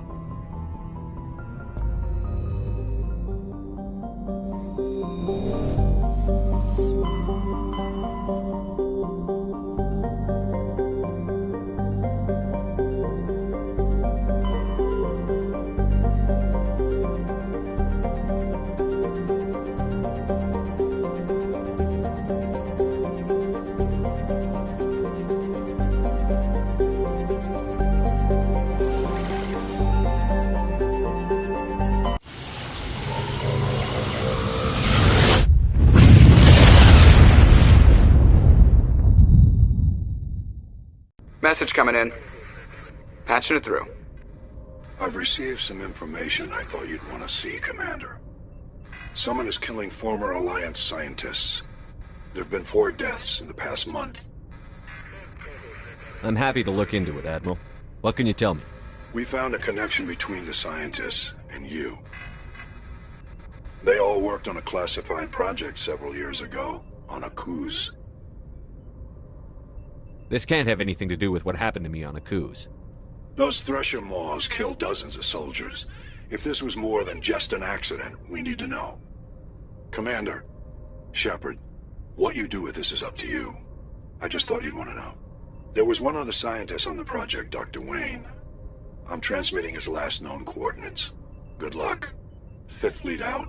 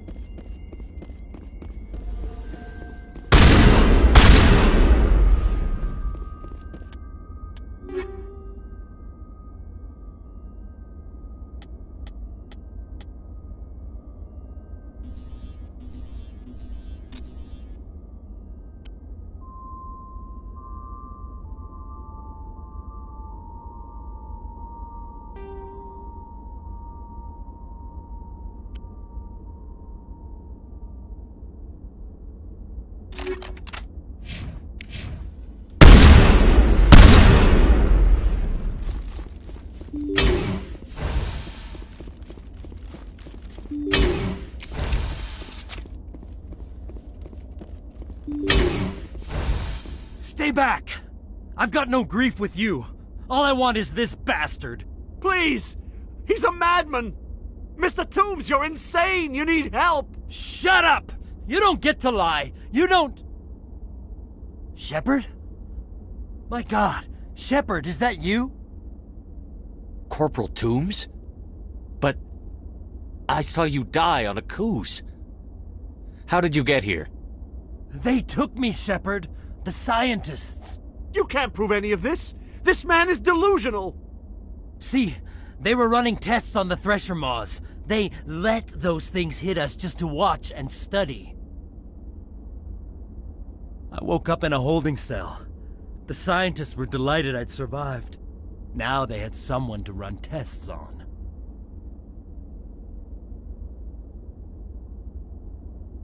Toombs, I didn't see anybody. If I'd seen you, I'd have come back for you, I swear. You can't believe Toombs. He doesn't have any proof. I demand a fair trial. He was there! You bastard! He knows the truth. They're part of some organization, Cerberus, that runs secret tests like this. They treated me like a lab animal. This man deserves to die, Shepard. For you, for me, for everyone else in the unit. Are you with me? You're better than this, Toombs. You're not like them. Don't tell me who I am. You got away with a few scratches and a scary reputation. The rest of the unit died, and I was tortured for years, Shepard. You can't judge me. You don't have the right. Toombs, if I could have helped you on a Coos, I would have. All I can do is help now. Let me. Okay. I'm no murderer. They couldn't make me one. Just as long as he goes to trial. Maybe the screaming will stop now. I don't know. Those bastards can't hurt you anymore. Joker, tell the 5th Fleet we need a ship for pickup. Aye, aye, Commander.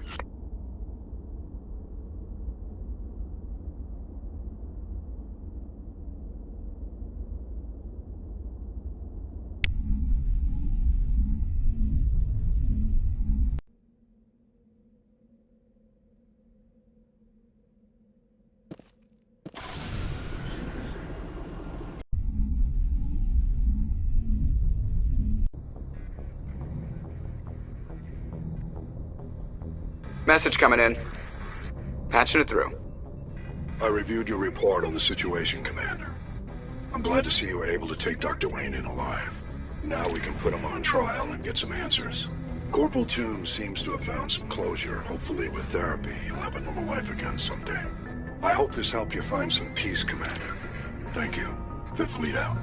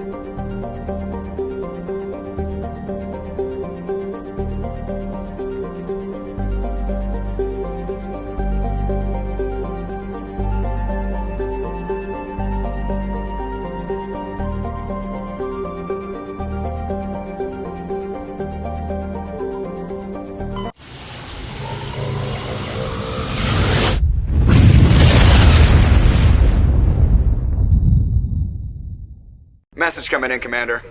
Big surprise, the Alliance needs you again. Shepard, this is Admiral Hackett with Alliance Command. We've got a mission for you. An Alliance officer named Major Kyle has set up a small compound in the Hawking Eta cluster. He's attracted a number of followers, mostly biotics. He's become an outspoken critic of the Alliance, and we believe he's mentally unstable. This could be trouble, Shepard.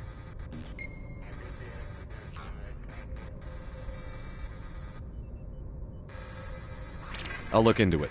3 days ago, we sent 2 Alliance representatives to meet with him at his compound. They've disappeared. We believe Kyle and his followers killed them. That compound is a cult, Shepard. They call him Father Kyle now. He set himself up as some kind of religious leader.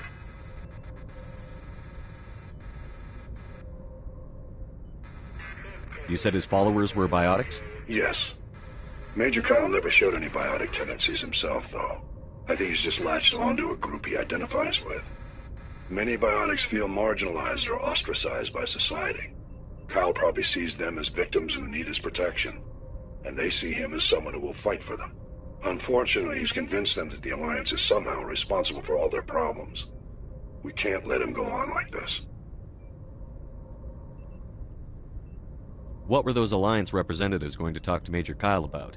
They wanted to bring him back to an Alliance facility for treatment. Major Kyle served us faithfully for many years. We weren't going to abandon him. Given his state of mind, however, he probably saw them as a threat. We're almost certain he had his followers killed him.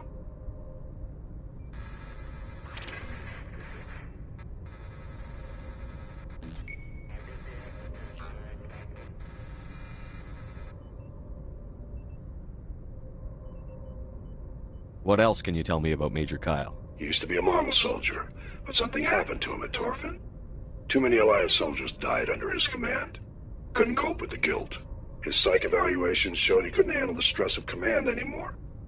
He was given an honorable discharge in early retirement. We'd hoped he would get better in time, but we underestimated how far gone he was. Now it looks like it's too late.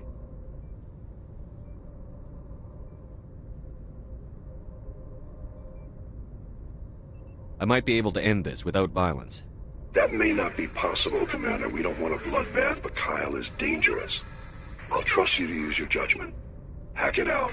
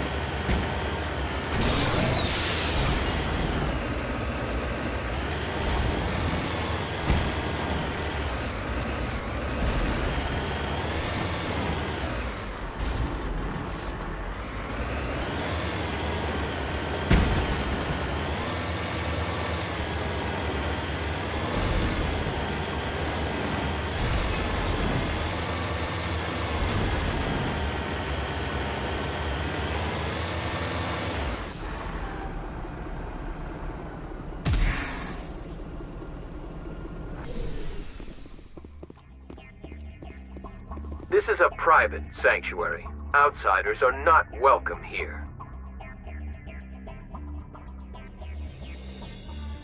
I need to talk to the man in charge. It's important.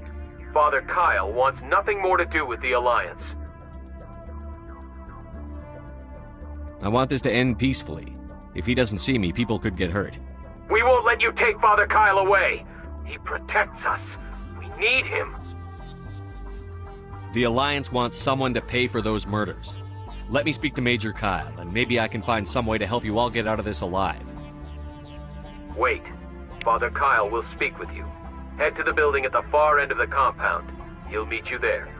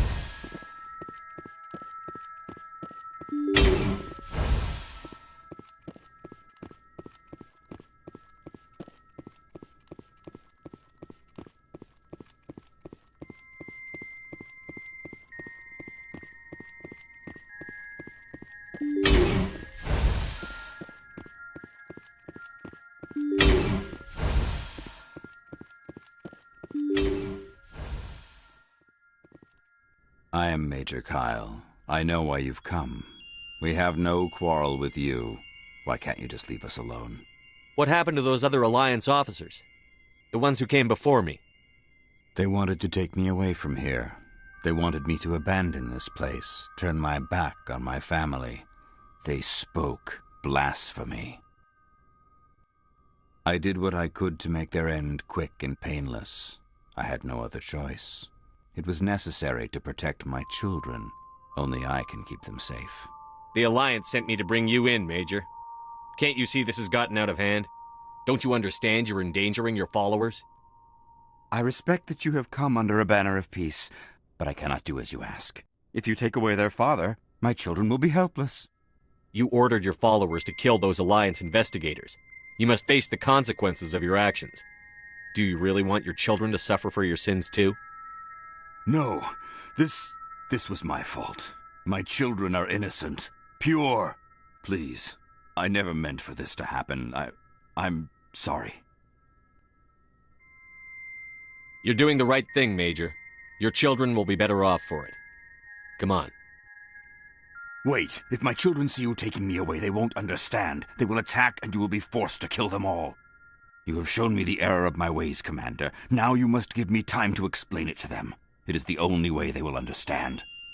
Please, give me 1 hour.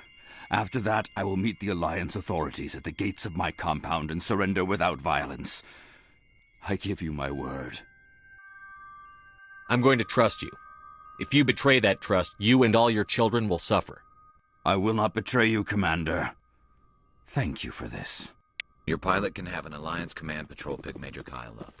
I just hope you know what you're doing, Shepard.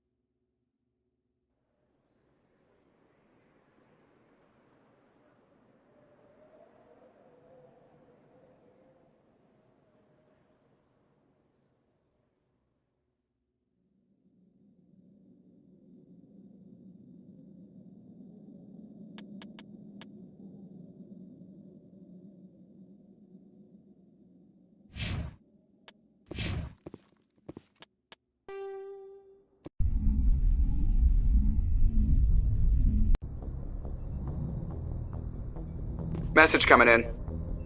Patching it through. Admiral Hackett here, Commander. Your helmsman just forwarded your report on Major Kyle. We sent in a team as you instructed. Kyle's followers have disbanded, and the Major surrendered to us without incident. We'll make sure he gets the help he needs. To be honest, Shepard, I thought this thing was going to end in a bloodbath. I don't know how you did it, but you saved a lot of lives. Congratulations.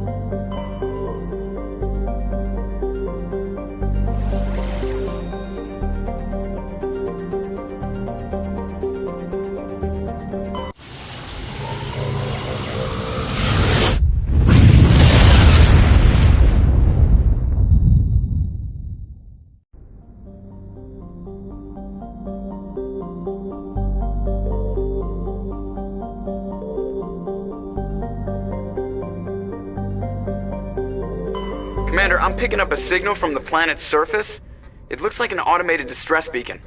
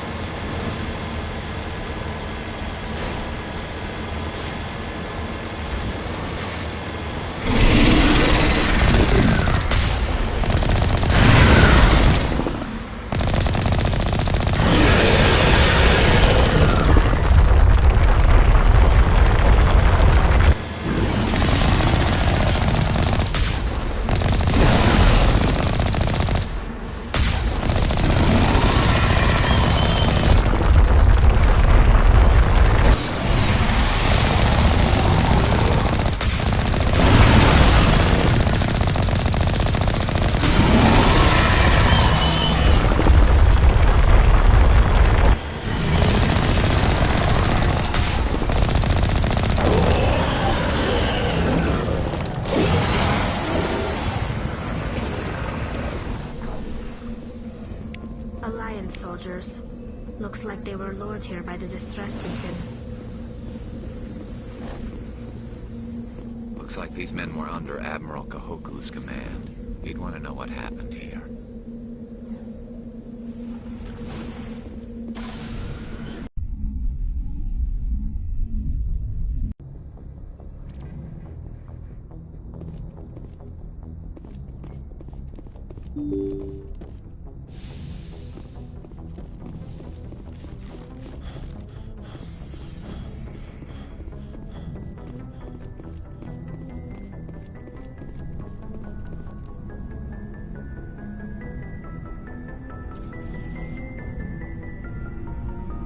Anything you need, Commander?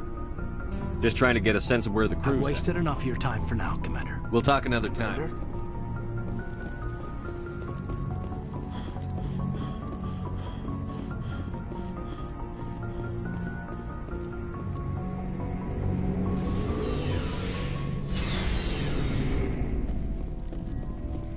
Commander, good to see you.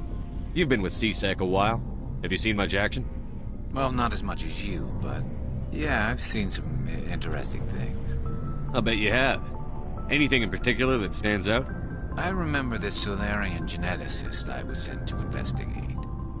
That case was a bit disturbing.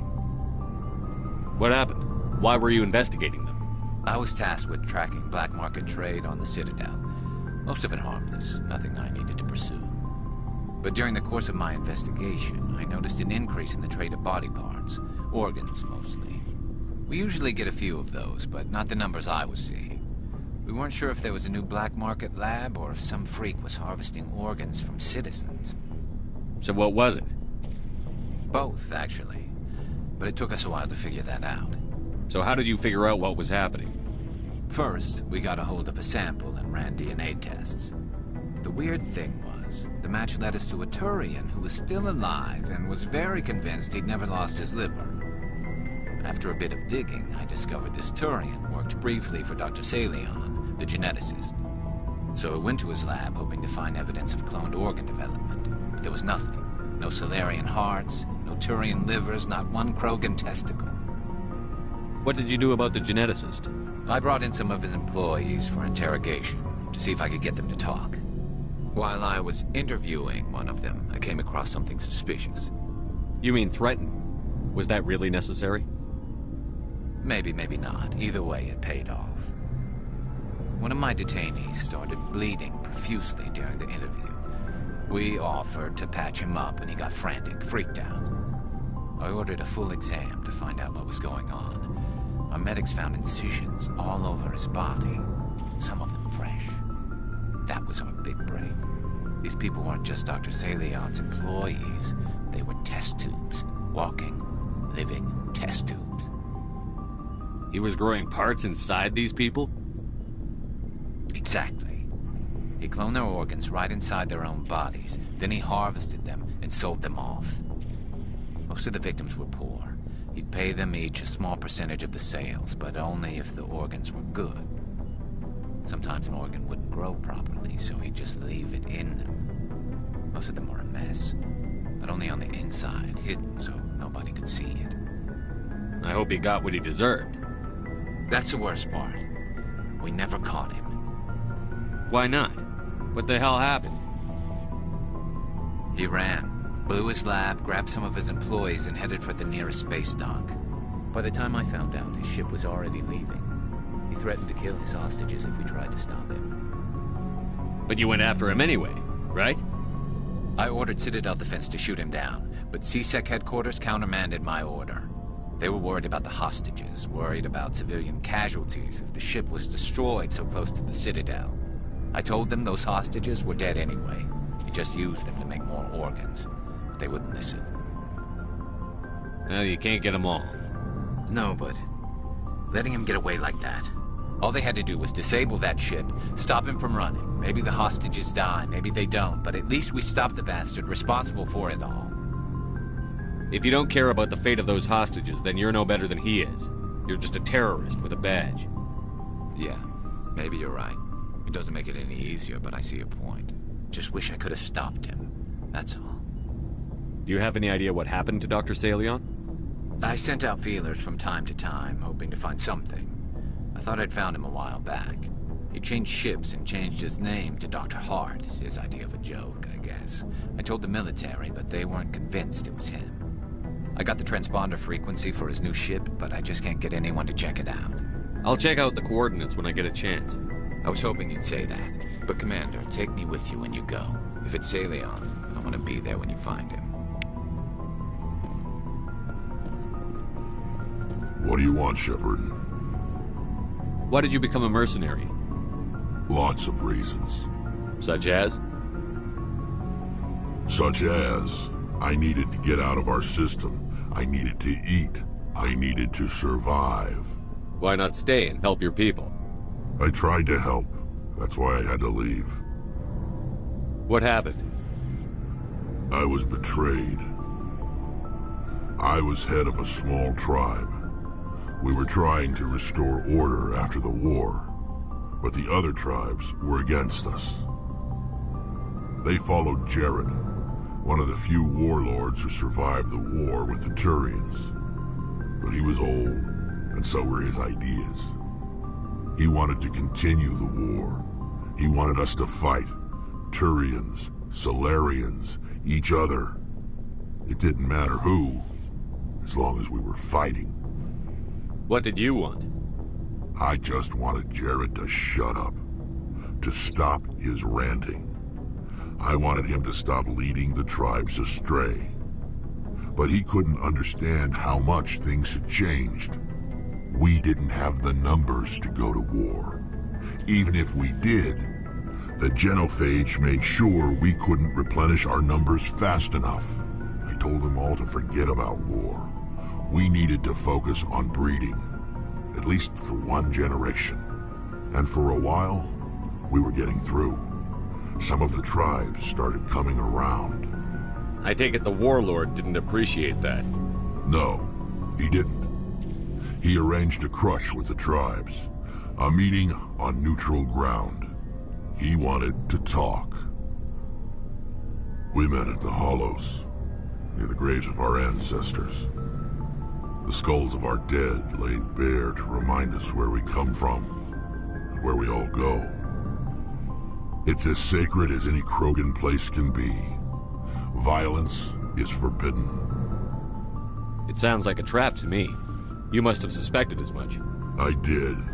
But when your father invites you to a crush, well, there are some laws that even we hold sacred.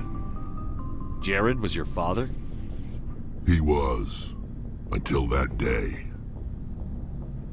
We talked, but we didn't get anywhere. When it was clear that I wouldn't join him, he gave the signal. His men leapt from the graves of our ancestors like Krogan undead. The few that were loyal to me died quickly. I escaped with my life, but not before I sank my dagger deep into my father's chest. That is why I left, and that's why I'll never go back. You must have family other than your father. Don't you miss them?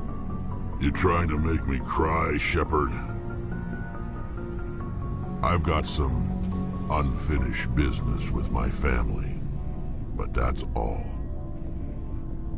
What kind of business? Before I left, I made an oath to my father's father. I swore to recover my family's battle armor. It was taken from him after the uprising. What's so important about this armor? It's a relic. Useless, really.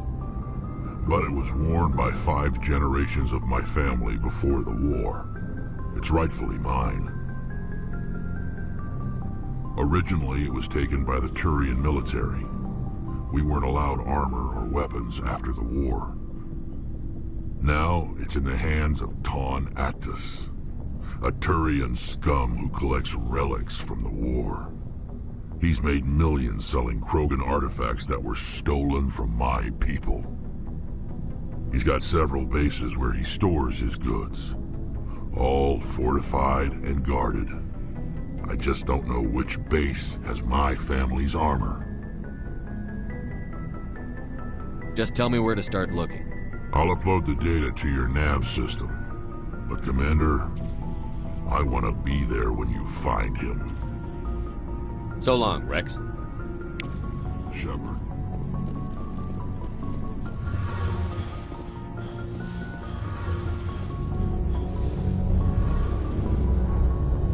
Oh, hello, Shepard.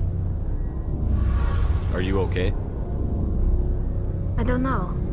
Your ship is amazing, and your crew's been really great to me, especially your chief engineer. But I just sort of feel out of place.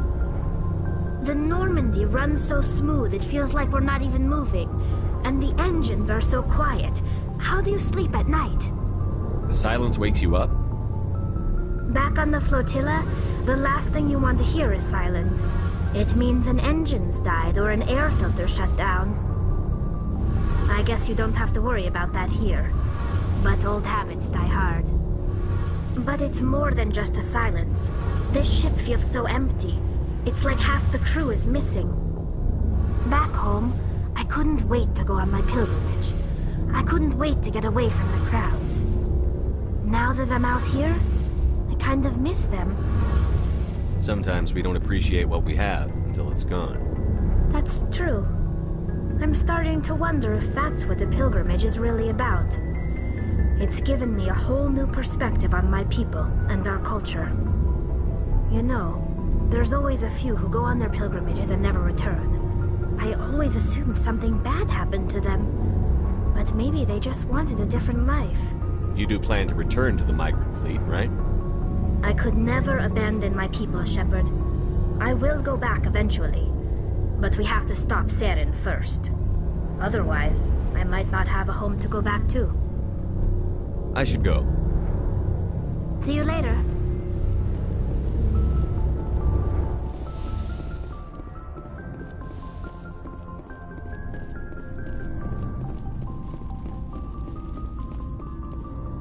Commander? We'll talk later. Looking forward to it, sir.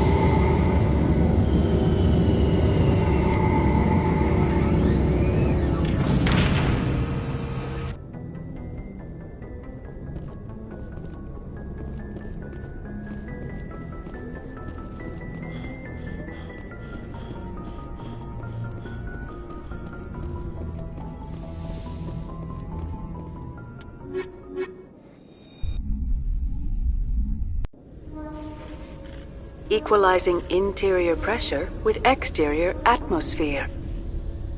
Logged. The commanding officer is ashore. Exo Presley has the deck.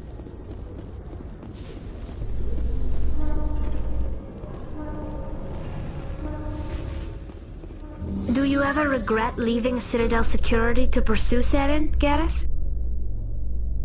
Fighting a rogue Spectre with countless lives at stake and no regulations to get in the way? I'd say that beats CSEC.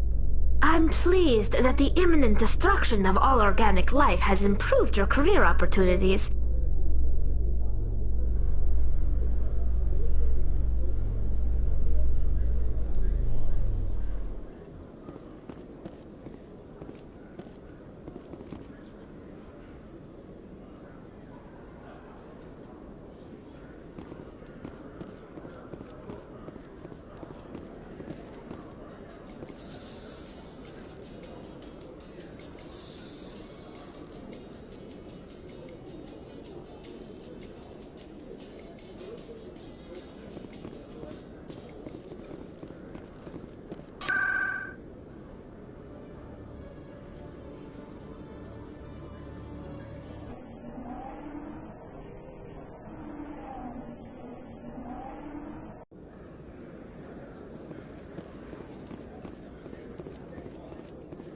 Hey, Commander Shepard, it's me, Conrad Werner. Remember me?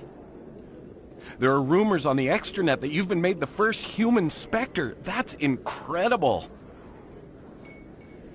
Being a Spectre is a big responsibility. I just want to make humanity proud. The vids are all talking about Commander Shepard fighting for all of us back home. And they also say that you don't take crap from anybody. You're showing them what humans can do. Hey, can I get your picture? I don't have a problem with it, but why? You're a hero, Shepard.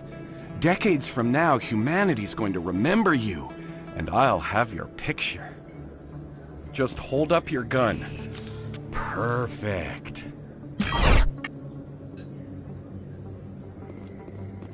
Thanks again, Commander. I'm gonna hang this in my living room. My wife will love it.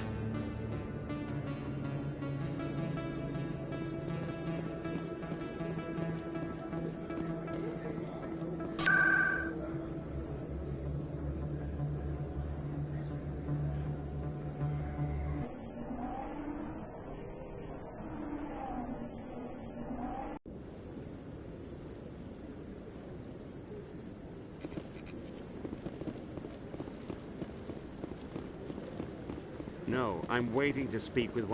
Commander Shepard, isn't it? My name is Admiral Kahoku. Is there something I can do for you? You sent a recon team out into the Artemis Tau cluster? Yes, that's right. They went missing a few days ago. I've been trying to find out what happened to them, but I keep getting the runaround from Alliance brass. Do you know something about this, Commander? I'm not sure how to tell you this, Admiral. Your men were killed by a Thresher Maw. A Thresher Maw? That's not... My men wouldn't just stumble into a Thresher nest. Not the entire unit. Somebody lured them there with an Alliance distress beacon. Placed it perfectly so they'd land right beside the Thresher nest. Damn it. I had a bad feeling about this ever since my team disappeared.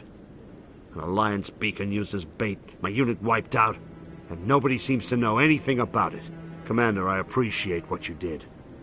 Now I need to do my part. The families of those Marines deserve to know why they died. Anything you need from me? Not right now, Shepard, but I'll let you know as soon as I find something out.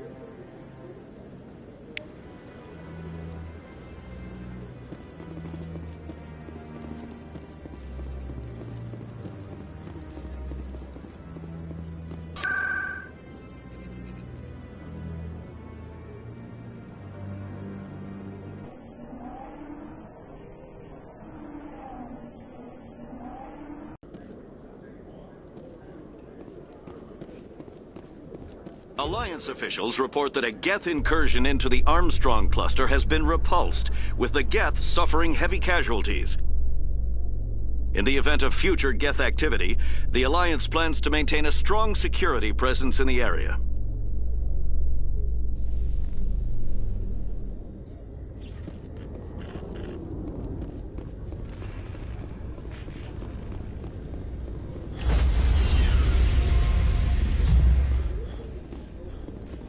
Stand by, shore party. Decontamination in progress. Logged. The commanding officer is aboard. XO Presley stands relieved.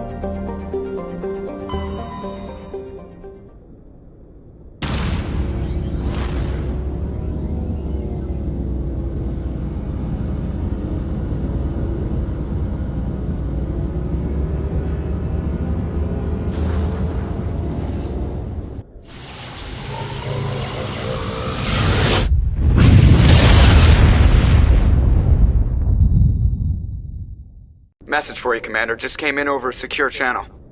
Shepard, this is Admiral Kahoku. I found out who set that trap for my men. The ones killed by the Thresher Maw. Damn, I hope you get this message. It was a group called Cerberus. An Alliance Black Ops organization. Top secret, highest level security clearance. They vanished a few months ago. Dropped right off the grid. Nobody knew where they went or what they were up to. They've gone completely rogue, Shepard. They're conducting illegal genetic experiments, trying to create some kind of super soldier. I don't have any proof, but I found the coordinates for one of their research worlds. I'm uploading them with this message. They're completely out of control. Somebody needs to stop them. I've done my part. Now it's up to you. This is probably the last you'll hear from me. Cerberus is after me now. I need to disappear before they find me.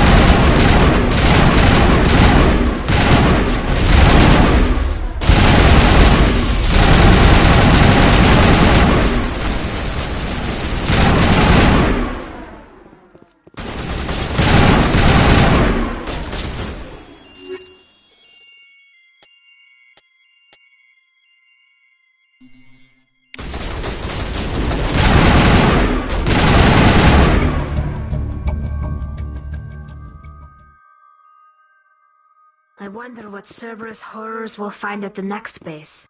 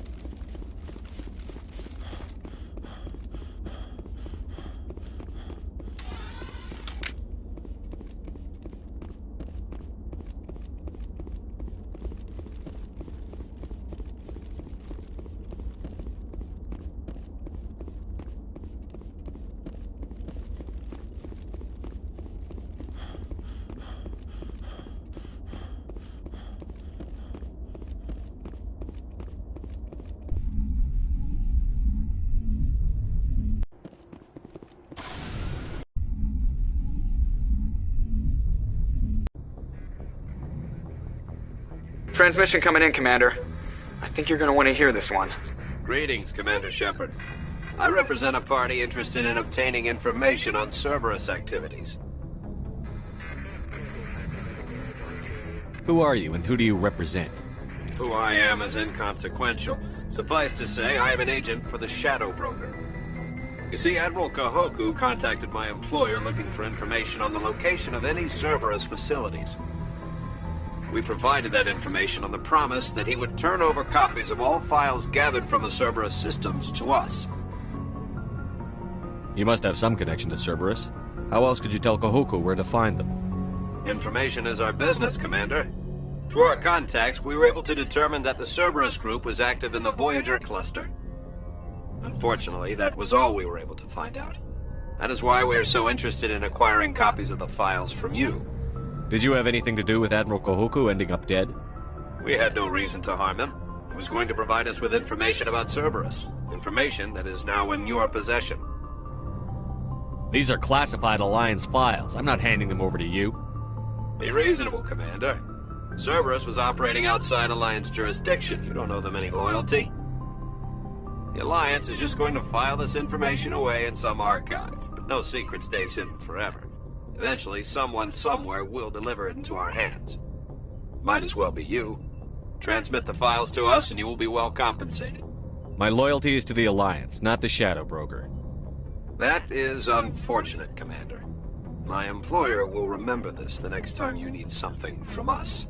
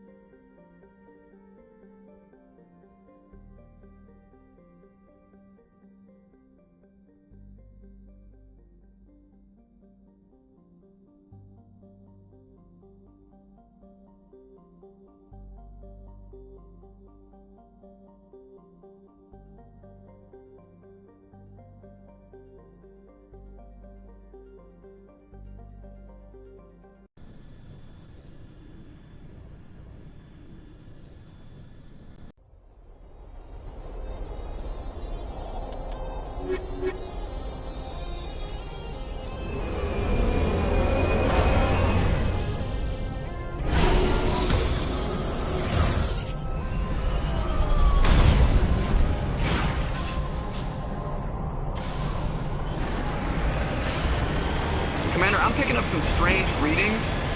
Really strange, like off the damn charts. It looks like it's coming from an underground complex a few clicks away from the drop zone.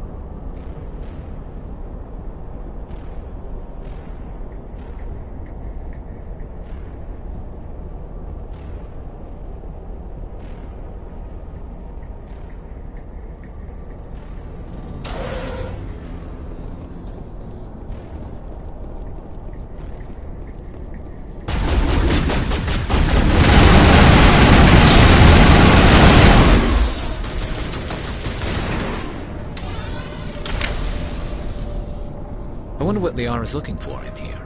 Most Prothean ruins have nothing more than dead instrumentation.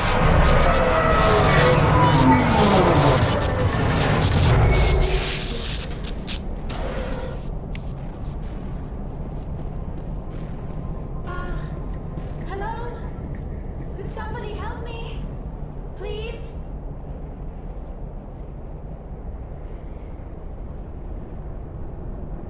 Can you hear me out there? I'm trapped. I need help.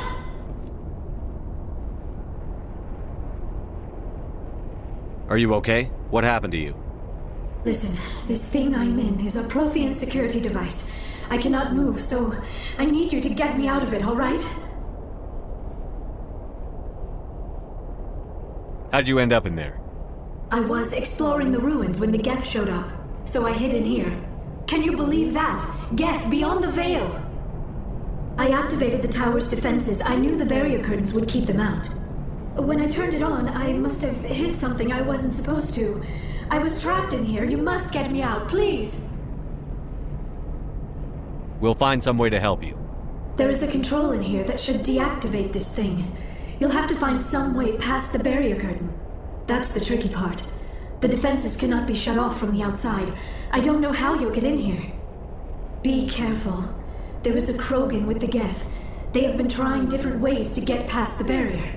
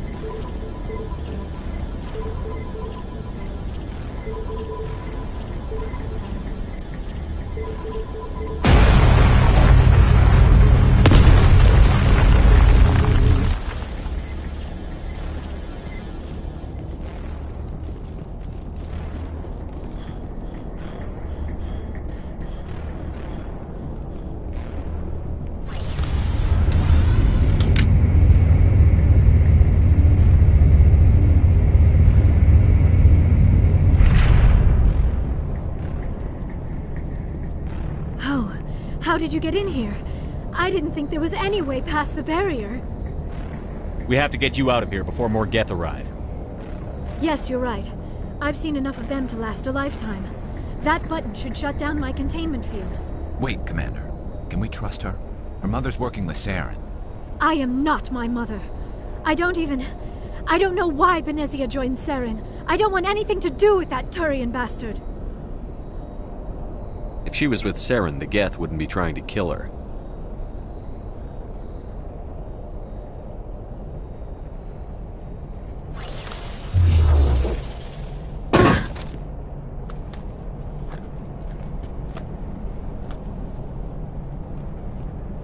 Any idea how we get out of this place? There is an elevator back in the center of the tower. At least I think it's an elevator. It should take us out of here. Come on! I still cannot believe all this. Why would the Geth come after me? Do you think Benezia's involved? Saren's looking for the conduit. You're a Prothean expert. He probably wants you to help him find it. The conduit? But I don't know... What the hell was that? These ruins are not stable. That mining laser must have triggered a seismic event. We have to hurry. The whole place is caving in. Joker, get the Normandy airborne and lock in on my signal. On to double, mister. Aye, aye, Commander. Secure and away. ETA 8 minutes. He needs to move faster.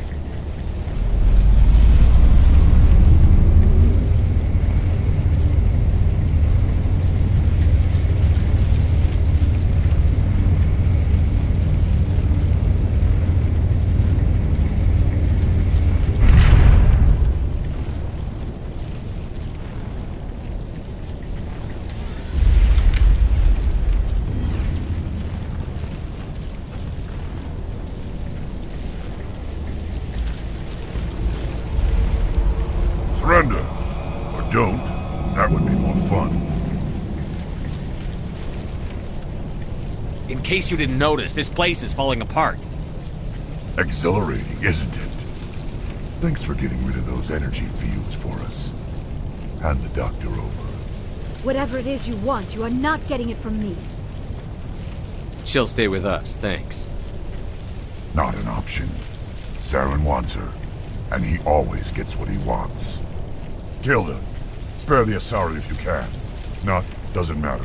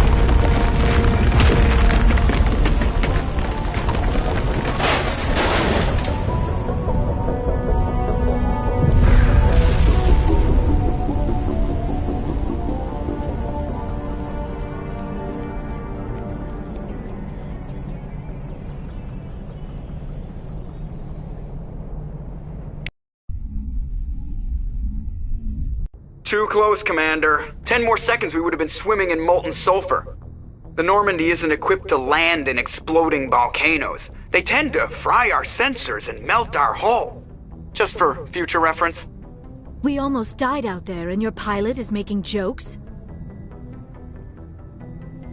Joker pulled our asses out of there. I think he's earned the right to a few bad jokes. I see. It must be a human thing.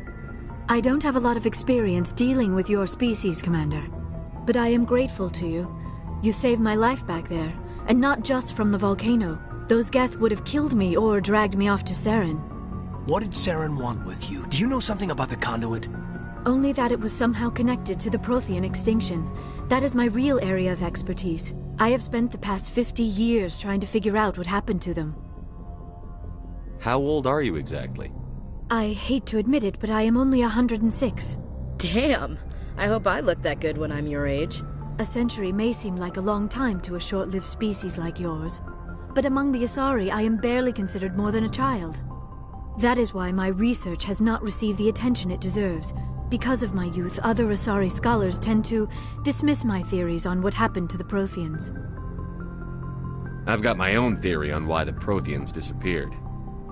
With all due respect, Commander, I have heard every theory out there. The problem is finding evidence to support them. The Protheans left remarkably little behind. It is almost as if someone did not want the mystery solved. It is like someone came along after the Protheans were gone and cleansed the galaxy of clues. But here is the incredible part. According to my findings, the Protheans were not the first galactic civilization to mysteriously vanish. This cycle began long before them. Where'd you come up with this theory? I thought there wasn't any evidence. I have been working on this for 50 years. I have tracked down every scrap and shred of evidence. Eventually, subtle patterns start to emerge, patterns that hint at the truth. It is difficult to explain to someone else. I cannot point to one specific thing to prove my case. It is more a feeling derived from a half-century of dedicated research. But I know I'm right, and eventually I will be able to prove it. There were other civilizations before the Protheans. This cycle has repeated itself many times over. If the Protheans weren't the first, then who was? I don't know. There is barely any evidence on the Protheans, even less on those who came before them. I cannot prove my theory, but I know I am right. The galaxy is built on a cycle of extinction. Each time a great civilization rises up, it is suddenly and violently cast down. Only ruins survive.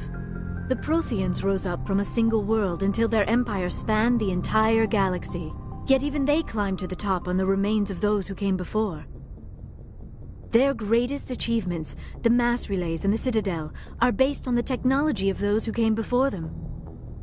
And then, like all the other forgotten civilizations throughout galactic history, the Protheans disappeared. I have dedicated my life to figuring out why. They were wiped out by a race of sentient machines. The Reapers. The Reapers? But I have never heard of. How do you know this? What evidence do you have? There was a damaged Prothean beacon on Eden Prime. It burned a vision into my brain. I'm still trying to sort out what it all means. Visions.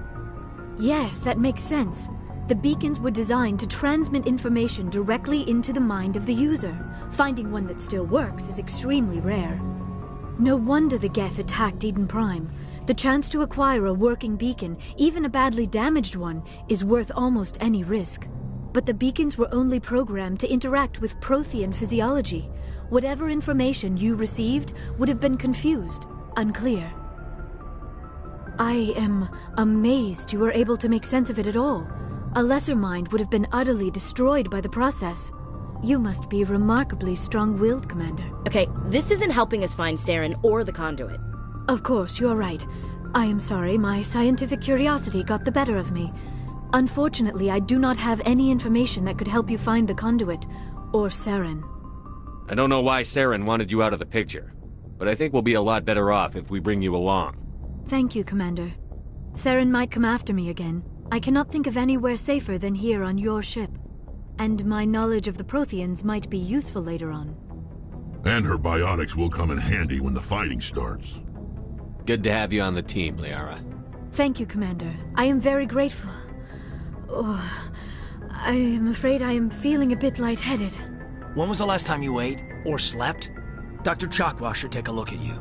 It is probably just mental exhaustion, coupled with the shock of discovering the Protheans' true fate. I need some time to process all this. Still, it could not hurt to be examined by a medical professional. It will give me the chance to think things over. Are we finished here, Commander? We can talk again after you've seen the doctor. The rest of you, dismissed. Mission reports are filed, Commander. You want me to patch you through to the Council? Patch him through, Joker. Setting up the link now, Commander. We've received your report, Commander. I understand Dr. Tassoni is on the Normandy. I assume you're taking the necessary security precautions. Liara's on our side. The Geth were trying to kill her. Benezia would never allow Saren to kill her daughter. Maybe she doesn't know. Or maybe we don't know her. We never expected she could become a traitor. At least the mission was a success. Apart from the utter destruction of a major Prothean ruin. Was that really necessary, Shepard? The Geth were crawling all over those ruins. We were lucky to make it out alive. Of course, Commander. The mission must always take priority. Good luck, Commander. Remember, we are all counting on you.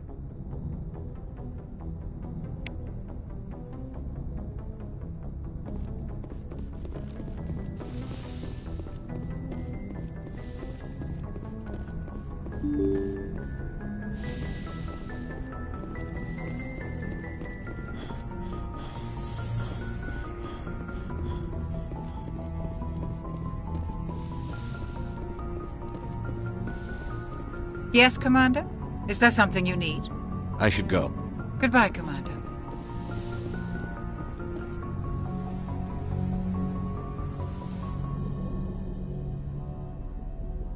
Commander, are you coming to check up on me? You look much better. How are you feeling? Dr. Chakwas assures me I am going to be fine. I was impressed with her knowledge of Asari physiology. You're in good hands. Dr. Chakwas knows what she's doing. I never properly thanked you for saving me from the Geth, Commander. If you hadn't shown up, I'm just glad we got there in time. So am I. I know you took a chance bringing me aboard this ship. I have seen the way your crew looks at me. They do not trust me. But I am not like Benezia.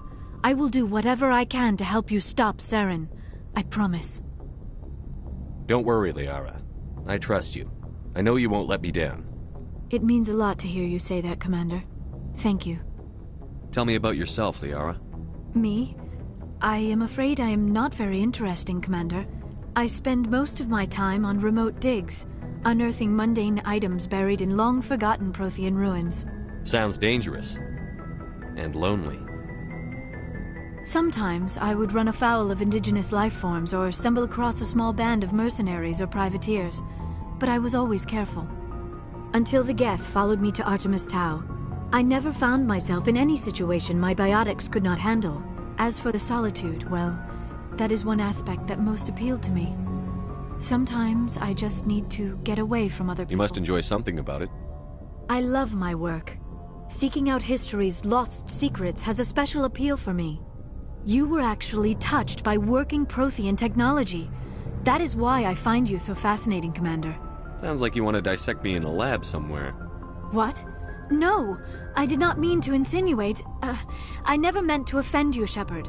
I only meant that you would be an interesting specimen for an in-depth study. No, that's even worse.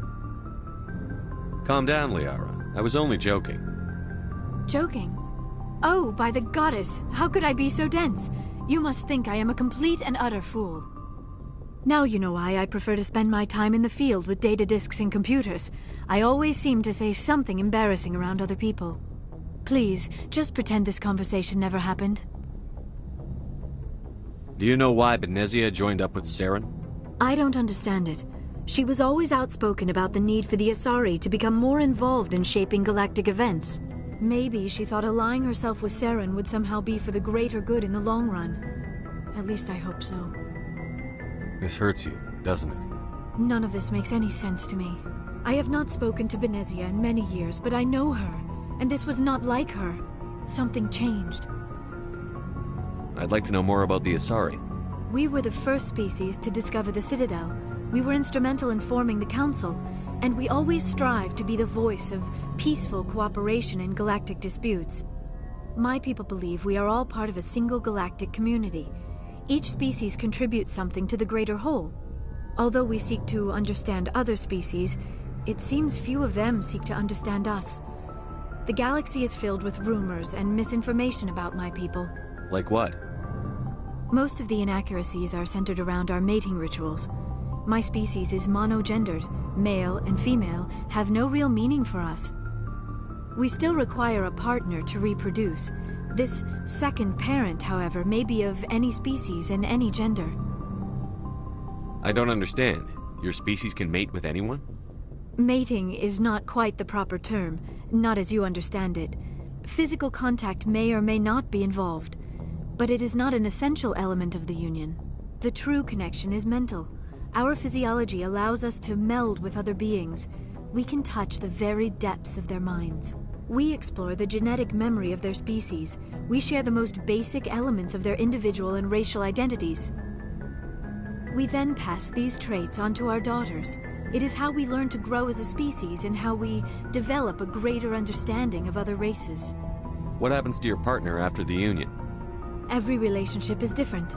Some unions are a single encounter with both parents parting ways afterwards. Others can be more long-term. Sometimes an Asari and her partner will stay together for many decades.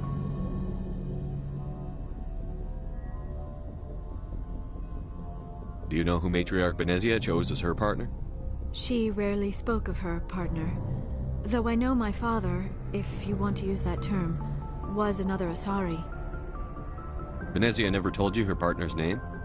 Union with our own kind is no longer common, not for the purposes of reproduction. Most Asari believe it weakens our species. Asari daughters inherit racial traits from the father species. If both parents are Asari, then nothing has been gained, or so conventional wisdom would hold. I am what is sometimes called a pureblood, though no Asari would ever be cruel enough to say the word to my face. It is a great insult among my people. It is possible Benezia's partner was embarrassed by their union. She may have been too ashamed to publicly acknowledge me as her offspring. Maybe she wanted to meet you but couldn't. Something could have happened to her. Maybe she passed away. You might be right. I hope you are. But I have no way to know for sure. Benezia never spoke of her partner. Whatever happened, it caused her too much pain to dwell on it. She raised me by herself, though that is not uncommon. Many Asari raise their children alone, particularly if the father species is short-lived. Often the partner will pass on long before the child reaches maturity.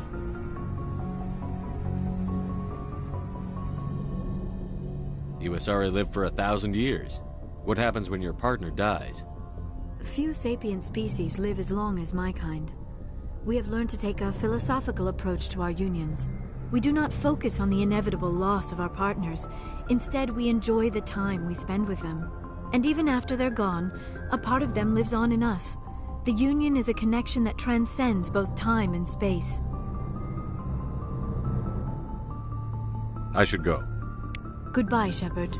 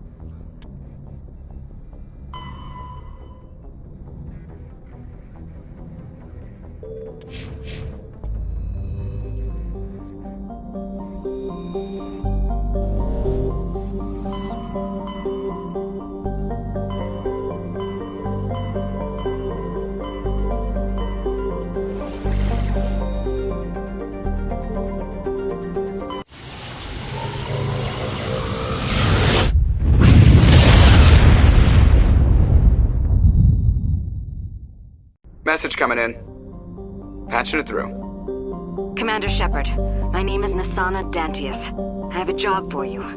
I can't say any more in an unsecured communication. If you're interested in hearing my offer, meet me on the Citadel so we can talk in person. I'll be waiting in the Diplomat's Lounge on the Presidium.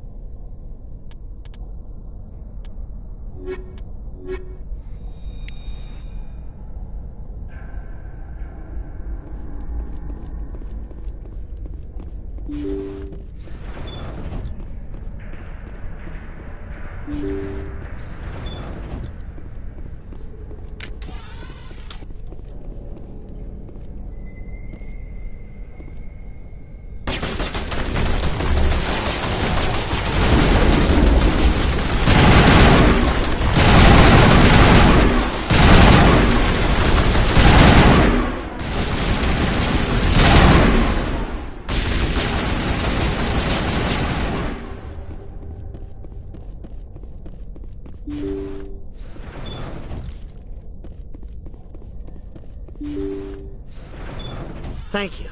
Thank you for saving me from those things. Commander, that's him. That's Dr. Saleon. What? My name is Hart. Dr. Hart. Please, get me out of here. Are you sure it's him? Positive. There's no escape this time, Doctor. I'd harvest your organs first, but we don't have the time. You're crazy. He's crazy! Please, don't let him do this to me. Put him out of his misery so we can get going. Gladly. Your days of butchering are over, Doctor. No! Please! Please!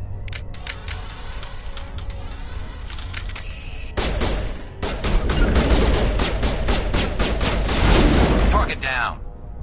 That was satisfying. Good. Remember that feeling. That's how it should be. I will, Commander. Well, I guess we're done here.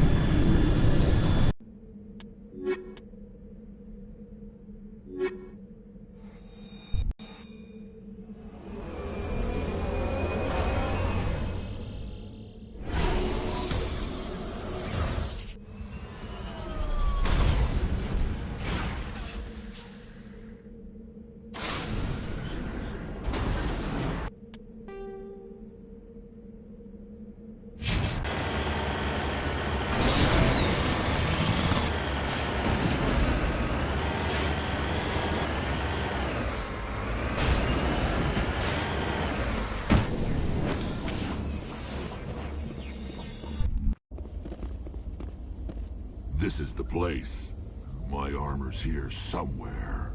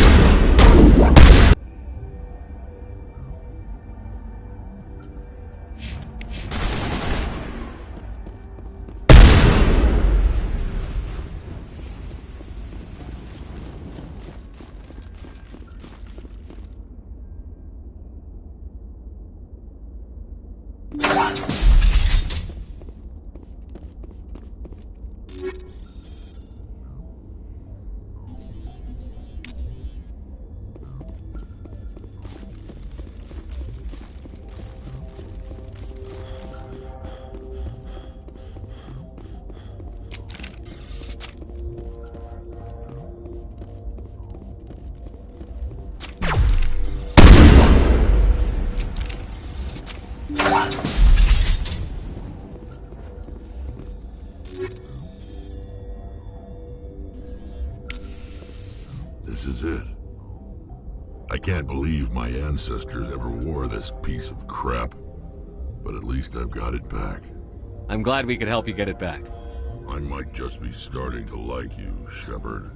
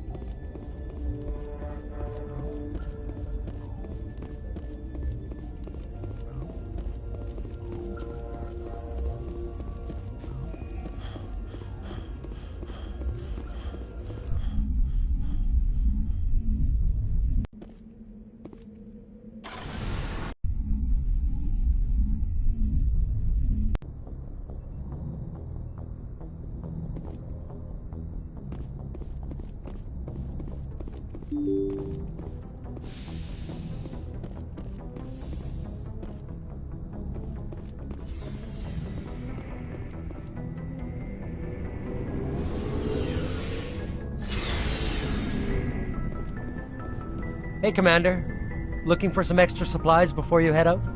What have you got? Whatever you want. Armor, weapons, mods. It's not standard Alliance issue, but that's not necessarily a bad thing. Well, as long as you don't mind paying for it. Why should I pay you for my weapons and armor? My stuff doesn't come from the Alliance. I have to purchase it myself, and it's not cheap. Hell, the licenses alone have set me back more than I'd like. But no licenses, no goods. Without the goods, I'm out of a job. Not right now, thanks. No problem. Keep checking back.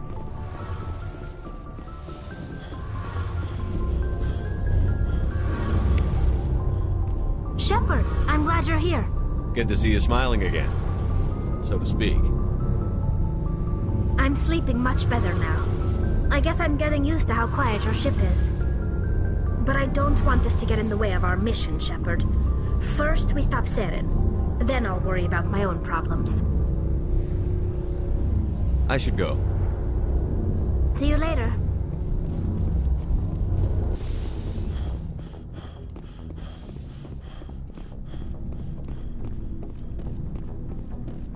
Commander, what can I do for you?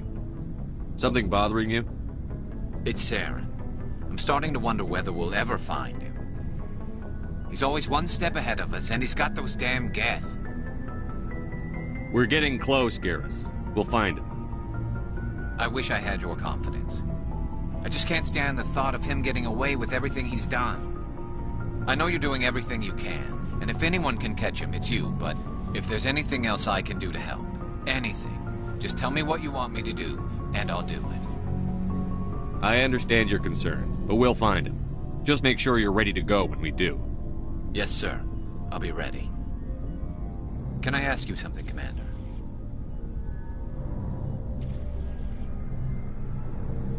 What is it?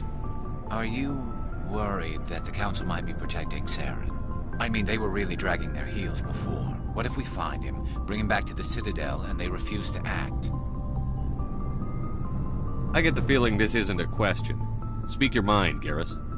Well, maybe we shouldn't give them the chance, Commander. In my opinion, Saren's too dangerous to be kept alive. Too much could happen. He could escape, or the Council might let him go. If we find him, when we find him, I say we make sure we stop him permanently. I'm glad you see it that way. I never had any intention of capturing that bastard. When I see him, he dies. Good. The Council won't like it, but they can't stop you either. You see, this is why I want to be a Spectre. You never have to worry about bureaucratic idiots making a mess of everything. Just make sure you're ready when it happens. Yes, sir.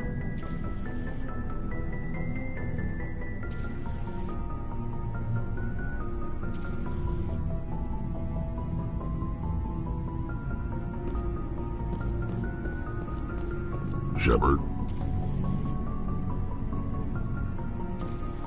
So, you'd rather be a merc than help your people? I'm a fighter. It's what I do. Aren't you at all worried about what will happen to the Krogan? What the hell do you want me to do about it, Shepard? I'm tired of sticking my ass on the line and getting nothing for it. So you're just giving up on your people? I gave up on fighting for a lost cause. I'm no hero, Shepard. Bottom line, killing for credits simplifies things.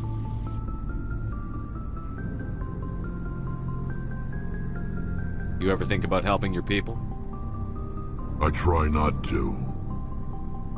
But there's a lot of Krogan mercs out there. I'm always running into them. Half the time I'm being paid to kill them. But that's just part of the job. You don't get to pick who your enemies are.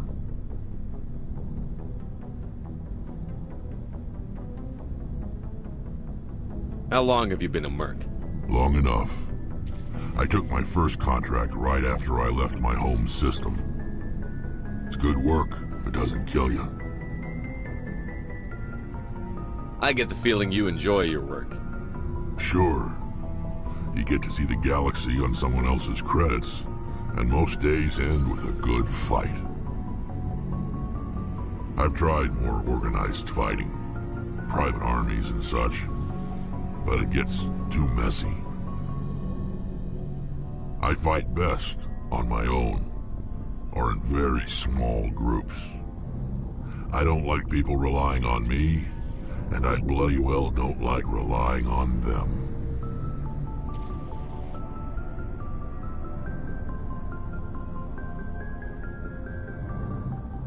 So long, Rex.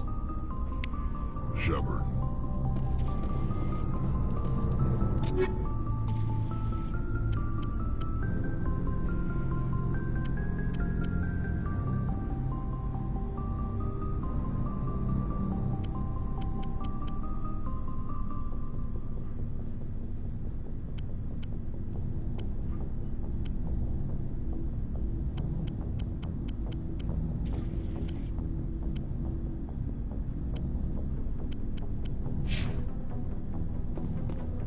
Before I go, you said you're serving with Commander Shepard now? We saw him on the news here. He's cute. Later, sis. Tell me you didn't hear that. Afraid I did. Oh, shoot me now. One of my sisters. That's Sarah, the youngest. Surprised to see you here, sir. Thought you'd be chatting up, what's her name? T'Soni? Liara? Why would you think that? Scuttlebutt says you got a bit of a thing for her. I could understand why. The crew's off limits with the regs against fraternization. And at least she looks like a woman. You think I'm interested in Liara because she's the only one I'm allowed to date? So you are interested in her. Of course, it could be politics. Alien diplomat's daughter, us under orders to make nice with the bug-eyed monsters. What's up? You didn't come by to eavesdrop on Family Mail. Your family seems to be important to you. Yeah, we've always been close. Me and my sisters especially. With Dad on duty so much, I had to help Mom raise them.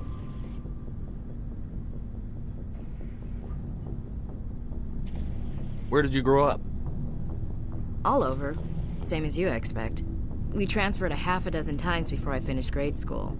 You go where personnel command sends you, right? I guess that's why I'm so tight with my sisters. We'd have to leave all our friends every 2 or 3 years.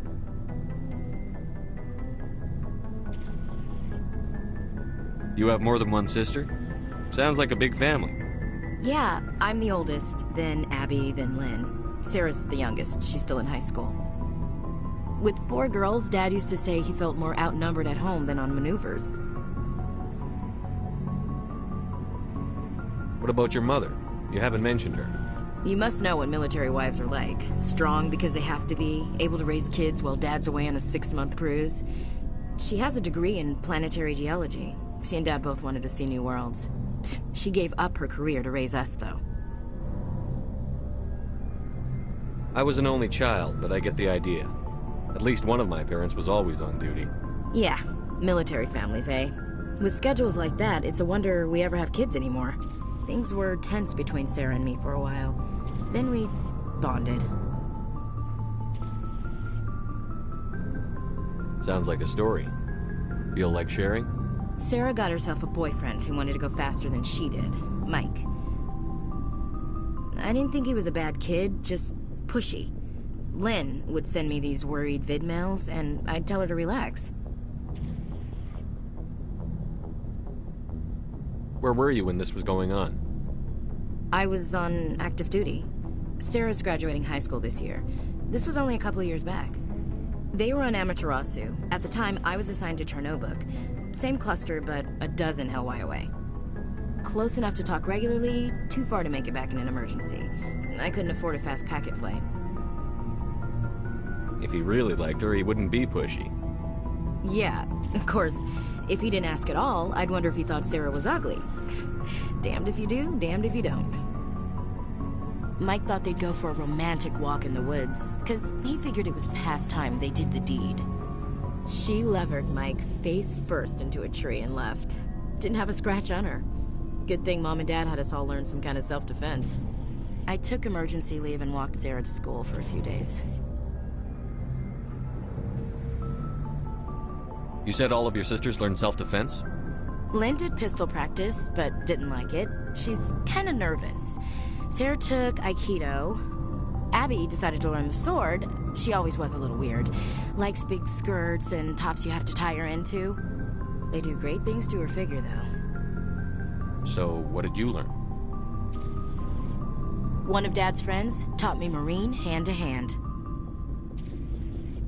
You traveled all the way home to walk your sister to school. It was only a dozen light years, like a day's cruise. It's not like I was going to Earth or something. My last day out, Mike was waiting for us. Sarah had told her friends, so everyone at school knew what he did. He wasn't happy. I wanted to snap him in half, but Sarah gave me this look, this let me handle it, I need to do this alone look. She kept her cool, God bless her, as he screamed in her face. She just let him vent. Then he tried to punch her. I swear, she just flowed around him. Next thing I knew, he's face down on the sidewalk, and there's blood everywhere. That's unbelievable. Sarah must be as good as you. Better. I'm more or less a straight-up puncher. When he swung, she wasn't there anymore, and he fell. She helped him stop the bleeding and had me call an ambulance. She told the paramedics he fell. Before they took him to the hospital, Mike touched Sarah's arm. I thought he was gonna end up on the ground again. But he hung his head, whispered, "I'm sorry," and started crying. And she hugged him. The Williams women are a decisive bunch, Commander. We do things when we're ready. Not before, not after. Your sister's something else. But you didn't mention your father at all. Was he on deployment? Dad always wanted to serve in space, but he wanted us to have real ground under our feet. He'd say, space is beautiful, but you can't raise a family there. I cannot rest from travel. I will drink life to the lees. All times I've enjoyed greatly, have suffered greatly, both with those that loved me and alone. For always roaming with a hungry heart, much have I seen and known, cities of men and manners, climates, councils, governments.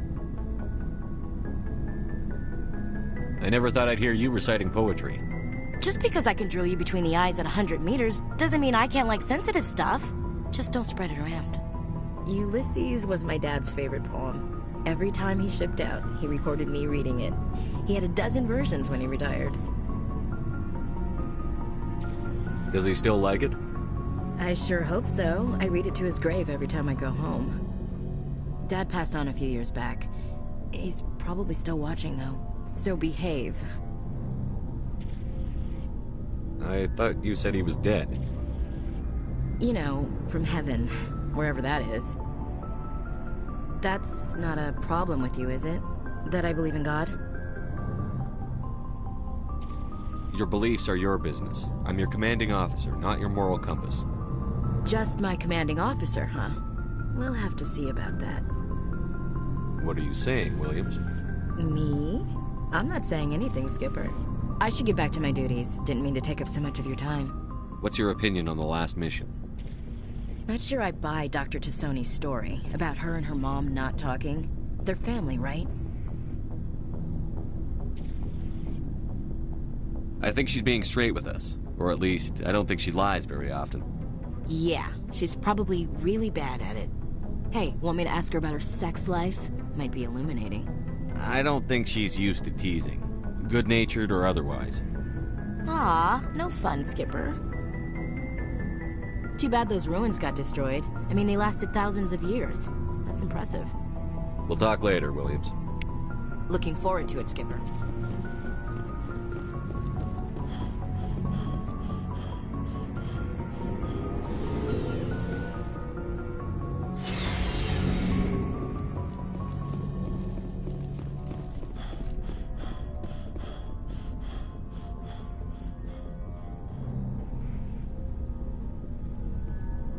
Anything you need, Commander? Just trying to get a sense of where the crew's at. Thoughts? Is this an official evaluation, Commander? Or off the record? Alenko, when it's just you and me, you can consider it off the record. That's a generous attitude. Okay. I think there's something wrong with all this. This Saren is looking for records on some kind of galactic extinction, but we can't get backup from the Council? Sorry, Commander. There's writing on the wall here, but someone isn't reading it. The Council doesn't want to believe anything's wrong. I'd call it human nature, but...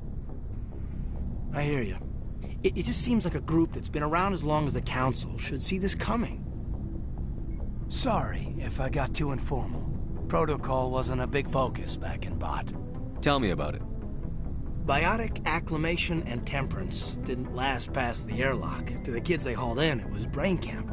Sorry, hauled in is unkind. We were encouraged to commit to an evaluation of our abilities so an understanding of biotics could be compiled.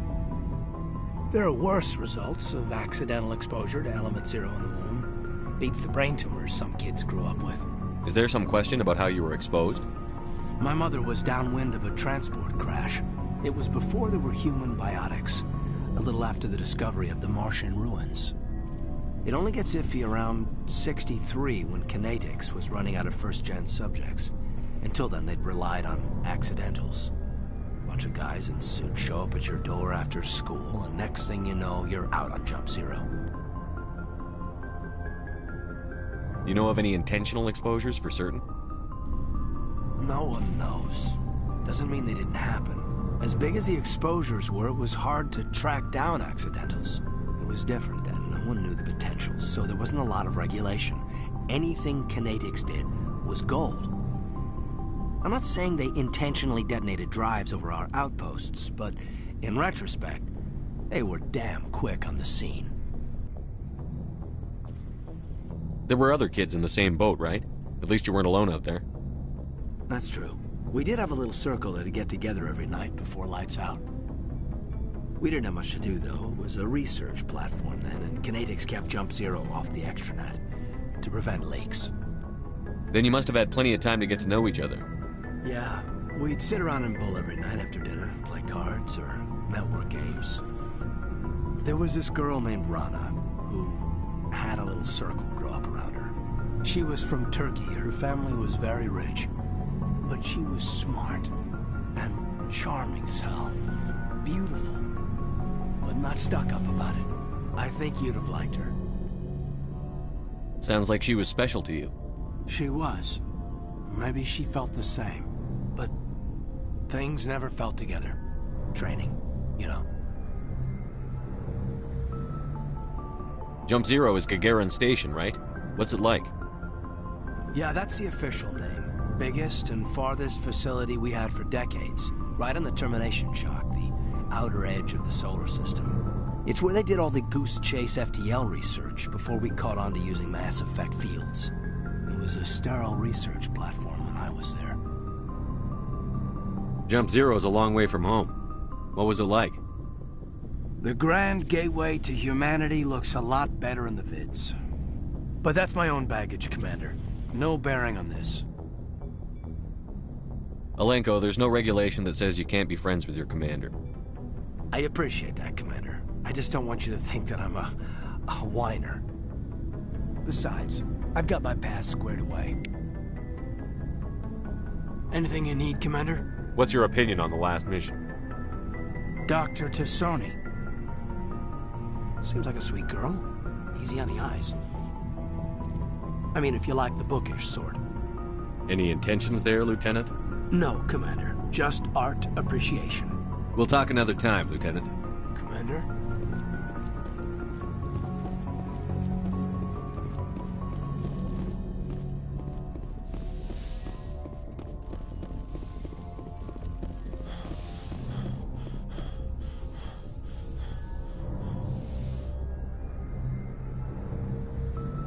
I get the feeling you want to ask me something, Commander. I just wanted to talk. Of course, Shepard. What did you want to talk about? Do you know why Benezia joined up? I don't understand it. She was always out. Maybe she thought allying herself with Saren would somehow be for the greater good in the long run. At least I hope so. I should go. Goodbye, Shepard.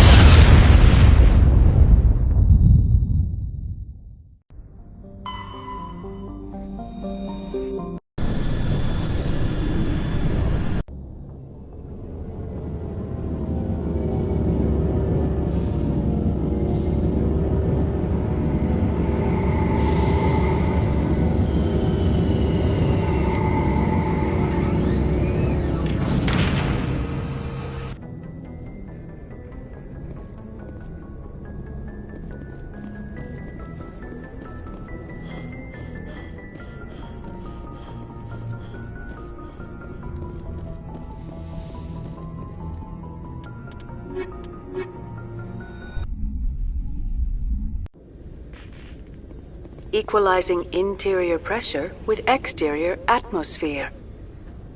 Logged. The commanding officer is ashore. XO Presley has the deck.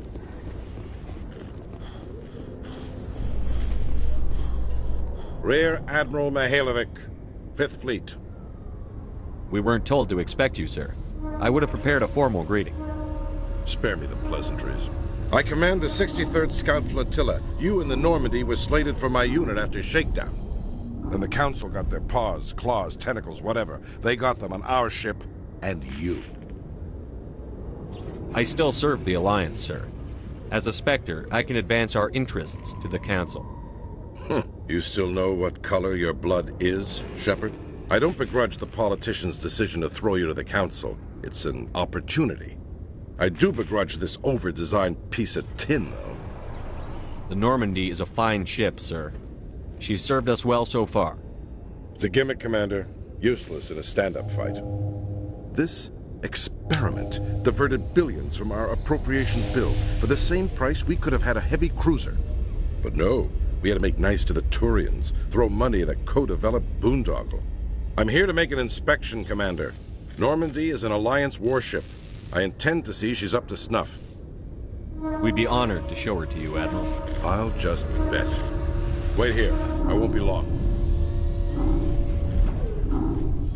Commander, I'm not happy.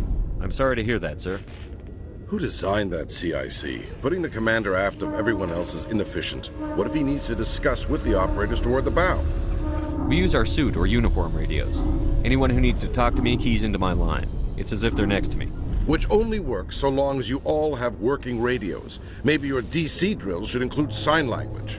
I had to shake my head at that drive core of yours. 120 billion credits at element 0 to make this thing able to move without giving itself away. You realize we could make drive cores for 12,000 fighters with that money? What good is it to hide for a few hours anyway? Useless. We can loiter in an enemy system and monitor traffic, or drop infiltration teams on enemy worlds. Normandy can be more effective than the Solarian STG. Maybe. But that's not the job of a proper warship. We're supposed to find and kill the enemy fleet, not count how many times their garrison goes to the bathroom. And we need to talk about your crew, Commander. Krogan? Asari? Turians? What are you thinking, Commander? You can't allow alien nationals free access to Alliance equipment. Between Saren and the Geth, we have enough enemies out here. Treating other species with suspicion and distrust won't win hearts and minds. That assumes the hearts and minds are worth winning. That hasn't been proven yet. You have anything else to say, Commander? Any other justifications for the state of this vessel? I think the Normandy is a good ship, sir. Even if you disagree, you have to see that her joint construction and multiracial crew make the Alliance look better. Your job is to look good, Commander. The Alliance navies is to win wars. I don't agree with any of this, but your reasons seem sound. I'll be submitting a report to the Joint Military Council. It will not be as negative as I'd planned. Good hunting, Commander Shepard. Make us proud.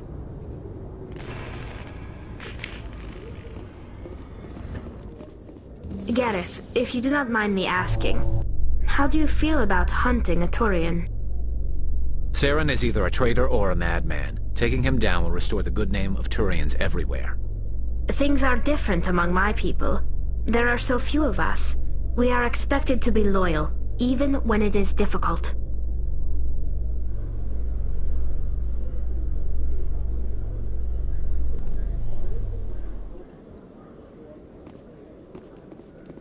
Khaleesa been seen in Al-Jalani, Westerland News. Would you answer a few questions for our viewers? What do you want to know? You've been given a unique position to represent our race. People want to get a sense of how you'll do that.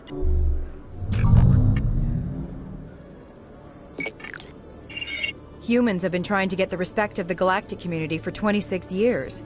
With that in mind, what are your feelings on being the first human Spectre?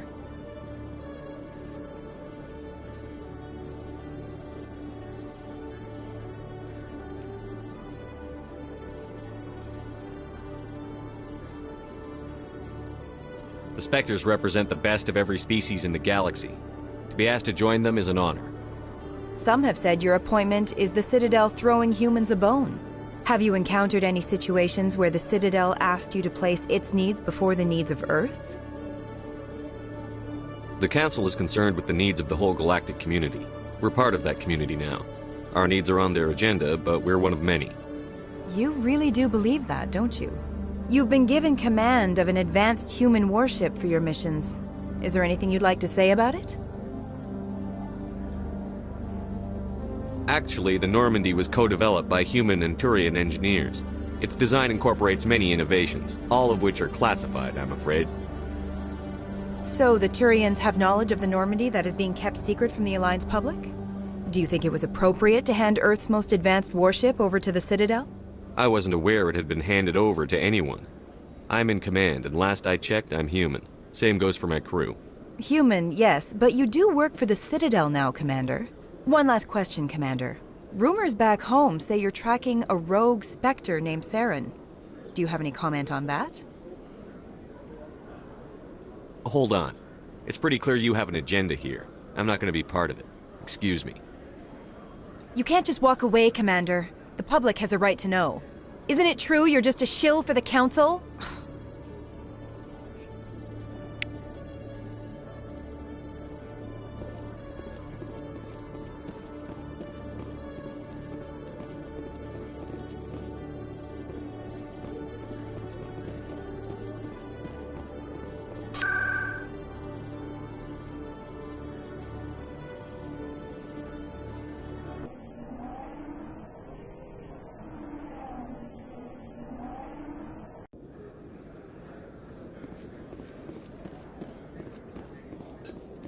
Commander, I've been waiting for you to get back.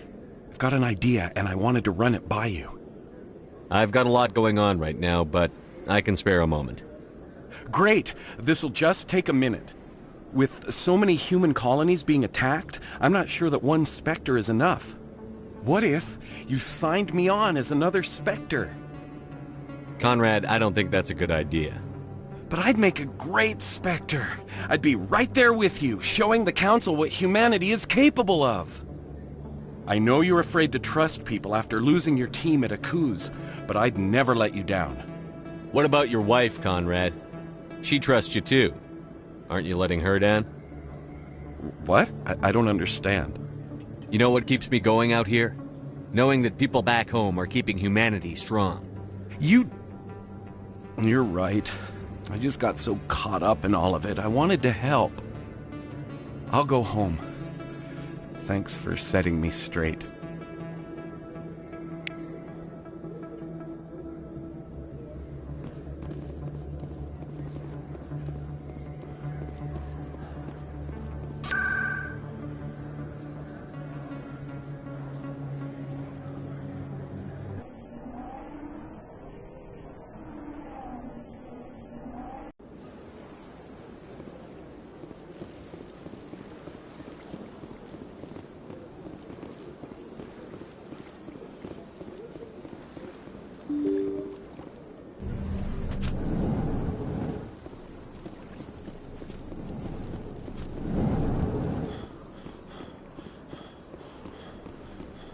Commander Shepard, I am Nasana Dantius. I see you got my message. It sounded like you needed some help. I do. My sister Dahlia is a crewman on the cargo vessel operating out beyond the fringes of the Traverse. Her ship was attacked by privateers. There were no reported survivors. I'm sorry for your loss. This is where it gets complicated. Last week, I received a message with her voice on it. Dahlia is alive. The rest of the crew was killed, but she was taken prisoner.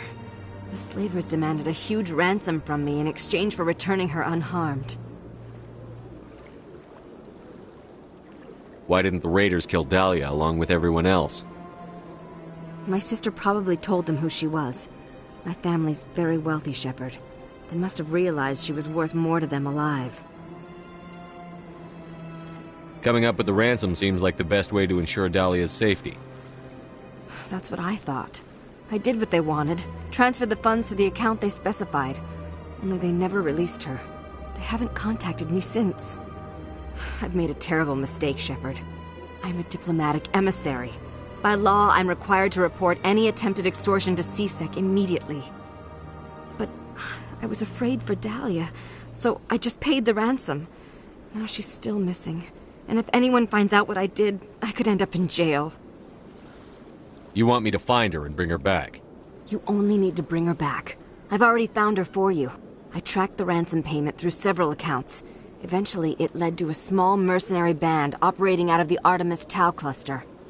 I need you to go to the Merc base, take them out, and bring my sister back. You shall be well rewarded. Anything you can tell me about the mercs who have your sister? Pretty much what you'd expect. Rough, dangerous, and well-armed. Nothing a Spectre cannot handle, though. How'd you find out who was behind the ransom? I have resources. Contacts and credits can go a long way, especially if you're willing to bend the rules. I already broke the law when I paid the ransom. This couldn't make things any worse. Can't you hire someone else to do this? I do not want to take chances with my sister's life. I need a Spectre. Besides, you operate outside official channels. My superiors cannot find out I never reported the ransom in the first place.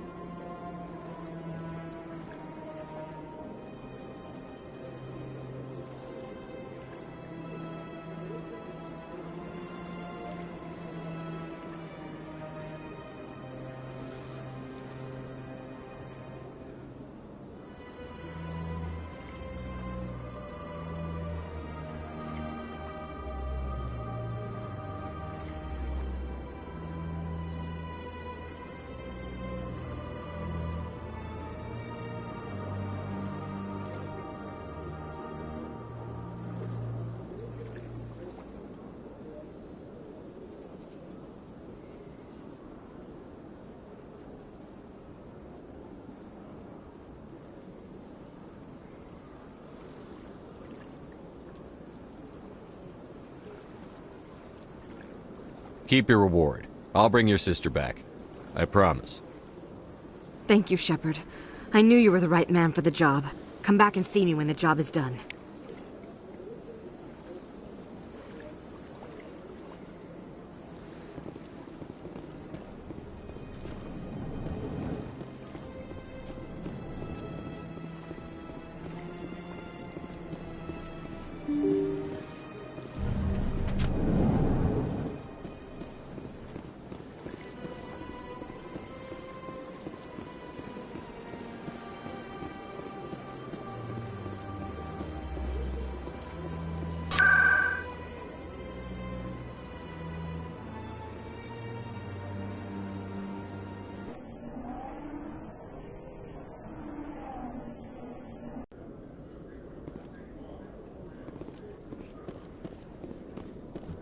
Alliance officials have raided a dangerous cult controlled by a former Alliance officer, Major Kyle.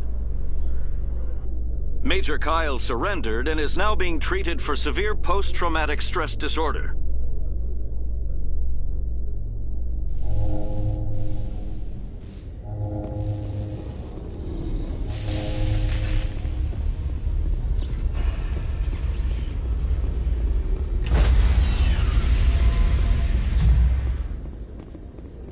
Stand by, shore party.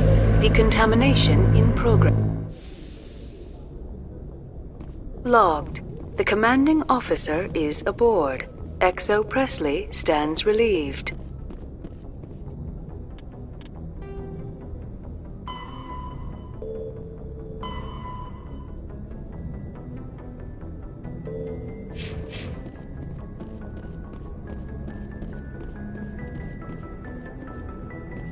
Message coming in.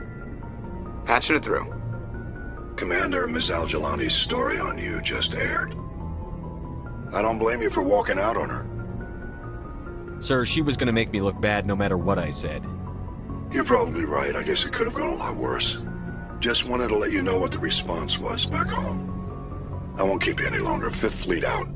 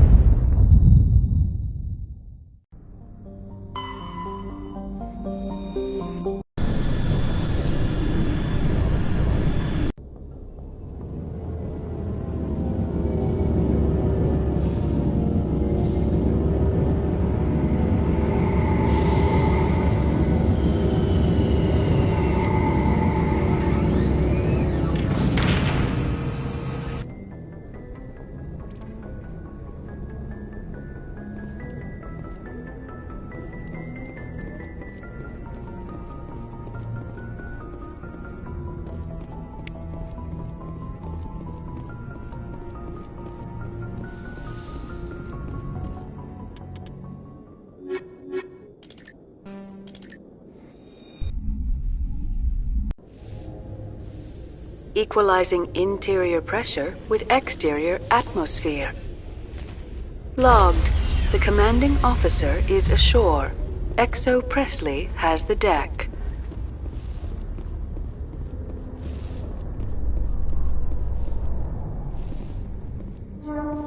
Presidium technicians are struggling to understand why a computer system catastrophically overloaded recently. Technicians are reportedly unsure of what caused the malfunction, or even what the system was originally designed to do.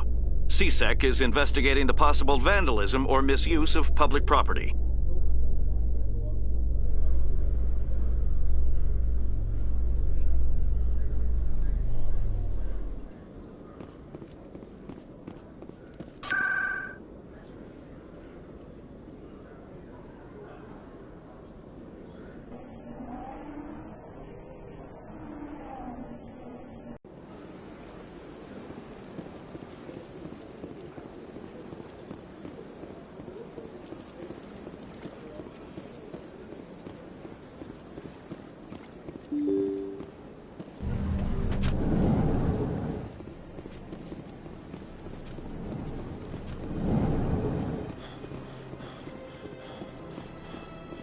Yes, Shepard?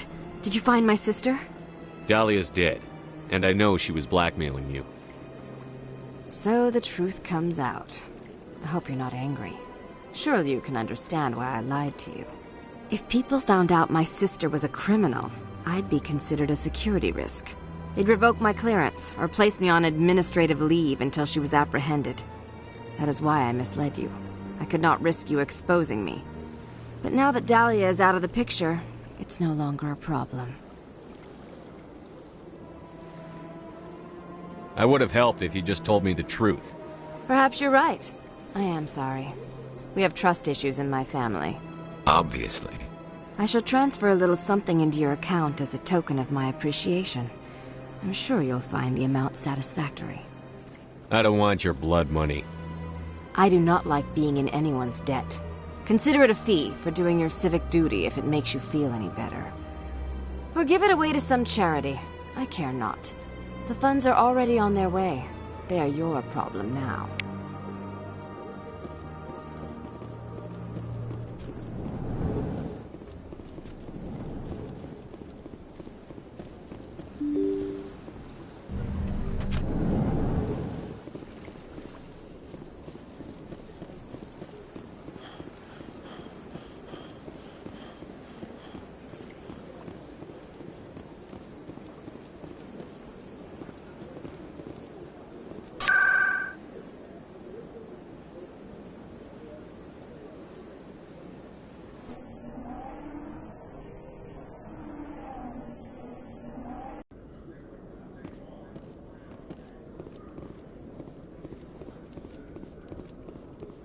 You seem to be attracting unwanted attention, Tally. Several passerbys were staring at you. Many think less of Quarians for traveling in the flotilla and for creating the Geth. They see us as scavengers, little better than thieves. It is natural for people to dislike rootless wanderers. If Quarians would just settle another homeworld, you would not run into such concerns.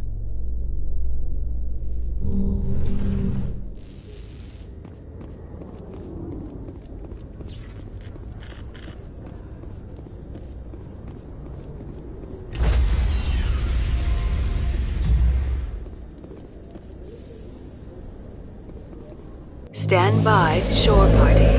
Decontamination in progress. Logged. The commanding officer is aboard. XO Presley stands relieved.